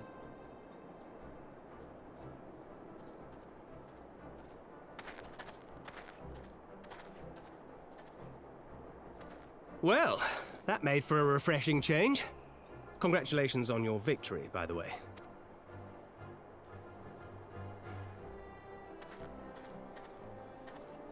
Ishgardians certainly seem happy with themselves. I, for my part, am merely glad you did not strain anything in the process of single-handedly winning the battle for them.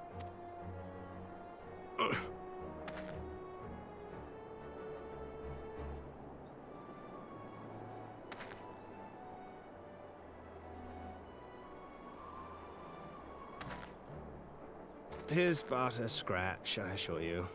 And I will not suffer you to worry over me. Not when we have a dozen far more important concerns. Make that 2 dozen.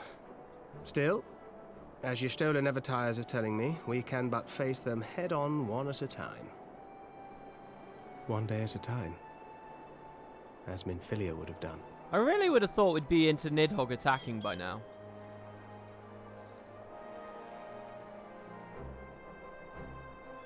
So what are they doing? They're really, really dragging out the idea of getting everyone in Ishgard favourable for peace, and then Nidhogg comes and fucks it all up. That's what they're building to, but, you know, I thought that they'd already done that with 3.1. I think 3.1 already kind of trod this ground. I thought 3.2 would have been Nidhogg's return, structurally. And I'm sure it will happen, it's just later than I expected. Thousand Balls, I'd forgotten what it was like to feel so alive. He looks so cool now. I fucking love him. Look at how cool he looks. Not leaving since the Bloodsands, have I had the... Not since leaving the Bloodsands have I had the privilege. Not since the Bull of Alamigo hung up his swords. Back then, the outcome might have been different, but I do not begrudge you your victory. I know how far you've come and how much you've endured. We shall have to do this again someday. When time allows, I shall look forward to it. Now go, the Ishgardians, celebrate your victory. You've earned it. Come, Pippin. Her Grace is expecting us. Lead on, father. I really like Raban. Visually and everything there, I'm like, hell yeah. Alright, let's check away. Jesus. It was a long time ago I was here. I don't think I've streamed this area of the game at all yet. And it's the entrance to Ishgard. Said your goodbyes? In all the years I've known Raban, I cannot recall ever seeing him look so happy in defeat. Well, everything seems to be falling in place, does not? The Ishgardians have claimed their symbolic victory and the Eorzean alliance has been strengthened in the process. Be proud, making you made this happen. Okay, time for Nidhogg disaster. Maybe that's the finale of this patch. I've learned the victory emote. Oh, they're doing this, are they?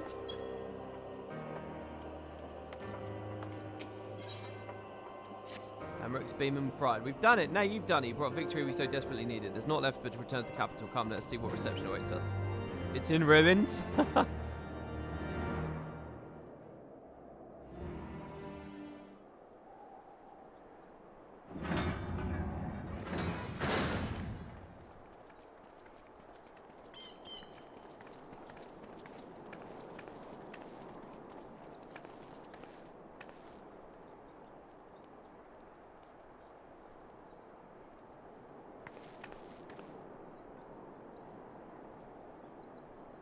My lord!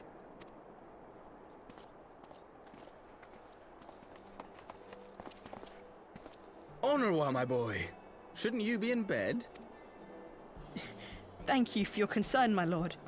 But I have largely recovered from my ordeal, and I have naught but several scars to show for it, which I have been told some women may find appealing. Very good, very good. Real ladies' man in the making. By the way, just to kick back to Guild Wars for a second, if we're comparing story length again, like these are way, way, way longer. I see. And to think I was worried sick over you. 3.5 hours. I reckon the full Ember Bay story probably takes about, 2 at a push. I'm not sure I understand, my lord. So we've had another 90 minutes of content, Well, just let's put story that theory to story. the proof, shall we? My lord? 'Twould seem that a great many things have occurred in my absence. I thought I might begin to make amends by welcoming you in person.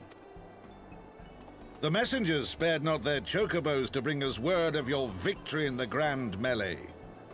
I cannot well describe our elation when we heard the news.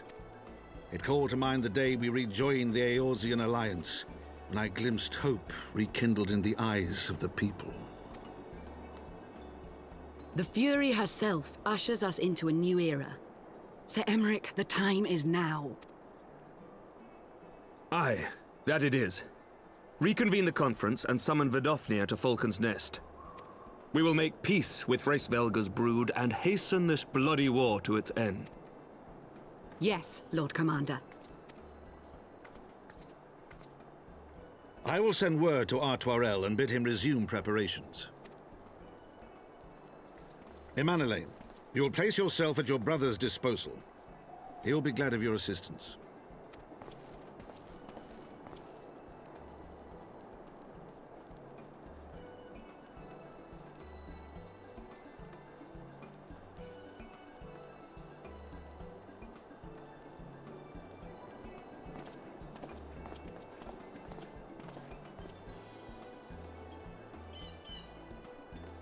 No stopping it now, is there?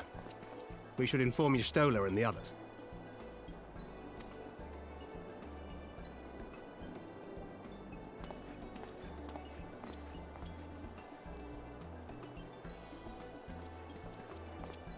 My dear friend, I doubt I will ever be able to thank you enough. But when the conference is successfully concluded, I damn well mean to try.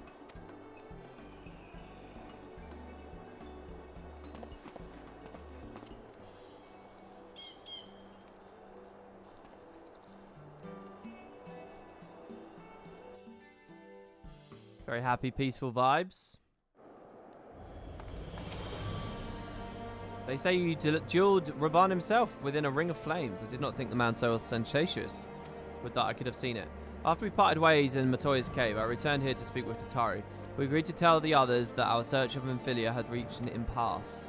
I subsequently learned that you had left for Falcon's Nest, but I thought it best to keep to myself for a time. I want to rely on you overmuch when we're together, and I needed to think, to reflect. I still do, I suspect, but matters here seem to be coming to a head. In short, there are some things I feel I must say, though nothing so urgent that it cannot wait until after the conference.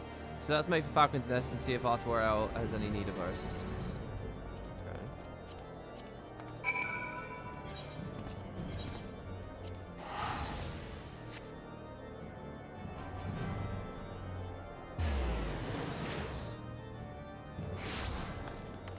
Yeah, the bridge is really long. There was a dungeon in the core game about fighting a dragon on it, and it was just so long.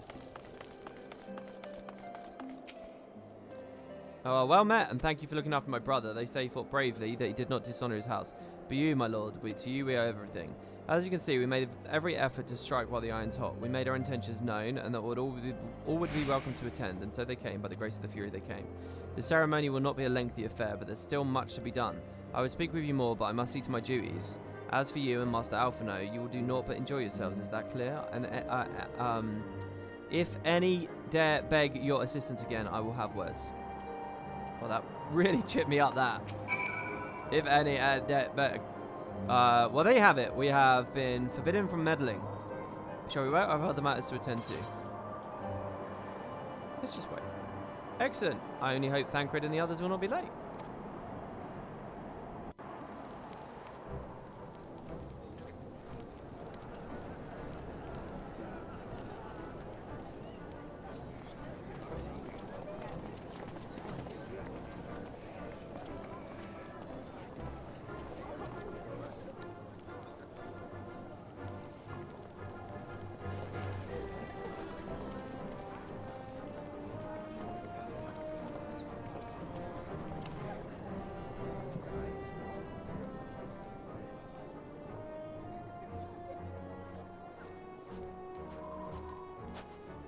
The appointed hour approaches. I'm really expecting Nidhogg to come crashing in. Aye.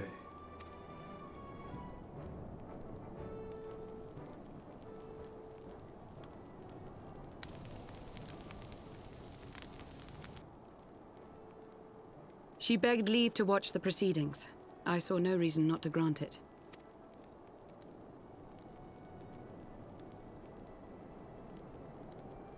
Should I choose to deviate from my prepared remarks, I ask that you trust in my judgment.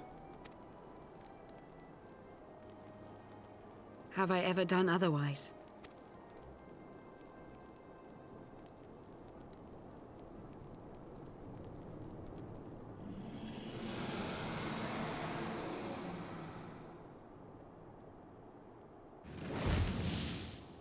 Look! I like how big Vidoffin's become as a character. He was kind of a very minor role in the main Heavensward arc. Sorry. How long it hath been since our peoples met thus, children of Thordan, even by our reckoning. Vidofnir, daughter of Hraesvelga, we give thanks for your visit, and bid you welcome to Falcon's Nest. Our sire bade us hearken unto the whispers of our hearts. They spoke to us of a paradise lost, of bonds of brotherhood which they yearn to see restored. Ours too yearn for such a restoration, and they have guided us here this day, that they might yearn no longer.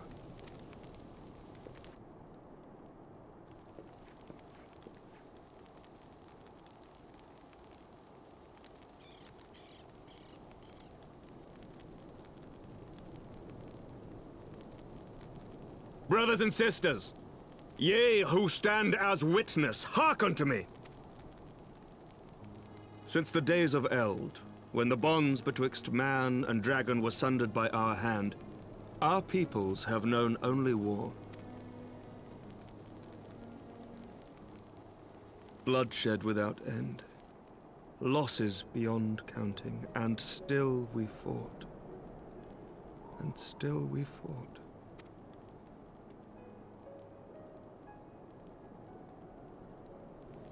Some wounds do not heal.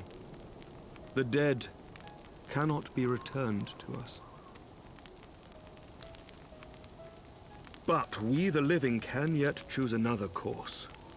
Here and now, we can lay down this burden, this hatred, this vengeance.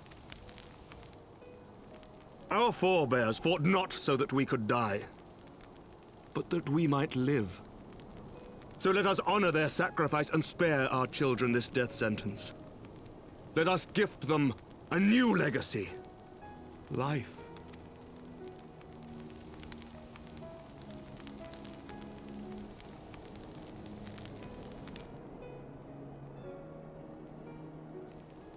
Betwixt our peoples yawneth a divide deeper than the deepest abyss, wider than the widest sea.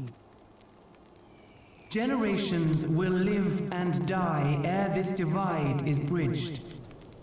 Knowing this, doth thy heart yet yearn for peace, son of Thordan?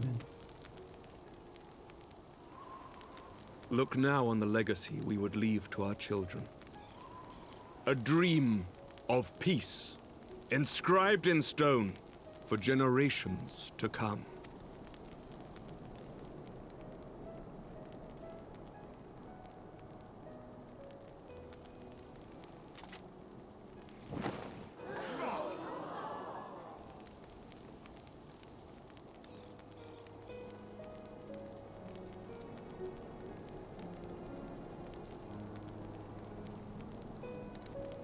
Is this the Heavensward Father and logo? his beloved, as they were so long ago, happy and at peace. That's Shiva and Hraesvelga, right?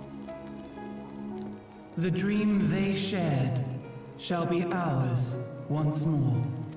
It's interesting to me that we're not treating with Hraesvelga itself.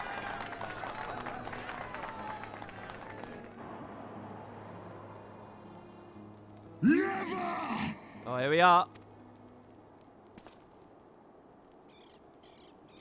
Was that Estinian's voice? Oh, it's Estinian, baby. Oh, this is good. He's got his regular form back.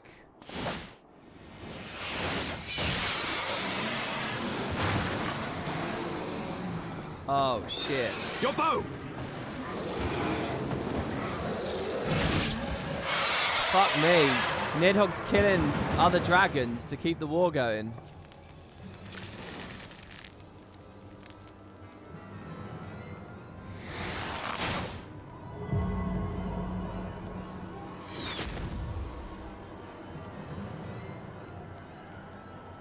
Was it what? Did he just take the arrow? Poor Vidofnir. Vidofnir was nothing but nice through all of the story, basically. Holy shit, there's the two eyes. Oh my god. This was just a class NPC at one point. This is so cool.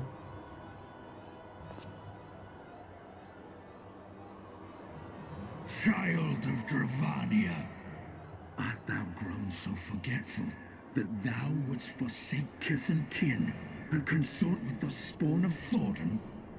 That thou wouldst dare contemplate peace?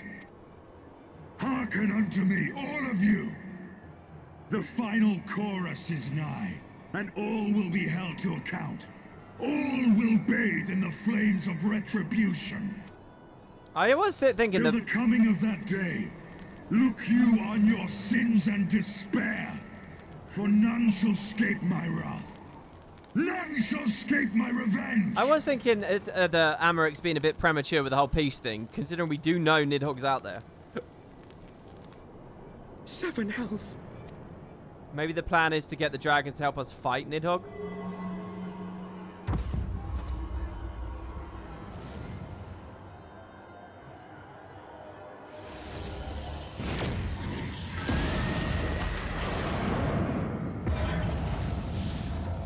Oh shit, he can form shift at any time he likes.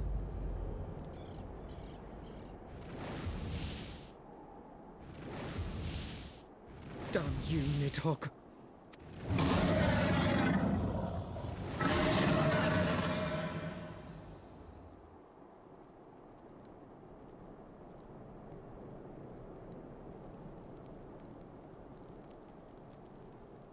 Hells, take that worm!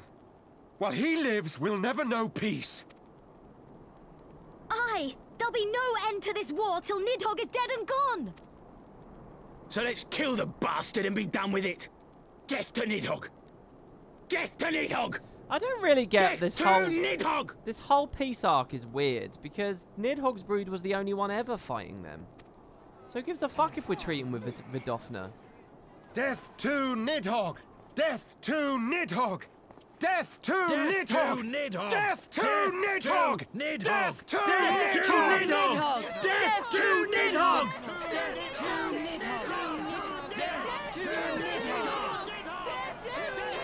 Yeah, I was thinking about how he could have killed everyone as well, but he just flew off.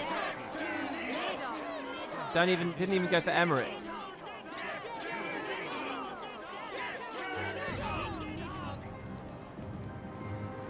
Oh, the average citizen wouldn't know the difference? I guess that makes sense then, yeah. A bit more sense. So it is progress to teach them that there's a differentiation between the broods. But why wasn't that Amarich's talking point then? They need more clarity on the actual precise thing that they're going for. It feels like quite often there's just like a way of worming out of why it doesn't quite make sense rather than it just making sense.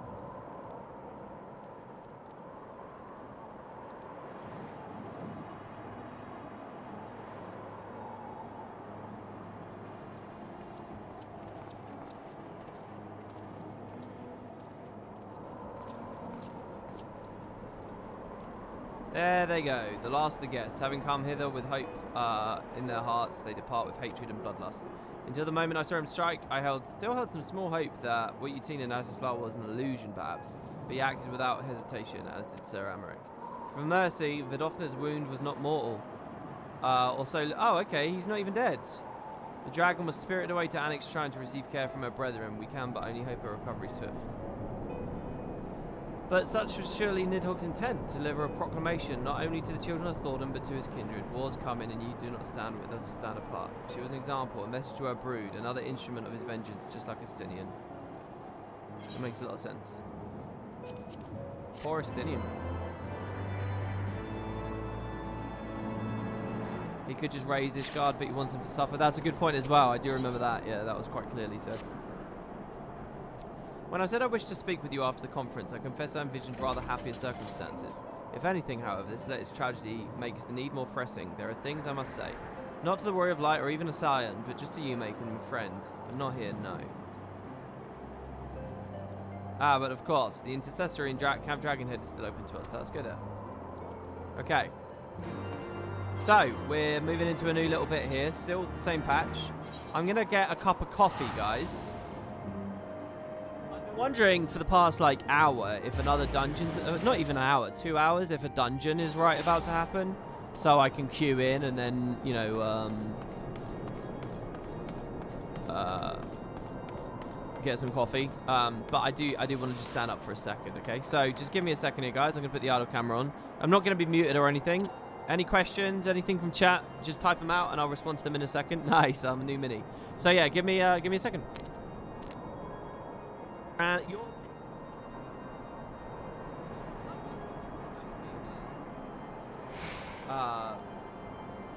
It would be very an idle camera.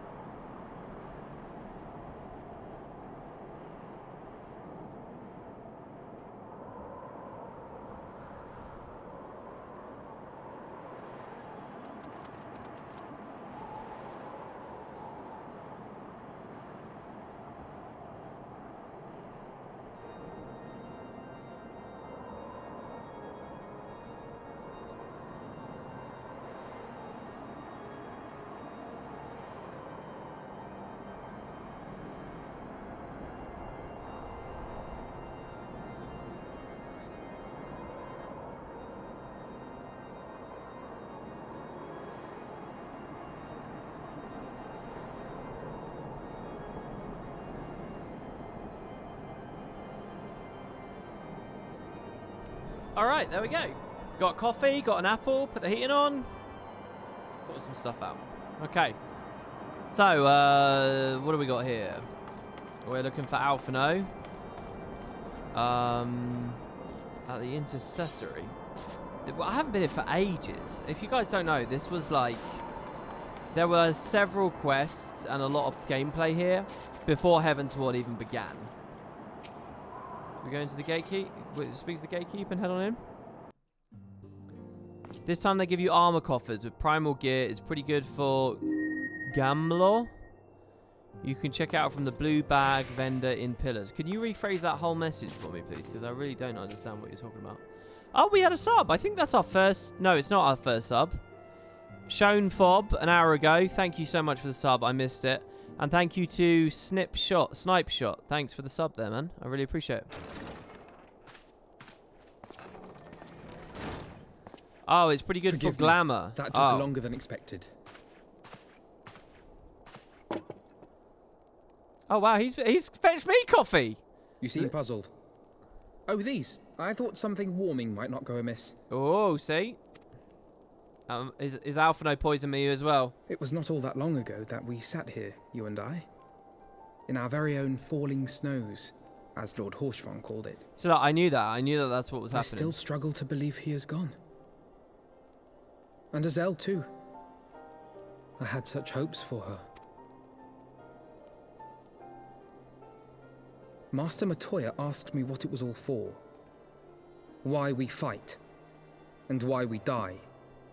Were I still commander of the Braves, I would doubtless have replied, for the future of Eorzea. But I'm not that man. Not anymore. I needed a new answer. One that I could live with. And when I saw Estinian at the ceremony, I do not want to be a man who sacrifices his friends and family for a cause. I want to fight for Estinian, and I want to save him. When Nidhogg leads the Horde into battle, Ser Emmerich and his forces will do what they believe must be done. That is their choice to make. Yet even if Ser Emmerich is willing to forsake Estinian, I am not. We must fight for him, for he is our friend and ally. We may struggle, we may fail, but we must try.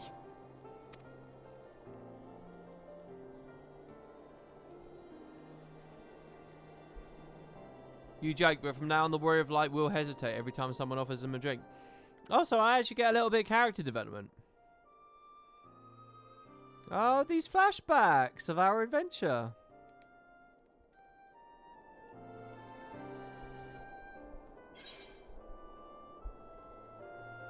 I wonder if we will save him. We'll do it.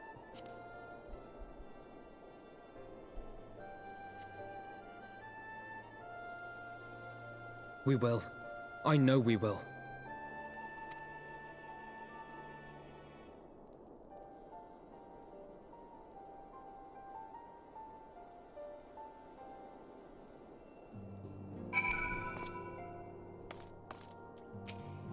Okay. I'm eating an apple, by the way. Thank you, Macon. It's unfair of me to unburden myself in this manner, time after time, but I'm glad you permit me nonetheless. You are my true friend and ally. Though not all of our fellow Scions will support our stance on Estinian, I have faith that we will win them over in due course. Such is the infectious power of hope. Right. That's quite enough solemn introspection for one day. I think we would both benefit from some time in the company of Tataru. She stays for us at Fort Thomas Manor. Let us not keep her waiting any longer. I think this is the room where I first met Emmerich. He was sitting on this chair, and I first met Lucia as well. I think it was in here.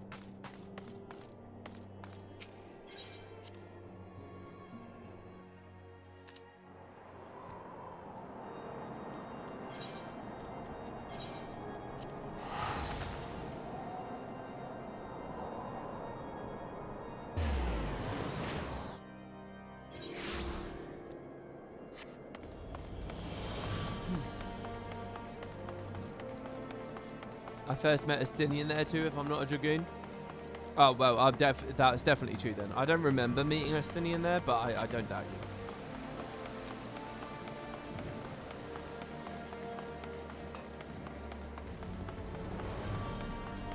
Does my whole UI change when I draw my weapon? Yeah, it does, yeah.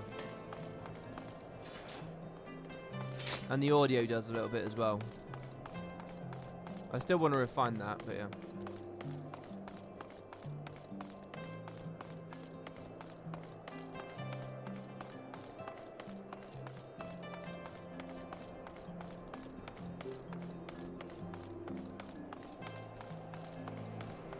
You can watch me setting up about 2 VODs ago. I don't know what the timestamp would be. But I did it all on stream.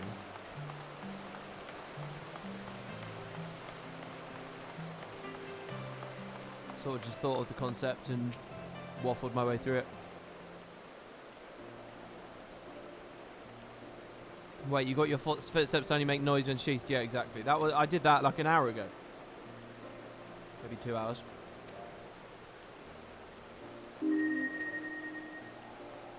Oh, sorry, I forgot to read this out. Oh, Reg, it's good to see you, man. Hey, WP, how are you enjoying these patches? You just finished Stormblood, and that was an insane finale. It's still kind of wobbling around, I think, at the moment. Sometimes I'm really into it. So other times I'm less so. What kind of people would we be if we forsake our friends? If we stopped looking for Ida and Papalimo? Or if we gave up hope bringing Minfilia back?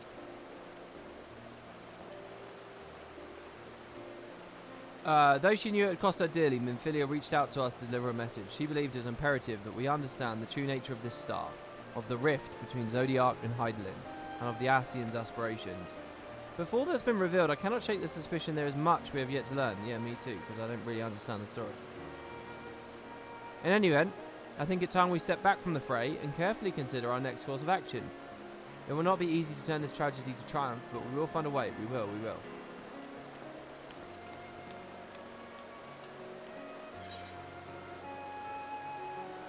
So you're saying I should get this? You're saying I should actually pick this stuff up because it will look good? I mean, it sounds amazing. Hellfire, Slipstream, and Torrent? I can only wear the fending though, right? Or does glamour not work that way? Can someone teach me a little bit about this?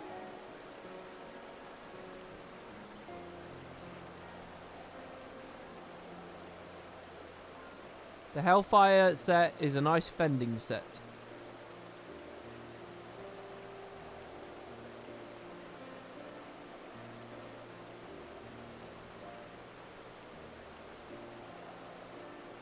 Only fending unless you want to gear your monk. So is this obtained elsewhere in the game then? I mean, I'll try it out instead of the gold. Why not?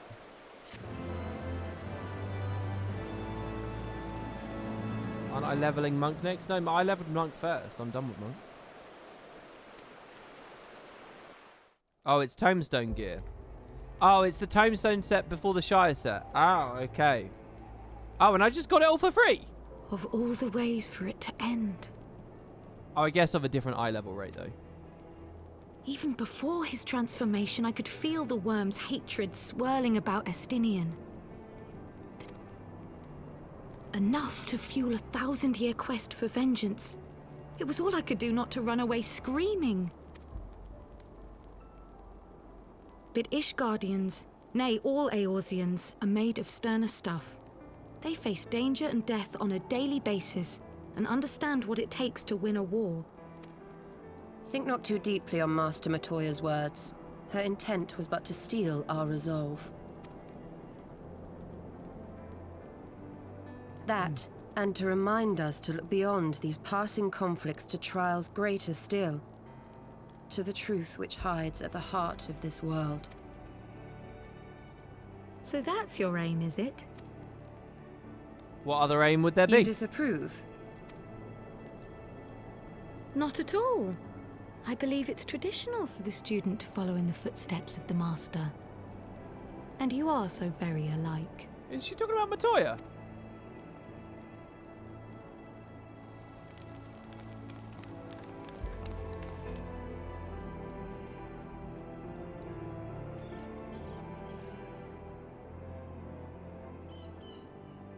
Oh, he's there!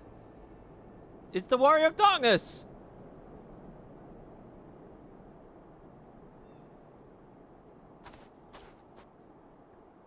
And Thancred's spying on him again.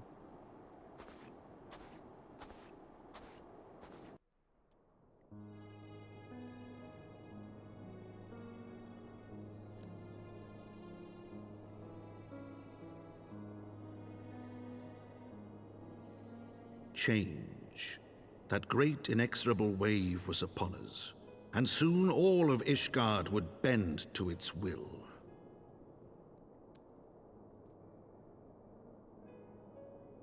For all our sins, for all our scars, the future for which we had long yearned was at last within our grasp.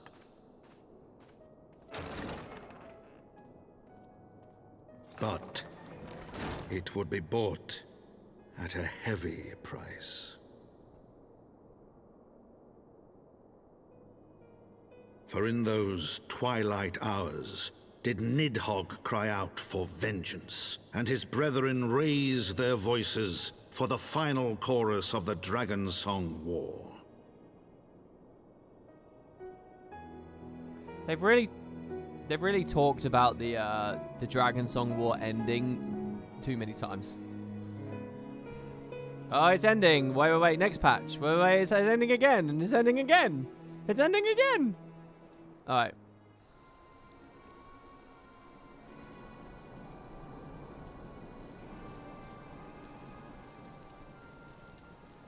Caution Eater. What are these two up to? Caution Eater, that's all I ask. Do not be so eager to place your faith in them. Not until we know. See, I thought these guys would be back in it now as well. What are these two up to? They're in Thanalan, obviously. But where in Thanalan and why? Why have they been hiding this whole time? What's more important? Very curious, this. I like all these little cutscenes where they're like, yeah, okay, remember all the little dangling plot threads? Warrior of Darkness, Papalimo and Ida, the final chorus of the Dragon Song War. Which plot thread is this?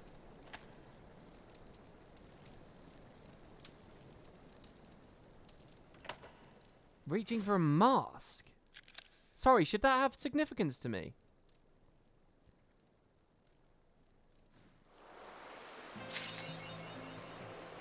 Oh, is that it? Is that 3.2 done? That's got to be 3.2 done, right?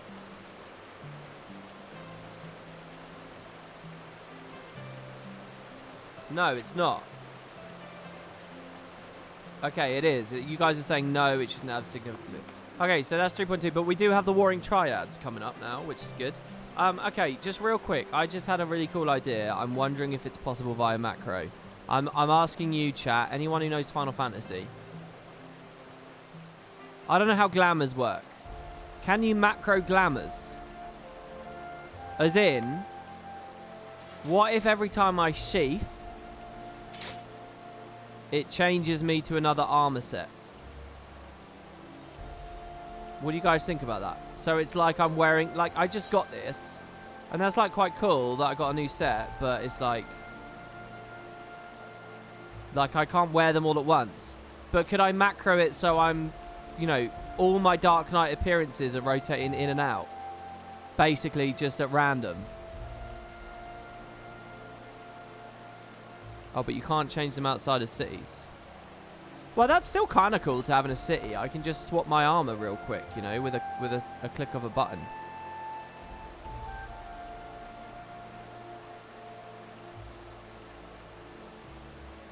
Okay, so what do you guys think about that? Will that be chaos and stupid, or do you think that sounds quite cool? See, then you'd experience me in lots of different appearances, you know? And I'd probably be a lot more interested in collecting skins and stuff if it was, like, rotating through. Is there, like, a limited capacity, or... How does that work with alternate jobs and shit, though?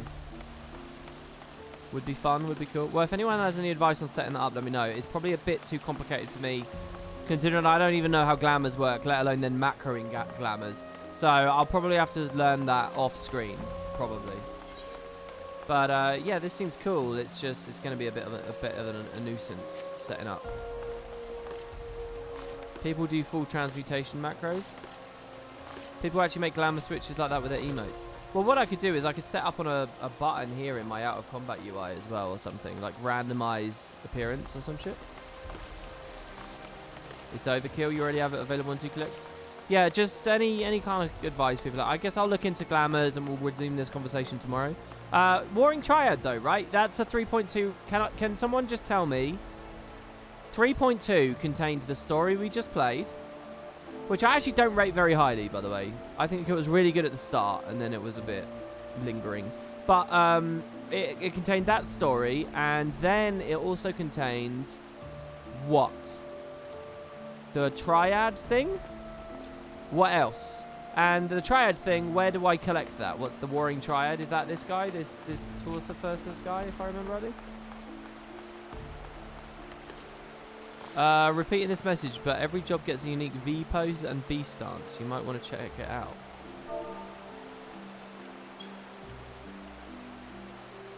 How do I don't understand. Oh.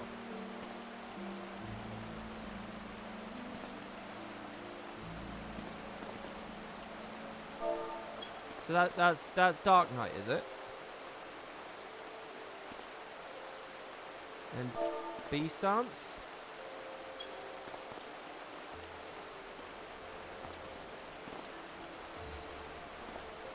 B stance you use while in combat.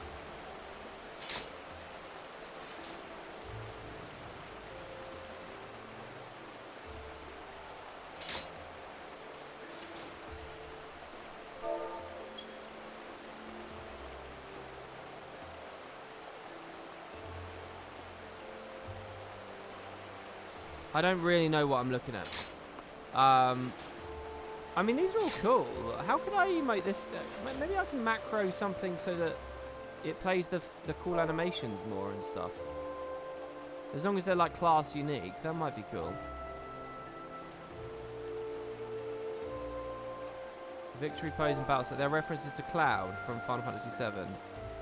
Okay, I mean that's cool, but what can I practically do with these that would be regular and put on the screen stuff? What do you guys think?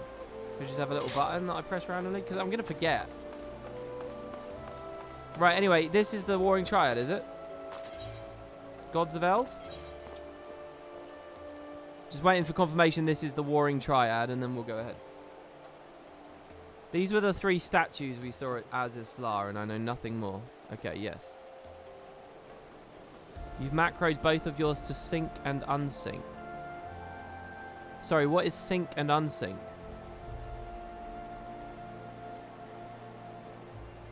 Okay, apparently this is the quest.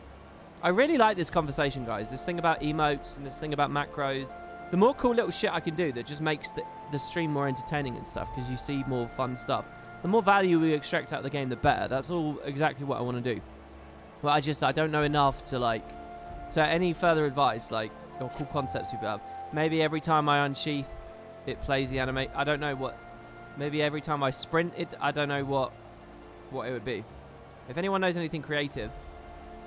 Ah, my Lord Macon. During your absence, a stranger came calling. Upon learning that you were away, he left a message to the effect that he wishes to speak with you and will await you at the Rising Stones. If you have a mind to oblige the stranger, please be careful. I cannot explain well, but it put me ill at ease to simply be near him. Oh, wow. Have I tried C-pose? No, what is that?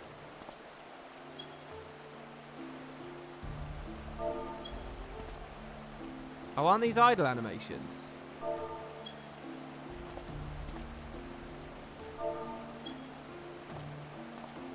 Will that linger forever? No. Oh, well, yeah, actually. Well, no, that's different. Hands on hips. One hand on one hip. One hand on one hip. One hand on one hip. One hand on one hip. Brushing my head and leaning forwards. I think they're just there randomly. That I don't need that emote. They've been appearing anyway.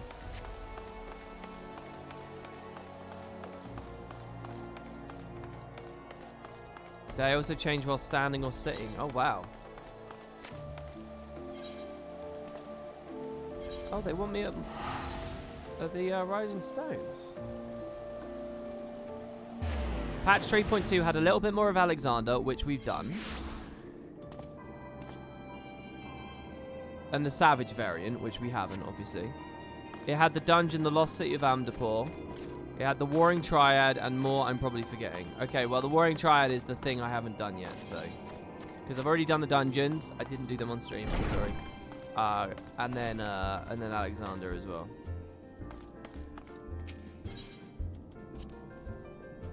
Yeah, I did. There was nobody at the stream when I did Alexander. We did 9 hours of Alexander. We did the whole thing in one day. It's on the VODs, or it's on Woody Potatoes 2, the YouTube channel.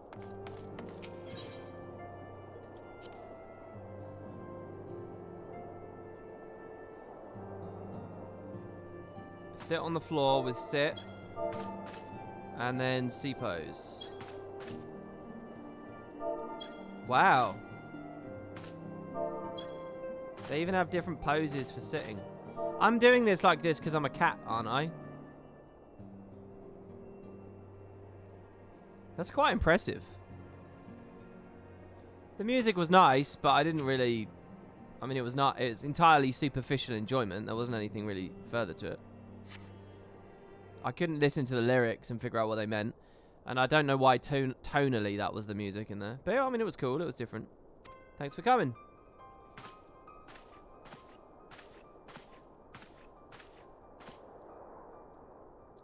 Oh, is it the person with the mask?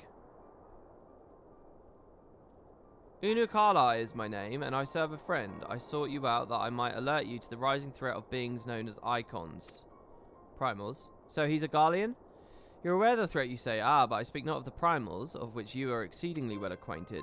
It may interest you to know the term icon, and the beings to which it refers precede the Garlean empires by eras. You see, it is the name by which the Allagans called godlike beings. The dark divinity Odin among them. Fuck, I feel like Odin's more important than I realise. So the Allagans had Odin as a god. He was a primal, that I thought, right? And the Garleans, who seek to emulate the glory of ancient Allag, have simply availed themselves of the term. Pray for me to continue the tale. Oh, it's Urianger. How kind of you to join us.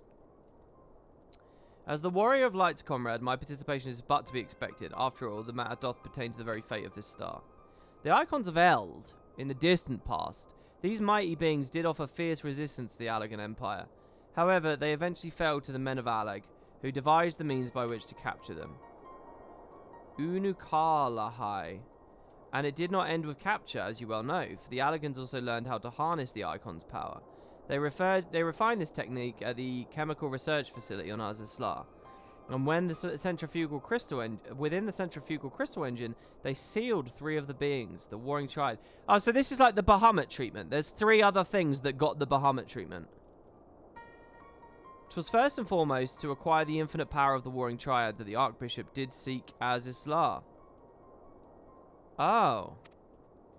But in the wake of his defeat, the bindings which confined the icons were severely damaged. Doubt not but that they will fail completely ere long.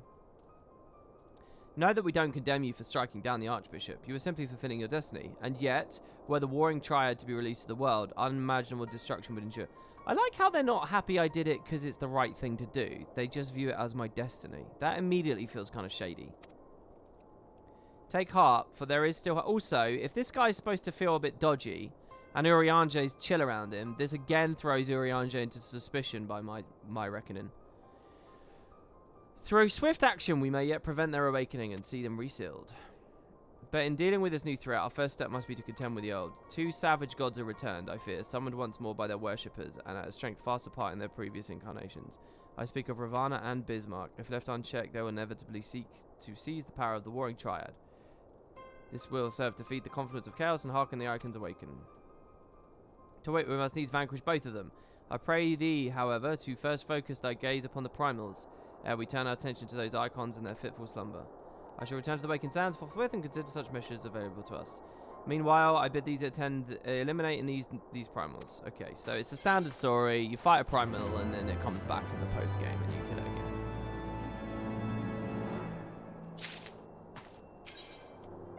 The diabolical Bismarck. If we're to prevent the awakening of the triad, Bismarck must be cast down. I'm aware of the rather unorthodox method you employed to lure it out before, and you might want to do it again. That said, the islands aren't easy to come by. So, maybe you can use this gemstone? Before you ask, I've already told Sid about it. He's currently on his way to the blue window. Okay. Thok around the clock. I'm looking forward to Ravana again. Ravana's come back 3 times then. Once killed by us, once killed by the Warrior of Darkness, and now gonna come back again. Devise a way of approaching the Lord of the Hive's domain. Take this bauble. They'll know what to do. And finally, the Warring Triad. The time has come. We must move against the Warring Triad. Oh, I think last patch they added those other 2 quests. And this patch, it's this one. The seal is cracked and they stir. Should they be allowed to awaken and resume their titanic conflict, it will be like the coming of the second calamity. That being said, the very act of this containment facility itself presents certain unique challenges. So unique, in fact, that I struggle to locate an individual with the requisite talents to surmount them.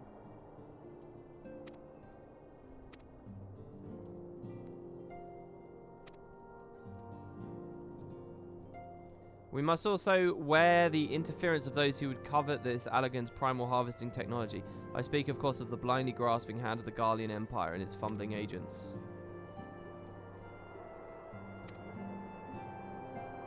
Make your preparations and join me on the flagship in Azizlar. We'll speak further there. Okay, so what should I do here? Should I do the other primal quests first? I kind of want to. The Warring Triad is the collective term for 3 immensely powerful icons that were brought into existence during the twilight of the Third Era. Wow, the Allagans were around in the Third Era. Oh, maybe the Allagans were the 4th Era, actually. Summoned by the native tribes of Mericidia, these entities... Native tribes, is that before they were even dragons there? These entities were set against the encroaching forces of the Allagan Empire. No, I think they're dragon-summoned primals.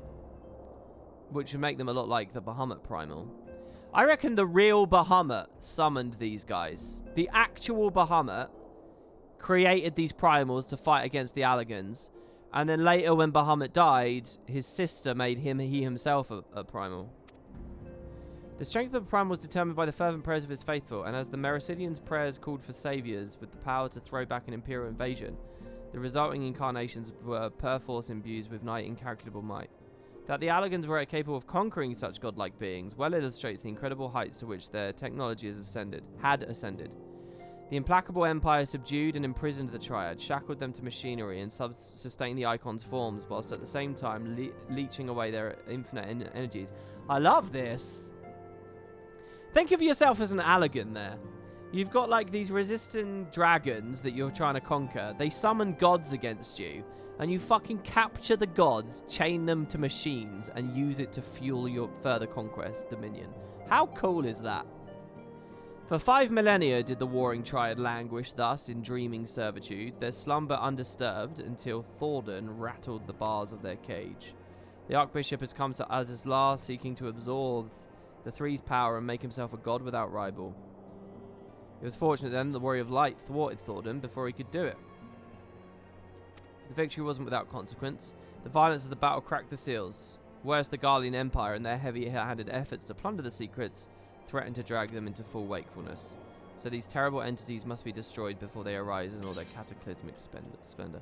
It's like 3 primal Bahamuts at once is kind of where we are story-wise right now. So we're just going back to Azizlar straight away? Well, hold on though. What about Bismarck 2? I kind of want to do Bismarck 2. And I want to do Thok around the clock. Present the Weeping Eye. But the thing is, are these just extremes that I'm not going to be able to beat?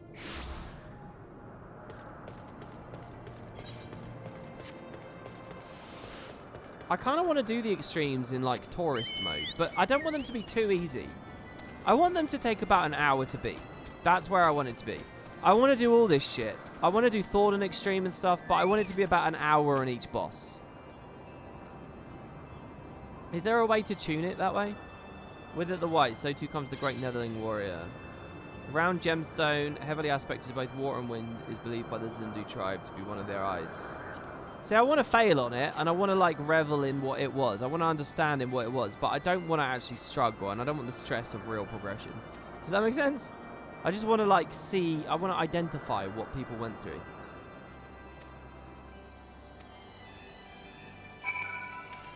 Okay, so now we're going to go to Sid's,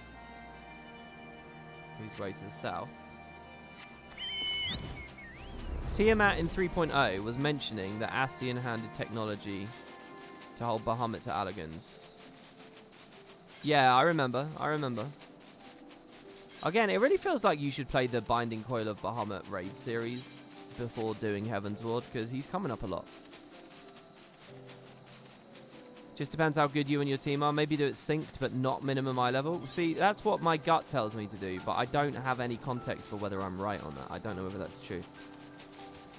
Someone else says min, eye level, but also echo sounds good. The problem is as well, I need to get 7 people to do it with me. I don't have 7 people to do it with me. There you are, Macon. The Enterprise Excelsior is ready to depart whenever you are. Say again, Chief Sono wants to smash some gemstone against an aetheryte to dispel a barrier of storm clouds. I don't even know where to begin, but hell's with it. See, I'd like to fight Bismarck as like a bit more of a real fight. I really want to figure what that is out and set it up. I don't want to just go through, because the way we're currently playing, I'm going to miss all of that content. I'm never going to stream any of that content to you guys. And we're doing it for Heavensward, we'll end up doing it for Stormblood, we'll end up doing it for Shadowbringers, and Christ, maybe we'll end up doing it for Endwalker if I'm still playing the game at that point. So, it's a bit... I mean, I'll do these quests to unlock the features, but... I feel a bit... It's like blue balls, isn't it? It's like we're at half chub, and then we have to walk away. Anyway, the Warring Triad isn't an extreme, is it?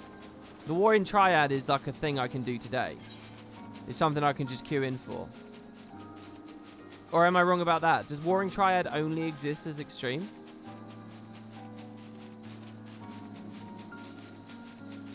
There is a hard and extreme. Okay, so I can do... okay, the Triad are normal. Okay, good. So we can play the Triad at least.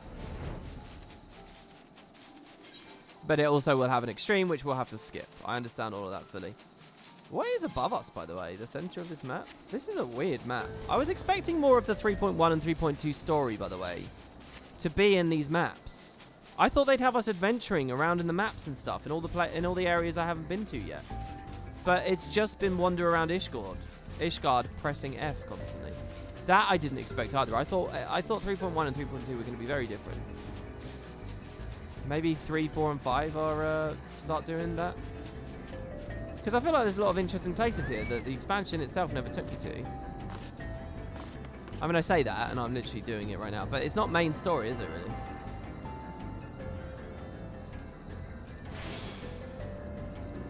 After a pause, you smash the gemstone. Nothing more happens. Out of habit, you attune with the aetheryte, and once more, nothing much happens. So there you go. That's Bismarck Extreme, and I do want to do it. I mean, I think that'd be cool, especially since that's basically Sin. Use the duty finder to confront Bismarck in the limitless blue. Okay, and then the other one is Thok around the clock.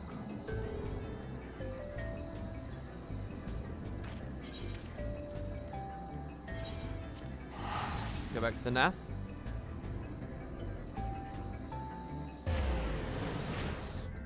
Relic Grind Kappa takes you around places.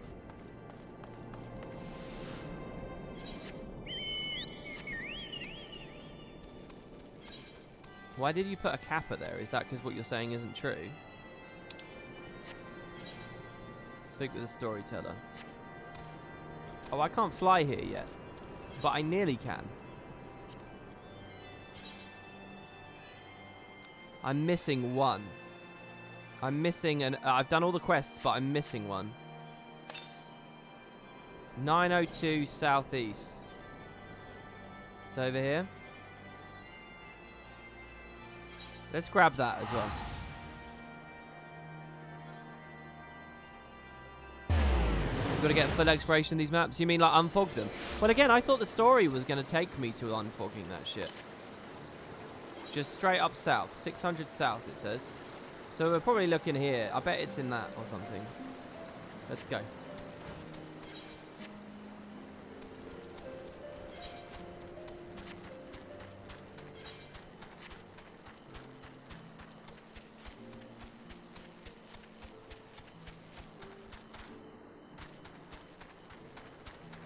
Hard just means 8-man trial for you anyway. It's more that normal's got deprecated. Yeah, I mean, that's definitely the way to think of it, right?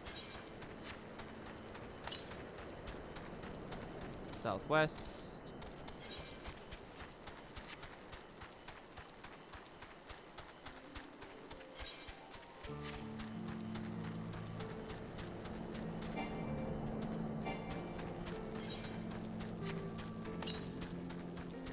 Southwest again. So it's either in this cave.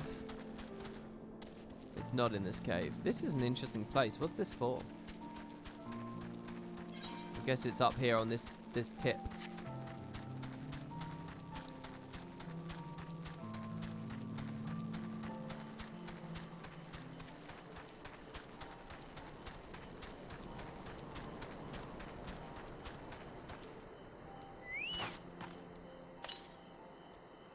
.317 southwest. Oh, you motherfucker! It's over there. Damn it! It's across the gap. All right, well, let's waypoint. Aetheryte. What do I call this? Teleport? So that's a fate location. Okay.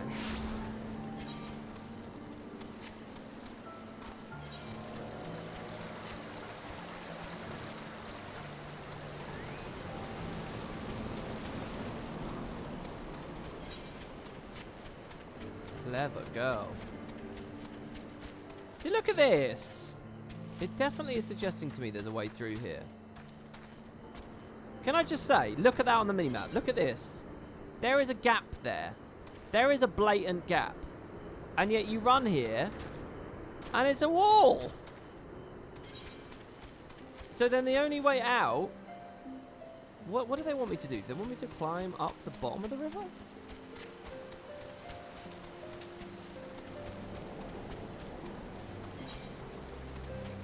What do you want me to do? Climb up this?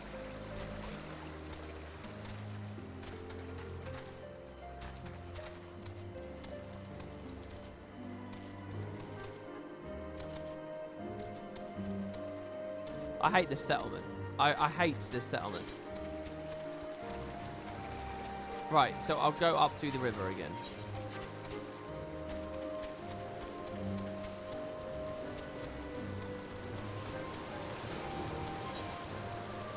I'm really looking forward to getting here on Black Mage, so all these quests I can do.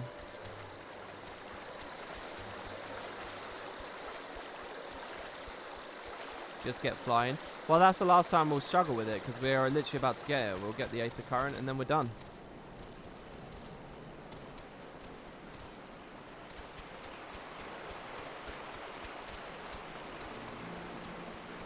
There we go. You should just say directly south. Yeah, south. Am I enjoying Black Mage? Actually, I did. I'm only a Thaumaturge for now.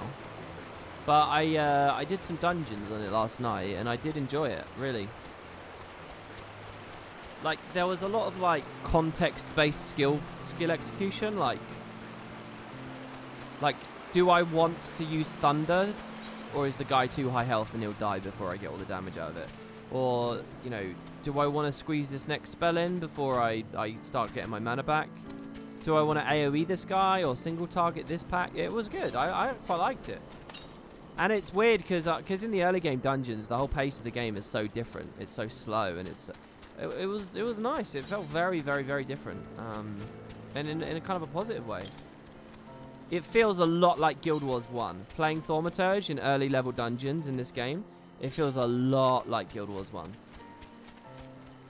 It's like a slightly shittier implemented Guild Wars 1, basically. And what I mean by that is there's like lag and slide casting and all that shit, which is just like, I don't know. Guild Wars doesn't feel floaty at all. Southeast. It's got to be here. Oh, there it is. That's it.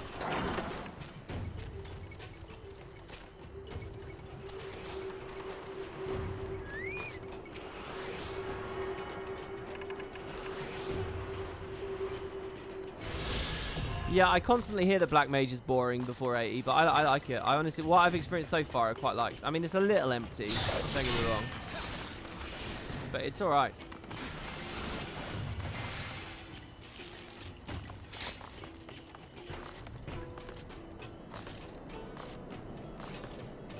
Right, so we can fly now. Ta-da! Did you get Fire 4? No, I'm really low level on it. I'm really low level. I only have Fire 2. I have Fire 2, Blizzard 2, Swift Cast, Addle. I just got an MP skill called Lucid Dreaming or something, which I thought looked really cool. Like, it would let me stick in fire longer. So, you know, it's like a fun little... But apparently it doesn't work. Like, they give you an ability that just doesn't matter. Which looked really fucking stupid. Is my friend wrong about that, guys? I heard that you get lucid dreaming, but it's useless. Is that what? It does work in... Yeah, I know it would work in ice, but ice recharges you so fast. It's like, who gives a fuck? Okay, a hunter friend. It has some super niche uses. Well, what are the niche uses? Yeah, I heard they specifically disable getting MP in fire. But then there are a bunch of other edge cases where you can. Like, ethers are still allowed, though, for example. And it's like, but ethers are shit anyway. Like, a lot of that stuff, I'm like, oh, this isn't a good game. There are, to be honest with you, I have a lot of moments with FF14 where I do think that's a bit iffy.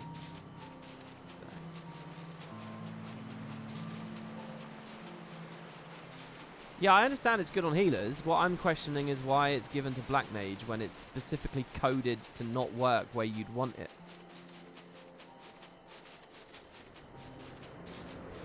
I can't explain the super niche use because it wouldn't make sense for now.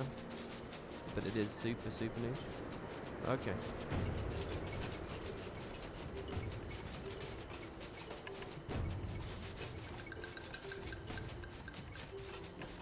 I don't take, oh, because it's a generic cross-class skill as an answer. That answer explains why it's happened. That answer doesn't absolve it of being a good decision. Do you know what I mean? There's a difference. I understand that it happened because there's these skills here. I do know the score. I know that these, like, go across everyone. So, like, all tanks get these. Is that true? That's weird, because I always thought of Reprisal as a Dark Knight only spell. But yeah, like, lots of classes get these in the role. So because it's a caster, it gets a collection. But, you know, and I understand that that's how it came to be. That doesn't make it smart or good. I would have rathered a bit of fine-tuning to it or something.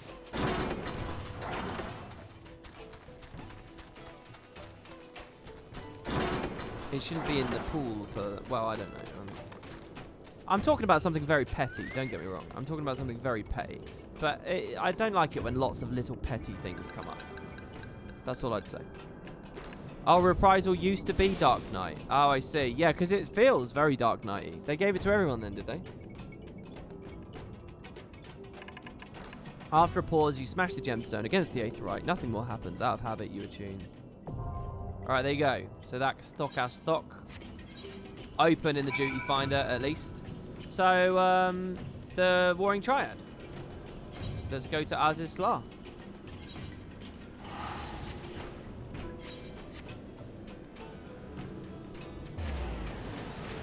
Rampart used to be just a paladin skill. Oh, really now? Yeah, because I felt weird with this, but I was like, oh, it's a roll skill, so that's why it breaks the theme. Okay, just by the way, anyone who watched the main Heavensward story, one of the dungeon quests had me come back here. Do you remember that like little Death Star node thing that we made friends with? I think Wedge made friends with. And then it like died. Well, in the dungeon story, you kind of bring it back to life. And now I have it as a mini. In fact...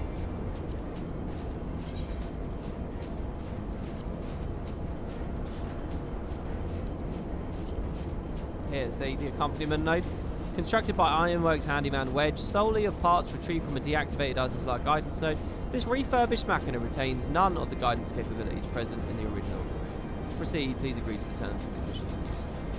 But yeah, there it is. Do some minis fly, guys? Could I have a flying mini with me? I really would love it if the mini landed on my chocobo. How cool would that be? Every mount should have like a little attachment point for your mini to hop on. Oh, my friend told me an amazing story as well about the Malboro mount in this game. So correct me if I'm wrong, But here's the story. You have to have a team. You have to beat content purely in a team filled with blue mages, which apparently is like really hard, and you need to get lots of skills, and you need to gear them all properly, and then only with 8 blue mages at once beating certain content can you then get like this special mount, and it's that Malboro mount that we saw on the stream the other day. That sounds fucking awesome to me. Like, just all those special conditions to find this hidden mount, I think that is so cool. I would love to do that. That sounds amazing, and that's exactly the kind of thing Guild Wars never does. I really love that. If anyone knows any other examples of stuff like that, minis or mounts that have cool special conditions like that, let me know. Alright, this is the place.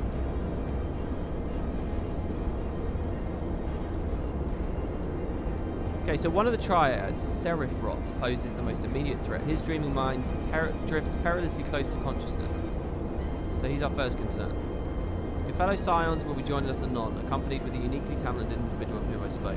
From what I gather, the two of you are already well acquainted. Who is the individual? And you seem like a villain to me. By the way, can someone just confirm to me, that person picking up the mask at the end of the 3.2 story a second ago, you know the post-credit cutscene in 3.2 a minute ago? It had someone reaching to grab a mask off the table? Was that just referencing this character in white from this side story? Or is it another thing altogether? Oh, okay, it's another thing altogether. Okay. Krill, you've not been waiting long? We're eager to learn whatever we can.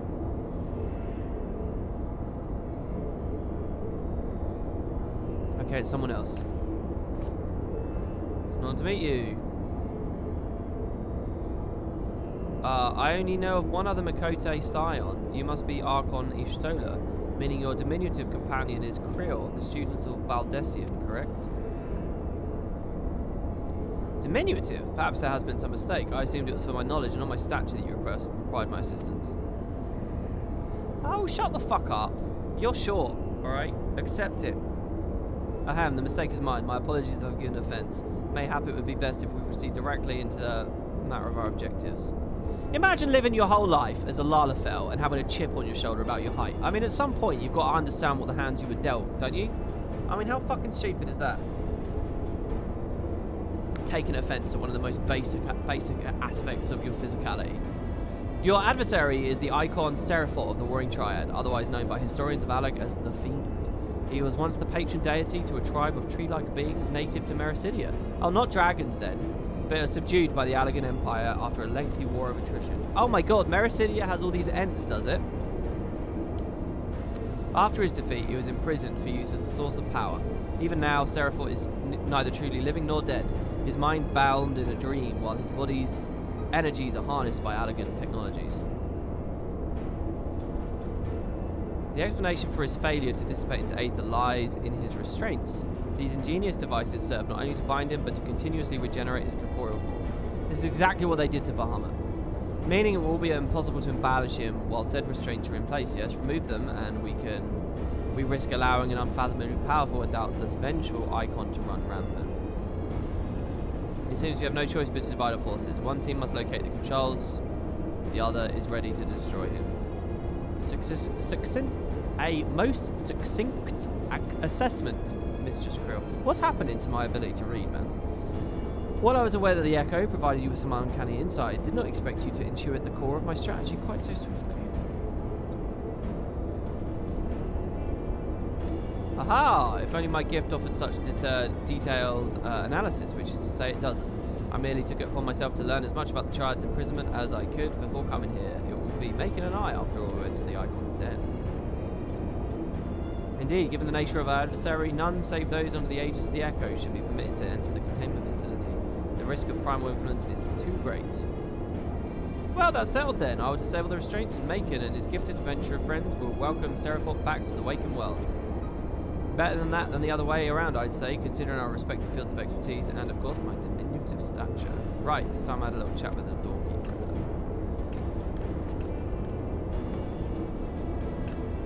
You play a max height Hrothgar to dab on Alalus. I don't know who Alalus is, but is Hrothgar the biggest race, is it? I thought Rodogan would be the biggest. Activating verification systems, lifting access restrictions to Triad control. What are your thoughts on making 14 content videos on your main channel? Do you think Guild Wars 2 players will lash out? I don't care about people lashing out, but I do think people would look at it and they would say, oh, I don't like this game, I'm unsubscribing.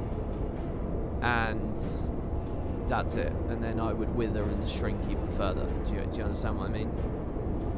I think if I do it, if I make a real transition, I would have to make really good content that appeals to both audiences, but I don't know how to do that. I've never known how to do this, you know.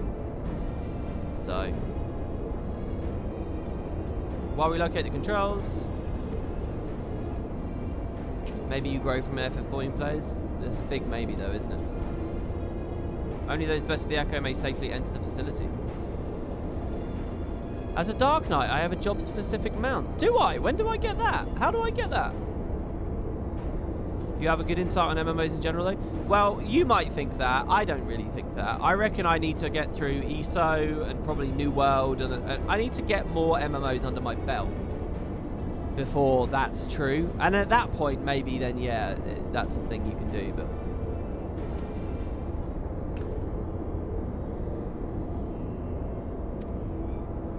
All tanks have their own mounts. Wait, only tanks have their own mounts? Why is that the case?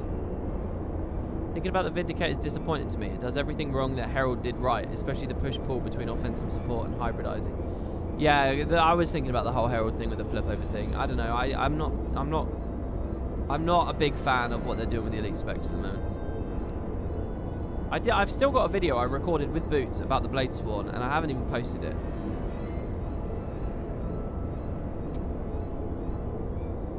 I have a lot of MMOs under my belt, but just not in recent years. I've just spent a decade dedicated to Guild Wars, and Guild Wars in many respects has let me down. So now it's like, you know.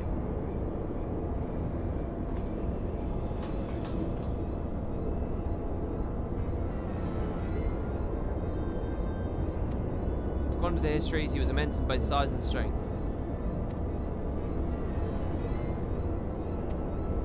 Oh, excuse me, sorry.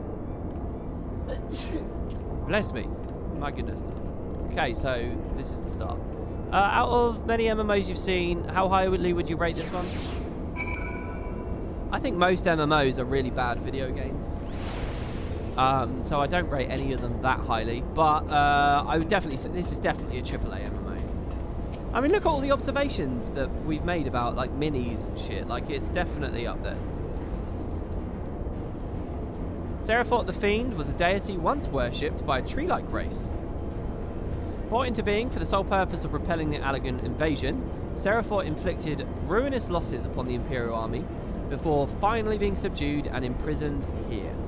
And now, millennia later, this immensely powerful entity threatens to awaken, his vengeful dreams disturbed by the careless ambitions of Archbishop Thordan VII.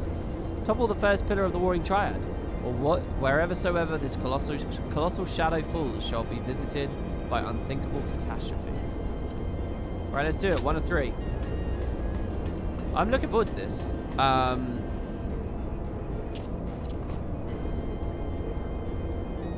What was the other thing I was going to say? Shit, I can't remember. I had a whole point I was going to make right there and then.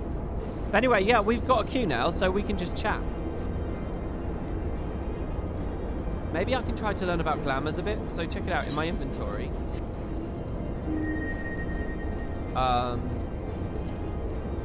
Sorry, in my Chocobo's inventory.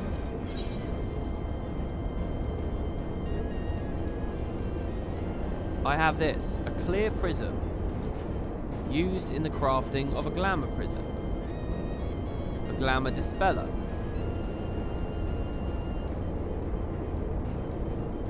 Another glamour. Why don't they stack? They stack. Oh, do they all stack? Oh, there you go. Clear prism is used in crafting, and here it is. Captures the likeness of a piece of equipment and projects it onto another object of comparable form and function.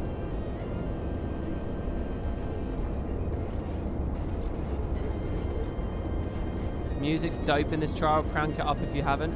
As far as I know, the music's on max. No, it's not.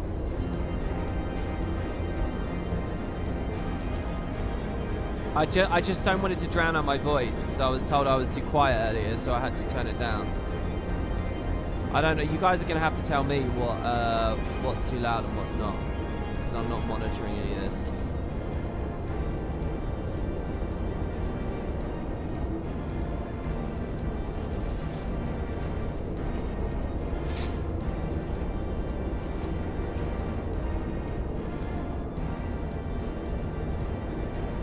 Clear your queue, WP. Oh. Well, no, everything I'm queuing for I want to do. Oh, no, I don't want to do. It's that other dungeon, isn't it? Dungeons.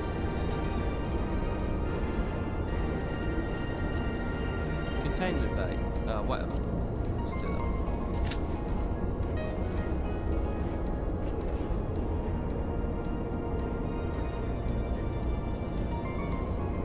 You're queuing for the ARR. Oh, yeah, that was the other raid. I remember.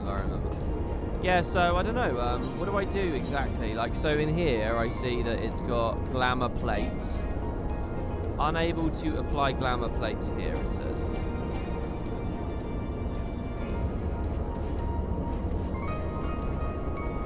Right now, what I have is I have 2 gear sets. I have my 210 armor.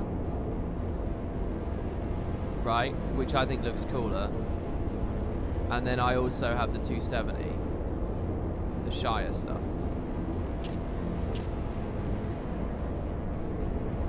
Apparently I deleted something from my thaumaturge accidentally at some point.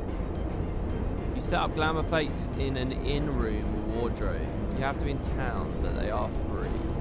They only work in town.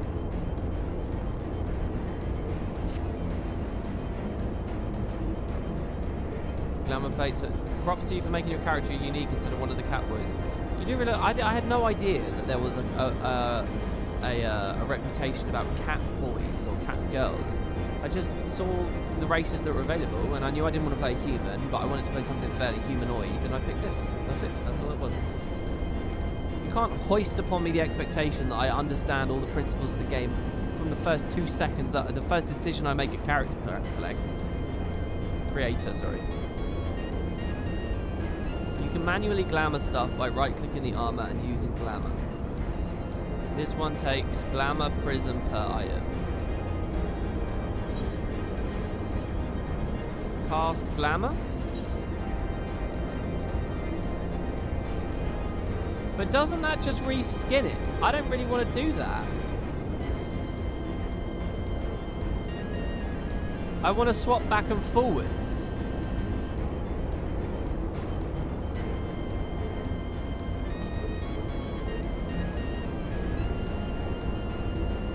So yeah, these 2 separate systems. I want. So glamour plates is what I want. You set them in the inns I mentioned. So I have to go. I've been to an inn like once the entire time I've been playing this game, by the way, like once.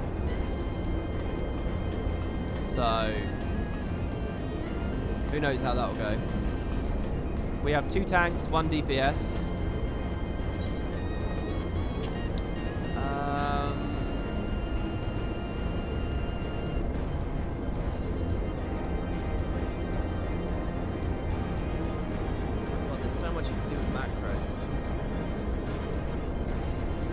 Sorry, I'm on the wiki, scrolling.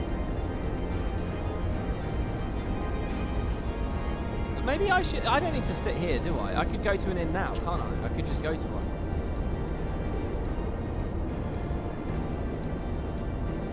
Are there inns in every town? You need to buy more glamour prisons. Do all the inns look different, or are they... I don't know what I'm doing. Should we go to Ul'dah? You'll get kicked out of your queue, I'm pretty sure, if you go into an inn. Okay, I won't do it then. If there's a risk, I'll wait until you guys can confirm.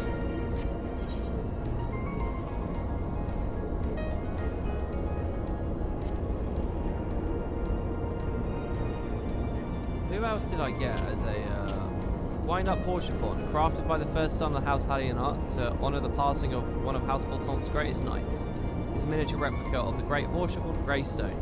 only begins to tell the tale of a man who devoted his life to the service and nation of his friends. Lord Horchefont is, from all indications, quite fond of you.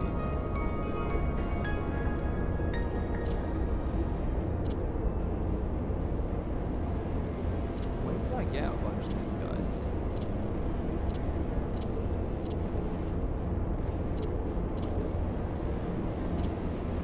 Oh, I got this like 2 nights ago, off stream. The wings of this butterfly were highly sought out during the War of the Magi, as their scales could be used to make poison that inhabited the restoration of magical energy. As a result, they were hunted to near extinction, and now very few remain. I don't know what the War of the Magi really was. That's the Black Mage v White Mage thing, right? This thing will land on you. This is one of the special ones that you can like have land on you.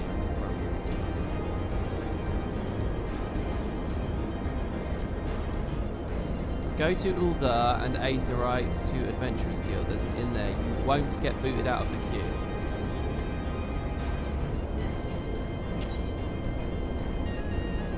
Right. Oh, all flying minions land on you, do they? Okay, so...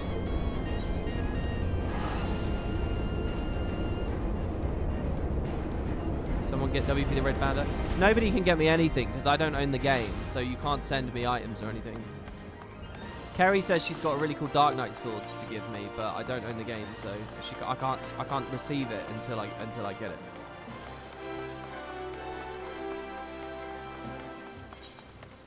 I suppose I could use Aetheryte there, but the Adventurers Guild's really easy to get to, isn't it? It's just here on the right.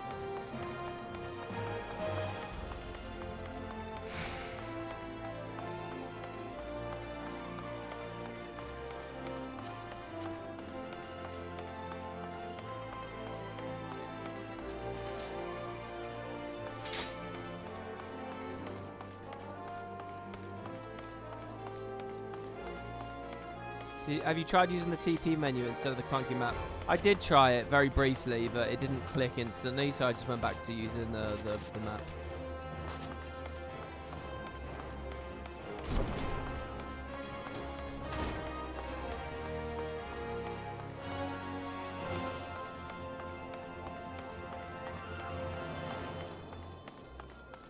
This guy here, the innkeeper, right?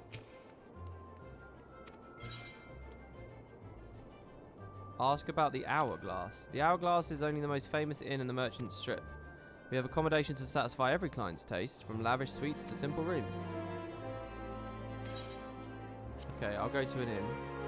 Room. I'm not going to get kicked, right? No, I'm not kicked. Yeah, I've been in this like once. This is like a whole... I don't even know. Let's have a look. So orchestration. So these are songs you can unlock, right? I don't know how people rate my collection. Doesn't look very good, does it? Does anyone have a song recommendation?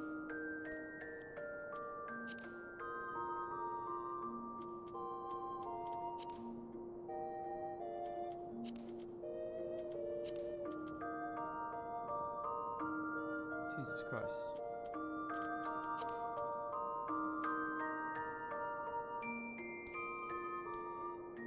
I don't know what this song is that's playing. You don't have much. Is there any way I can just see everything I have? Oh, there you go. This is what I've got.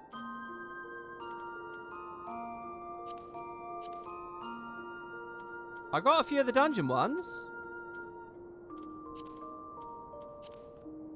The raid ones.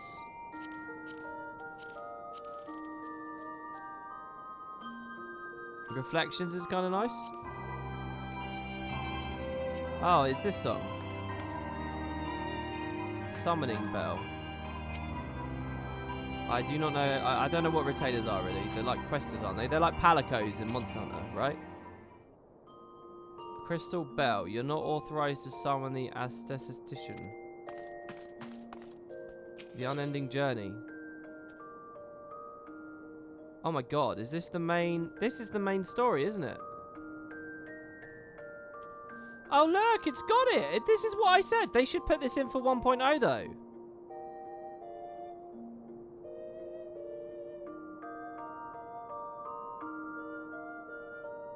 Oh shit, I should have started the Heavensward stream series with this. Should have just sat here for like 8 hours watching all the cutscenes. But yeah, there's no 1.0. They should definitely put 1.0 on. Right? Oh, we popped.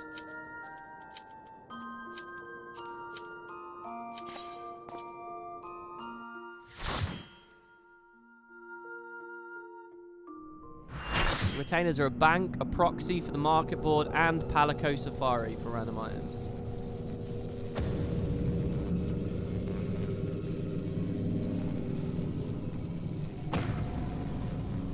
Holy fuck. So he is the god of the tree people. Disabling Sephiroth's restraints now. Good luck.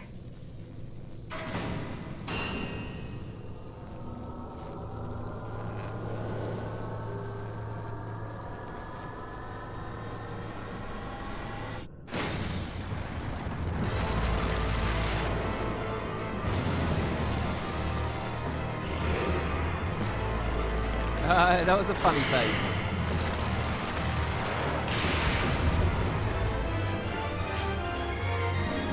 I like the music.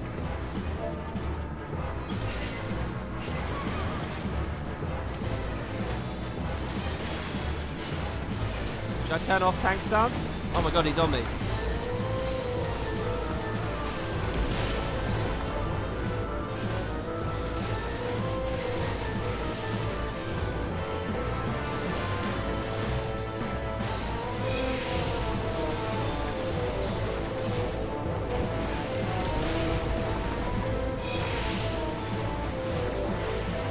Started out a lot quicker.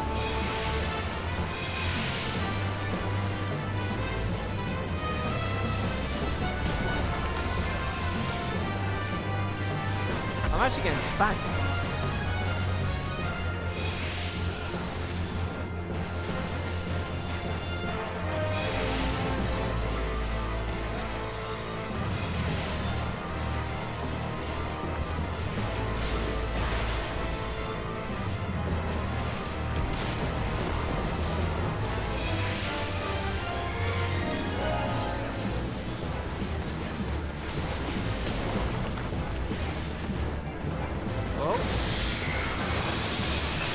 These, I guess.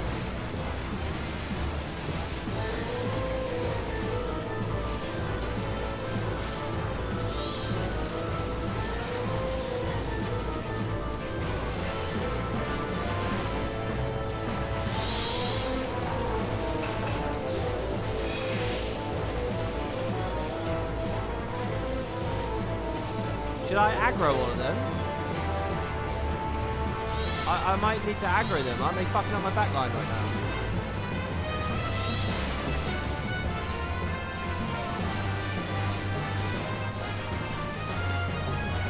Patience and penance. For a millennia I've yearned to exact vengeance. Oh shit, he fell off. Whoa!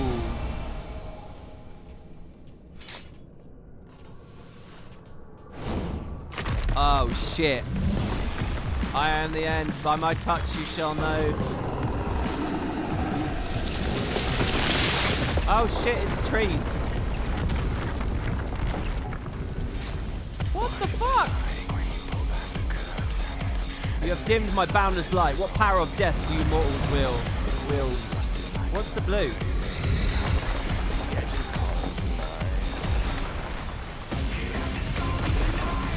No!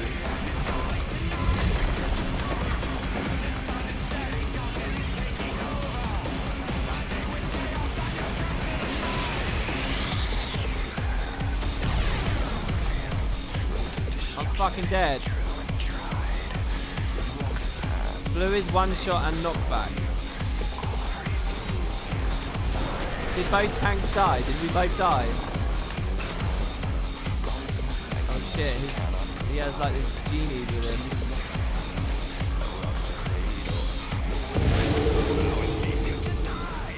Well, I can actually watch the fight now.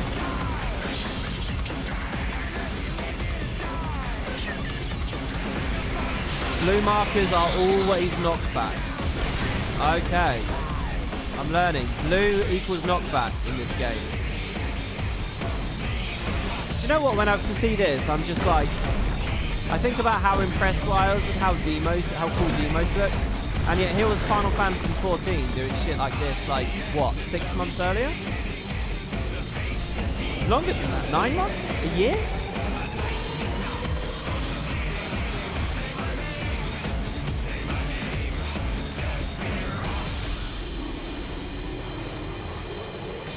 What?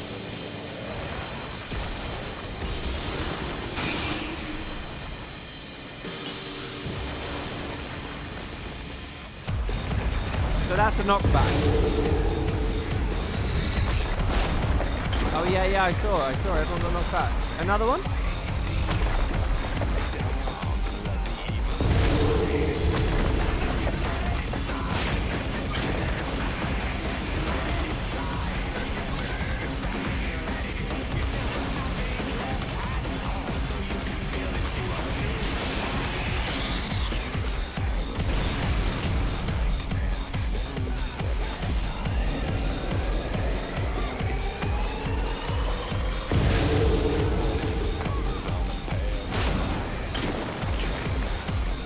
Everyone took a lot of damage there. Oh my god, I just heard a Final Fantasy X sound effect. Did you guys just hear that? That's FF10 confirmation.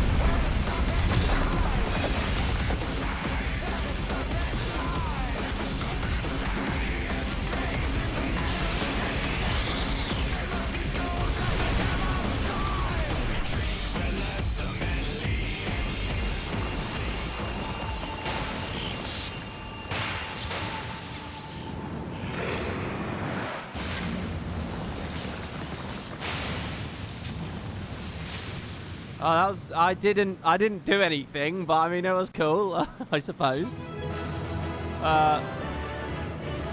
Thank you. Can I be res now? Poor Macon, dead here. I'm merged with some other guy, I think. Oh, he can speak. Did you see his lips moving?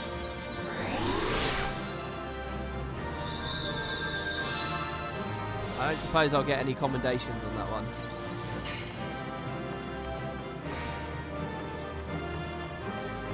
Well, that was a cool looking fight.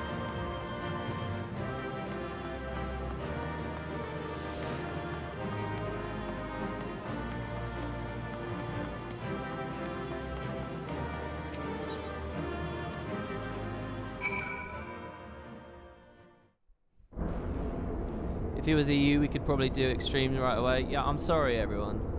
I don't know why my viewer proportion is so heavily EU-based, as is apparently obvious through these FF streams. I mean, I get the time of day thing, but it's...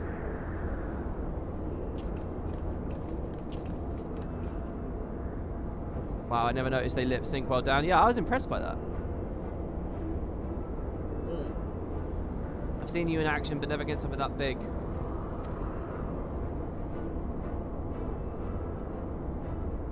Oh, you'd be surprised how big the things are that I can take. Hero tried and true.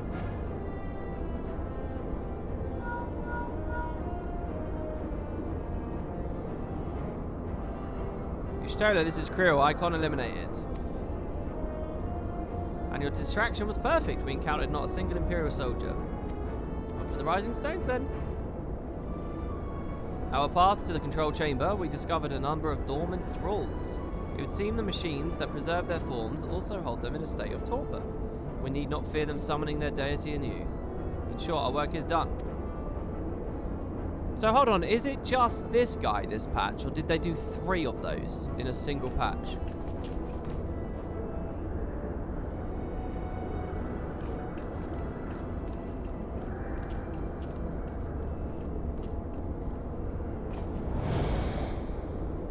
Oh, so I don't get to do the other ones then? Oh, I was looking forward to doing all of them. Uh-oh, it's the Empire. Your senses are sharp, young one. I am Regular Van Hydrus, legatus of the 6th Legion, and it would seem that damnable woman and her accomplice have led me to a merry dance through the thickest of the infernal island's defences. To think that I pursued them. I shall withdraw from now, my listener. I doubt it, you Guardians never learn. You covet the means to enslave primals, but in your headlong dash to control that which you do not understand, you show less wisdom than the very beast tribes that summoned them. Well, it looks like the Allegans did very well with it. I mean, I don't blame the Guardians for following in their footsteps. I have no interest in crossing blades with children. Live, grow strong, and mayhap one day you will warrant my attention. Well, I think he had his attention already. You can't just say that and then walk off. That doesn't count.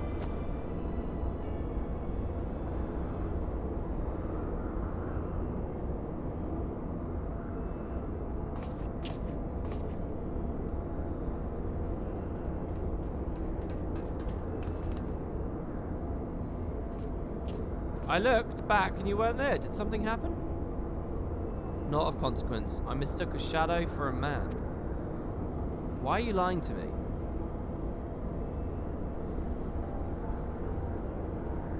Just what are you hiding beneath that mask of yours? A longing for hope, an appetite for power, a lingering sense of regret? And do I detect a desire to test your strength against a certain hero? Is that what your gifts tell you? I thought her gifts just taught her about the crystal. Yeah. No, those were just wild. Oh, no. She's like, she's Deanna Troi, isn't she? She's like an empath. That is what her gift tells her. No, those are just wild guesses, but I wonder if some of my words didn't strike close to the mark. Her echo, she's an empath, isn't she? Maybe I should voice her like Deanna Troi. Be at ease. I have no supernatural ability to read minds. The echo simply allows me to comprehend, regardless of language, that which a fellow being would have me know. You need not mask your heart as you do your countenance. That was a performance then, a ruse to uncover my true nature. I see I shall have to keep my wits about me. They look like my thaumaturges in leveling gear.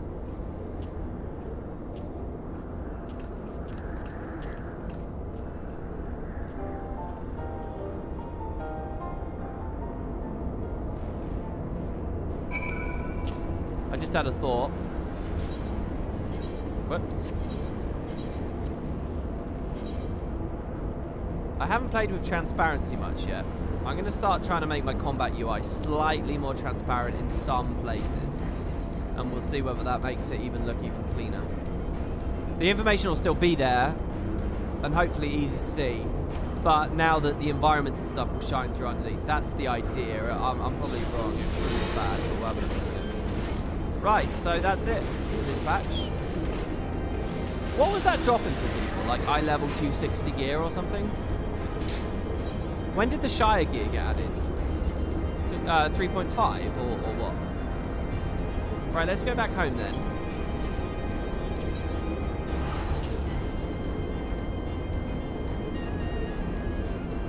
I know that I can technically do the other triads, guys, but the way I've been doing this in these streams is I'm playing it as though it's new. So, like, I'm doing each patch at a time. And to that end, I want to ask you guys as well. Is there anything I'm missing from 3.2 at this point? Have we done all of 3.2 that's actually within my reach? I know that there's the extreme content.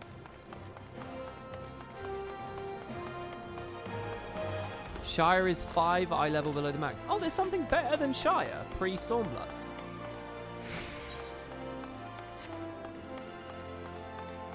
I'm getting really into this. I'm quite excited about Stormblood at the moment. The Path of Fire equivalent. Which desk is it? No, Shire is max, someone says. It's 270. Retire to an in-room. Wait, the Alexander gear is 270 as well. So hold on. If this was new, and I was like I had a massive dick and we were amazing at Alexander, would I have way higher gear than everyone else who's slowly playing through the story? Or was it not always 270? Alexander armor is 270. Alexander weapon is 275.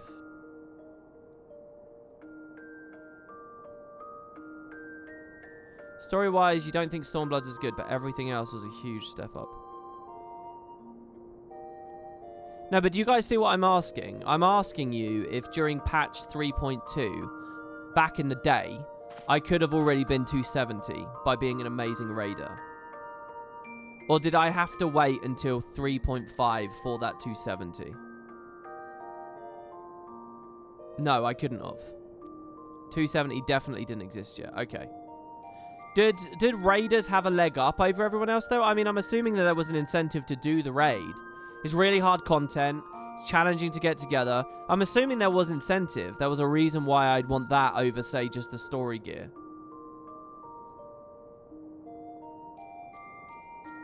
Every second patch increased eye level by 15.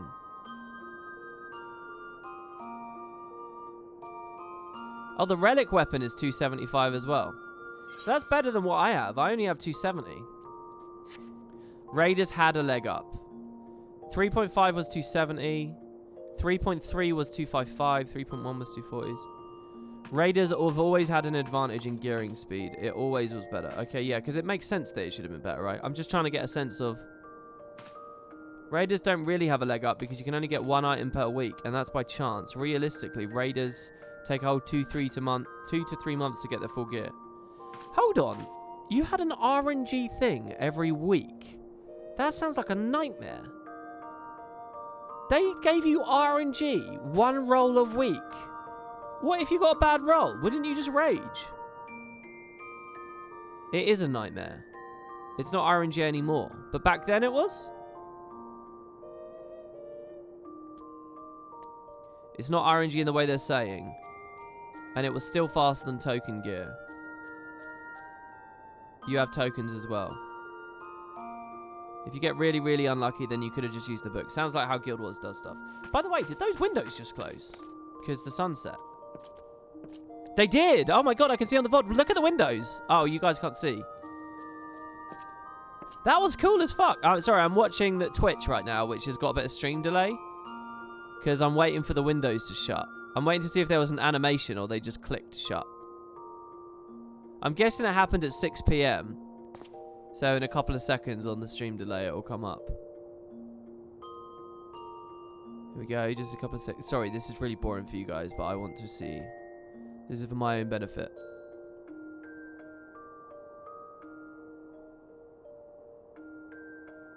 Oh, wow, they just properly closed. They, like, faded out. That was cool. Alright, anyway, okay. Raiders will be the only ones to really get to the highest tier for the first few weeks flat. Windows also have directions, so the east side gets light at other times than the west side. Really? Is that seriously true?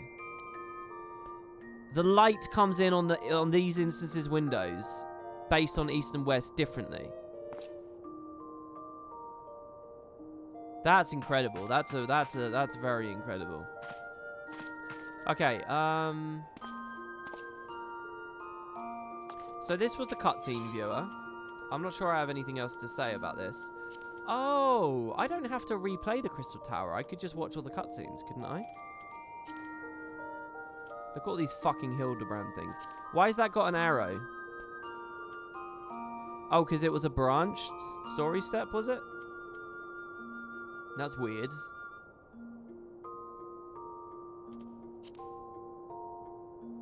Beast Tribe. Peace for Thanalan.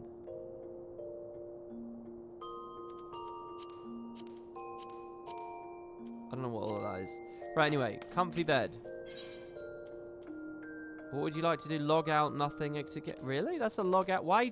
What? It's just for fun? Toy chest. Parley.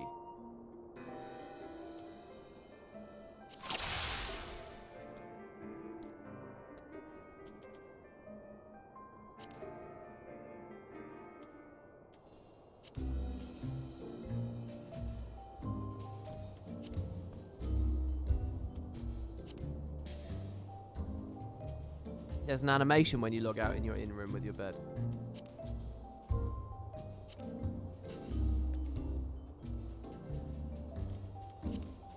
I don't know what this is. I can't figure this out. We'll deal with this another time. Quick game. Okay. Armoire. Store an item. There are no items available.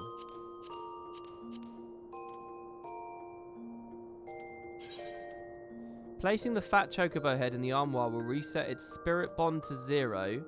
It's conditioned to 100, as well as removal customization. What was spirit bond again? It's like you have to level the item before you can like craft it into other shit. What's that feature again? What's spirit bond? Am I going to be punished for this?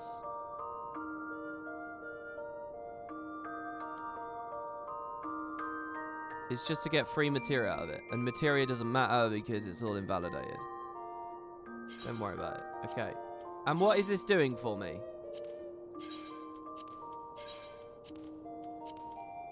Is this smart? I notice this is my old monk gear. Should I do this?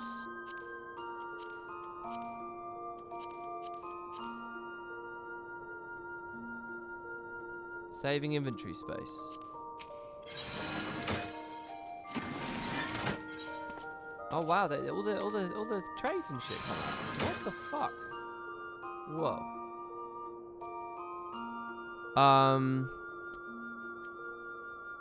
Right, what is this? Main hand, offhand, head, body, hands, leg, feet.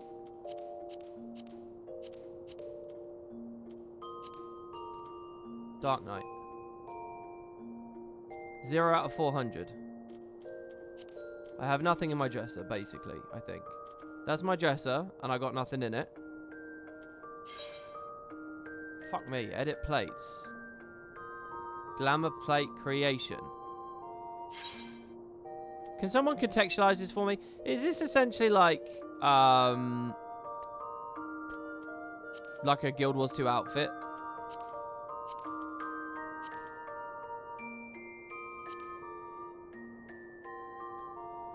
You store items in there for you to use in wardrobe.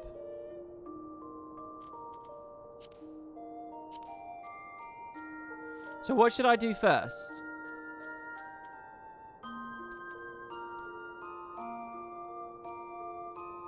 It's like a manual wardrobe.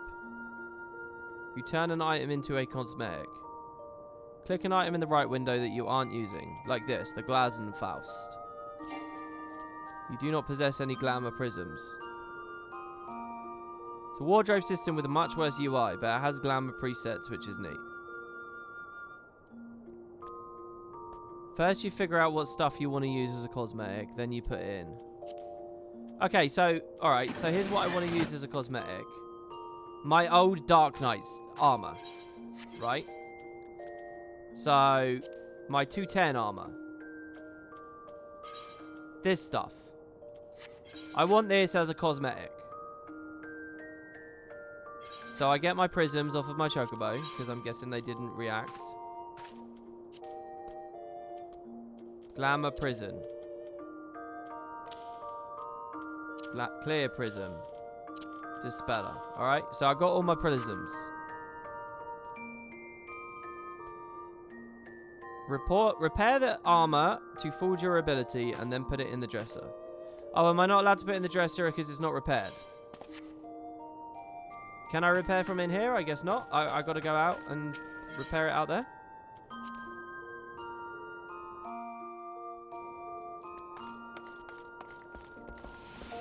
There's a repairer here, which is good. Repair all. Repair all. Repair all. Is there a faster way to do this? Repair all. Repair all. Repair all. Nothing there. Okay, now let's go back in. There's not a faster way. 1.0 code jank.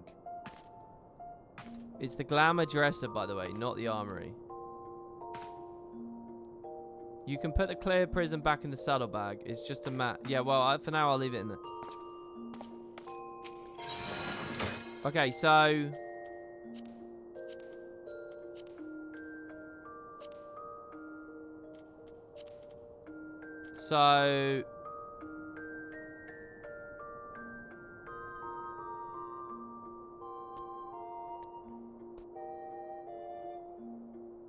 Well, I'm wearing it now, right? I don't want to be wearing it, do I? I don't want to be wearing it, I guess.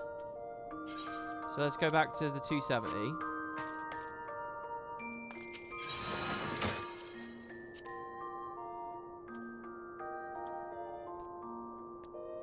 Okay, I think this is the thing. I think this is the greatsword. Yeah, that's the greatsword.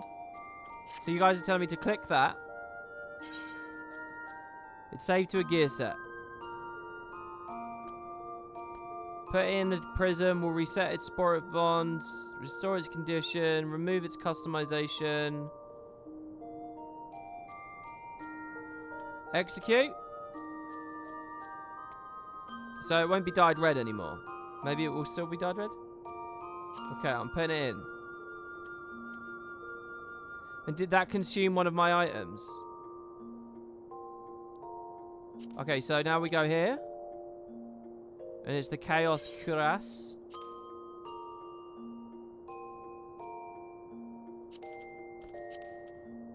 Oh. And the Chaos Helmet. And the Chaos Gauntlets. I think that's it. Should I put these bridesmaid shit in here? Legs and feet. The Chaos Flanchard.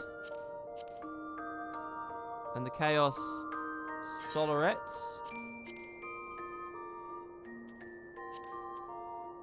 Ears and neck. Well, I don't really care about this. I don't need it. I mean, I get it if I really gave a massive shit, I'd do it. Does this matter? Can it be incomplete? Can the set be incomplete? And then wrists and fingers. Let's ignore that for now, yeah? Okay, so that's in there now, right? So now that that's in there, what? I click edit glamour?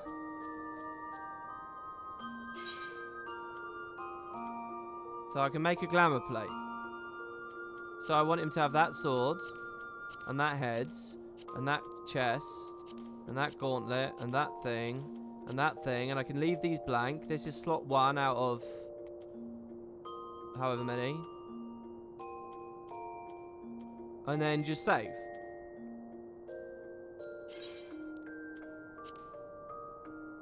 The active help entry using glamour plates has been thingy. So then there's apply.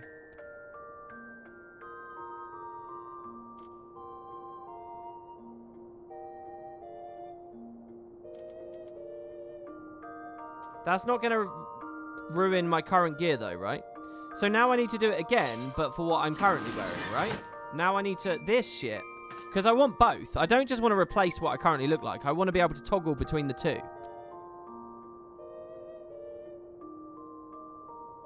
So, this button.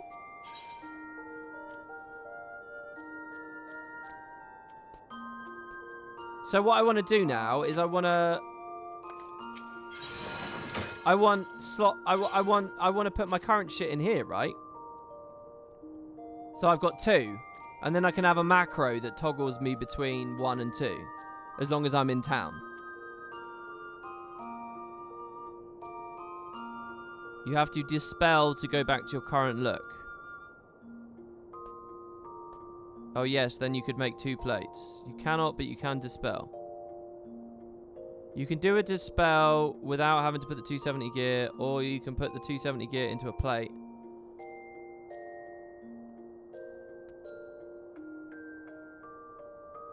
It will cost resources to change from one to the other with the dispel. You could put your current gear in, create the plate, and then take your current gear back out. Putting your current gear in the dresser makes it unusable. The last one is to dispel.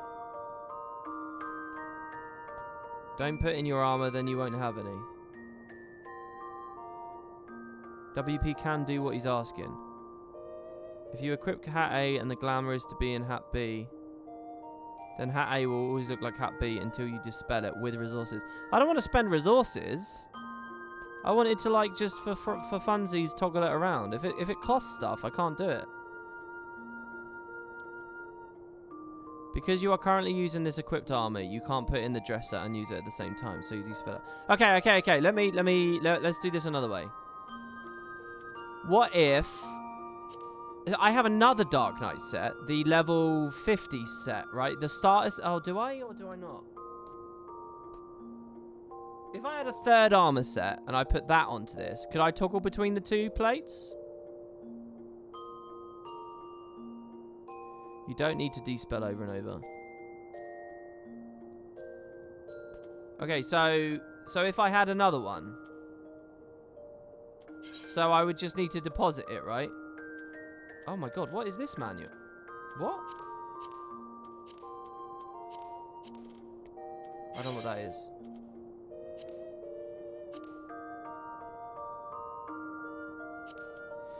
Does it cost resources to toggle between glamour plates?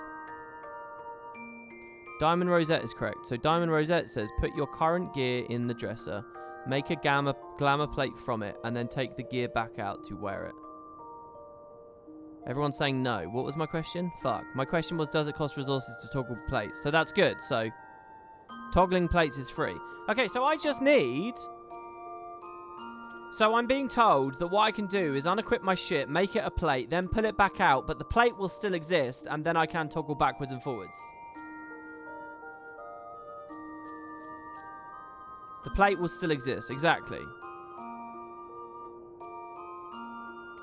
So I don't ever want to de-spell. De-spelling's a bad idea, isn't it? Everyone was talking about de-spelling a second ago, but that's a bad idea. Because I want to regularly go in and out.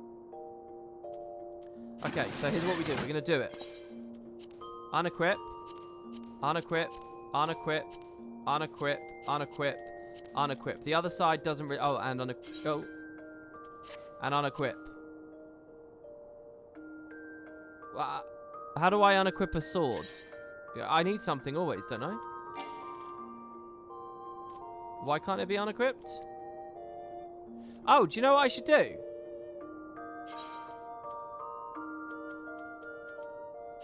I should just load my monk set, right? That's all it's all unequipped now. I could just swap jobs, right? So.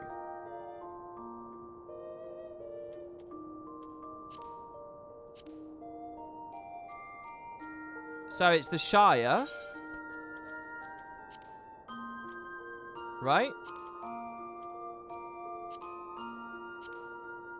Shire. Shire.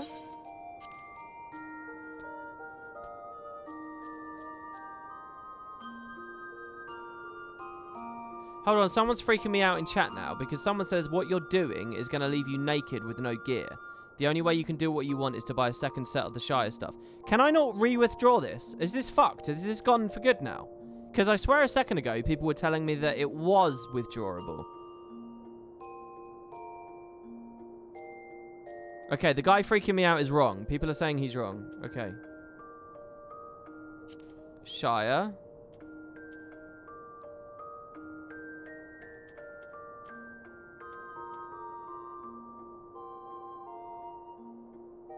I think I'm missing one, aren't I?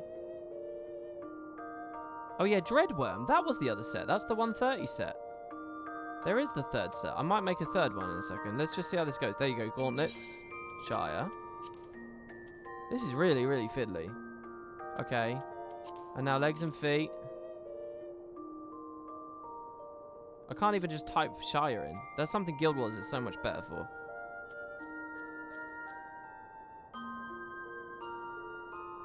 Where's my Shire shoes?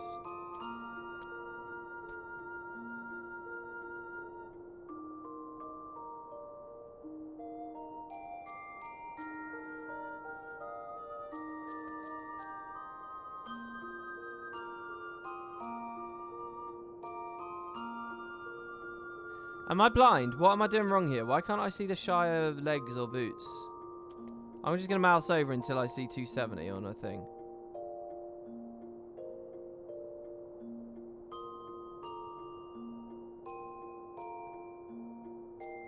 It's not here.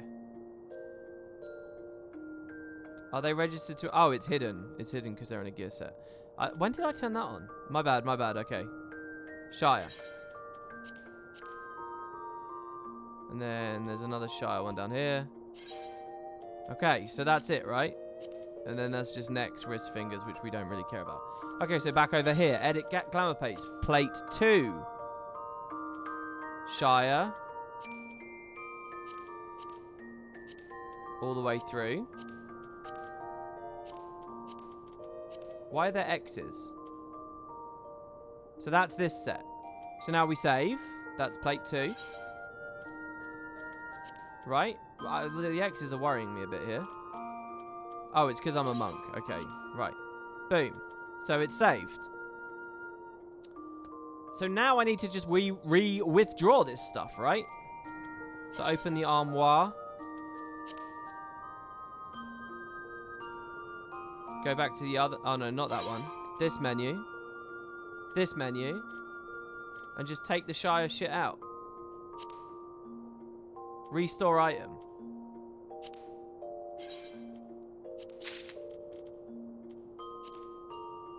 Restore item.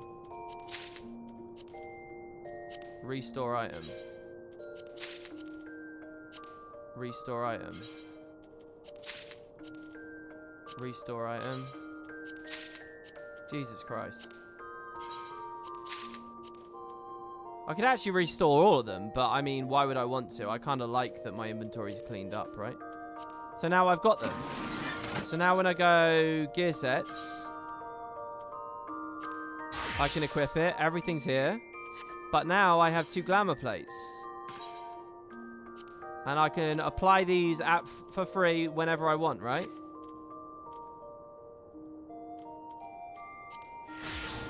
Cool. So I'm wearing my 270, but it's overlaid with the thingy. Or I can apply that. Ta-da! Now all the last thing is whenever I'm in a city. Okay, but then the last thing is macroing it, which I can figure out off screen unless someone has advice for me in chat right now about how that works. But that's really good then, right? Oh, can I just drag and drop? Oh no, you can't do that. But this is free and there's nothing wrong with it and I can do it up to 15 times, right? It would just be / gear set change glamour plate number, I think. I like this gear set more than the Shire stuff. Doesn't this look cool as fuck? And we put the fucking headpiece on now as well when we get in combat. Make a macro with gear set change and then just the number. Is there a gear set change randomize kind of thing? Can I do like !3 and it will pick? So good. And I've cleaned up my inventory a bit with that as well. So I've got like 3 monk sets I could do as well. All I want now, so here's the thing, guys. Here's what I really... Does anyone have a creative idea that would mean my gear sets are just kind of casually changing as I go about my adventures? And I appreciate it will only ever do it in a city. But what do you guys think? Should it be whenever I sheath, unsheath, it randomizes it and like... or toggles to the next set?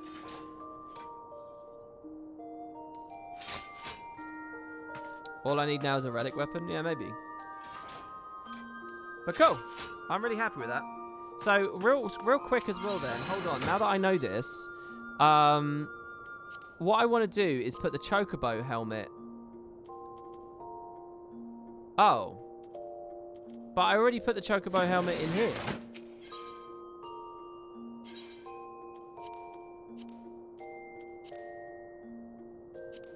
Oh, what?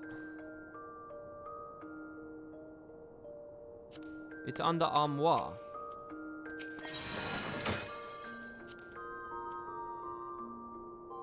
It's not in the dresser, it's in the armoire. Well, but I just looked at it. Oh, remove an item. So what's this for? This is just storage. This is literally just storage.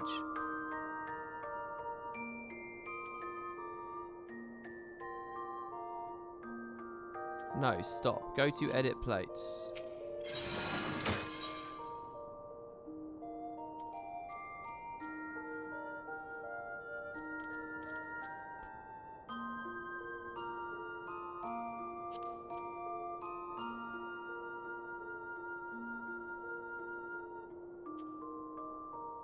Open armoire.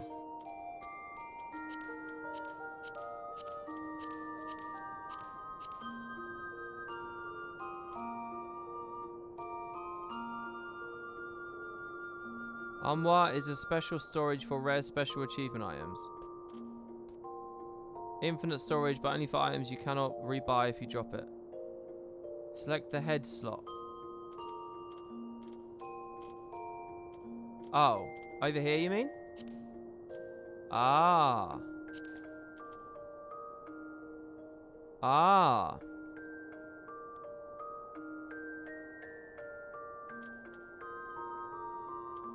So that's an exclusive extra. So how do I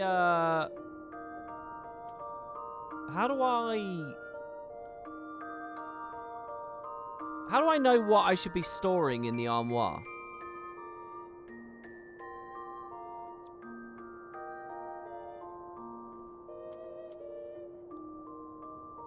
Takes a while to get used to. The UI is really bad, but the functionality is there. It tells you can. So let's say I say store. What about like that wedding shit? I mean...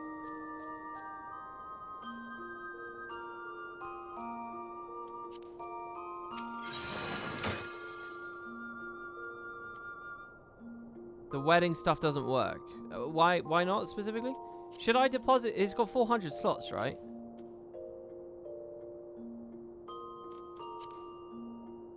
Head, body, hands. Head. So, I mean, do you guys think it's a good idea? I should probably do it, right? Oh, I should probably put the wedding stuff in there. But why not? I've got 400 slots.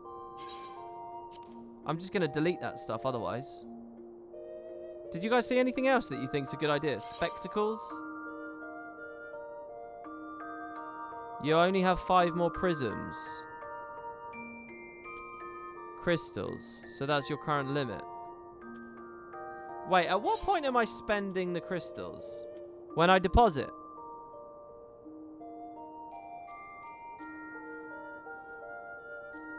Wedding stuff you can just buy in Uldar. Oh. Oh, so I kind of don't... How hard are prisms to get?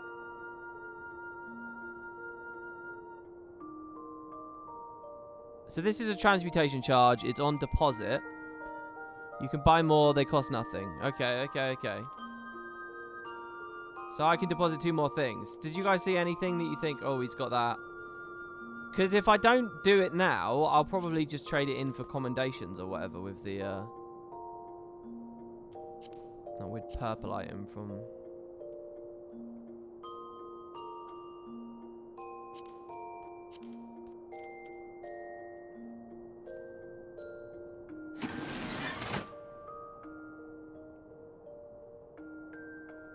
You can buy them on the market board, but free trials cannot. Oh, right. Are they not cheap for me then, because I'm not a full account?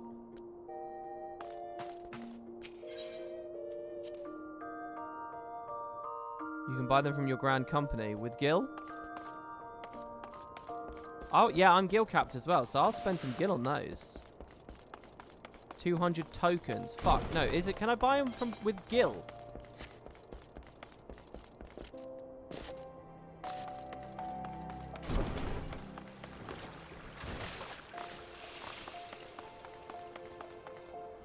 $200 seals per. Well, I kind of got to spend those on promotions still, don't I, for now? Well, anyway, I think this looks good. And I understand this side of the game a bit more now. So at a moment's notice, I can go back to my Shire stuff.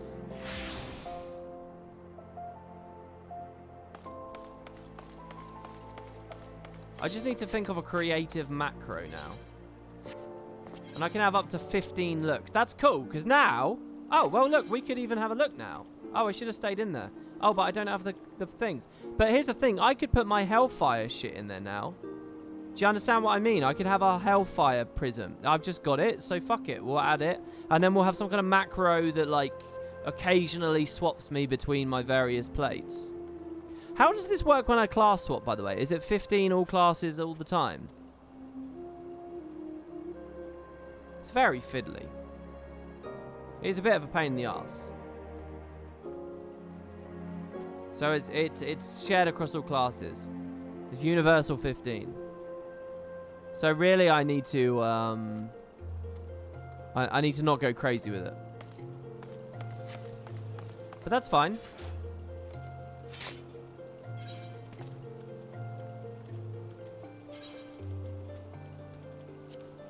Very messy, but it's fine. Okay, last of all, there were... I don't know, actually. I think that's about it, guys. I think that's it for today. That's 3.2 done, isn't it? I mean, we're done. Tomorrow's 3.3. You guys have been very excited about that story, so I wonder what that's going to be. We get to do the next triad. And the next ghost ship as well. So it's like a triple whammy. It's a good story. It's the next ghost ship. And it's the next triad, guys. So... Oh no, next triad's 3.4. Okay. So it's ghost ship and...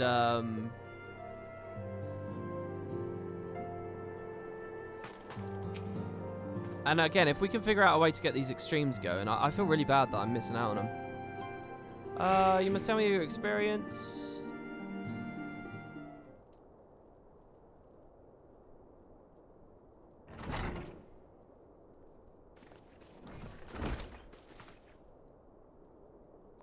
Though all surpassing skill at arms, do we now take our first step to ridding this star of the warring triad's baleful presence. And in such wise do we lessen the burden bequeathed to us unto the vainglory of Alag. Yeah, okay, Urianja.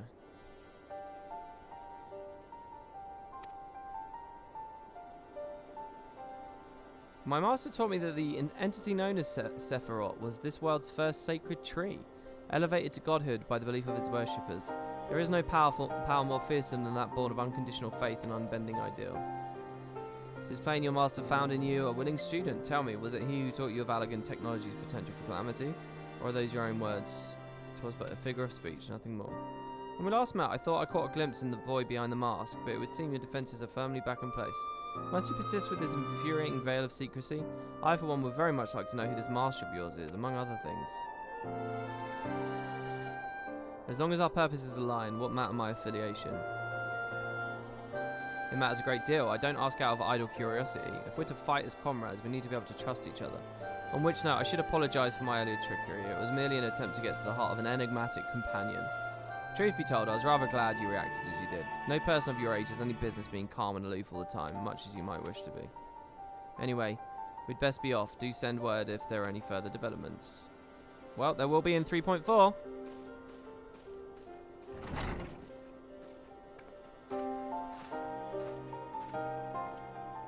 You probably have 50 hours of content left, easy. Wait, what? Before I'd be forced to buy the game? What do you mean, left? If you think it's only 50 hours for me to get through all of Stormblood and all of Shadowbringers and all the side shit, there's no way that's only 50 hours. Maybe for, like, efficiency-driven MMO mindset players, but for me, no. Oh, before playing the game? Okay, that sounds pretty reasonable. 50 hours on free trial. Let me check Steam, if Steam is still, oh god, it might crash the stream here. Because all my shit might decide to update. Is Steam still tallying my stuff?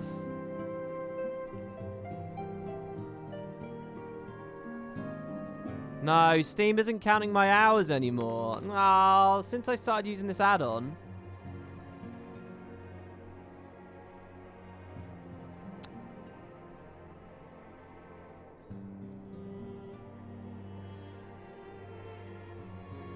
Alright, we're back.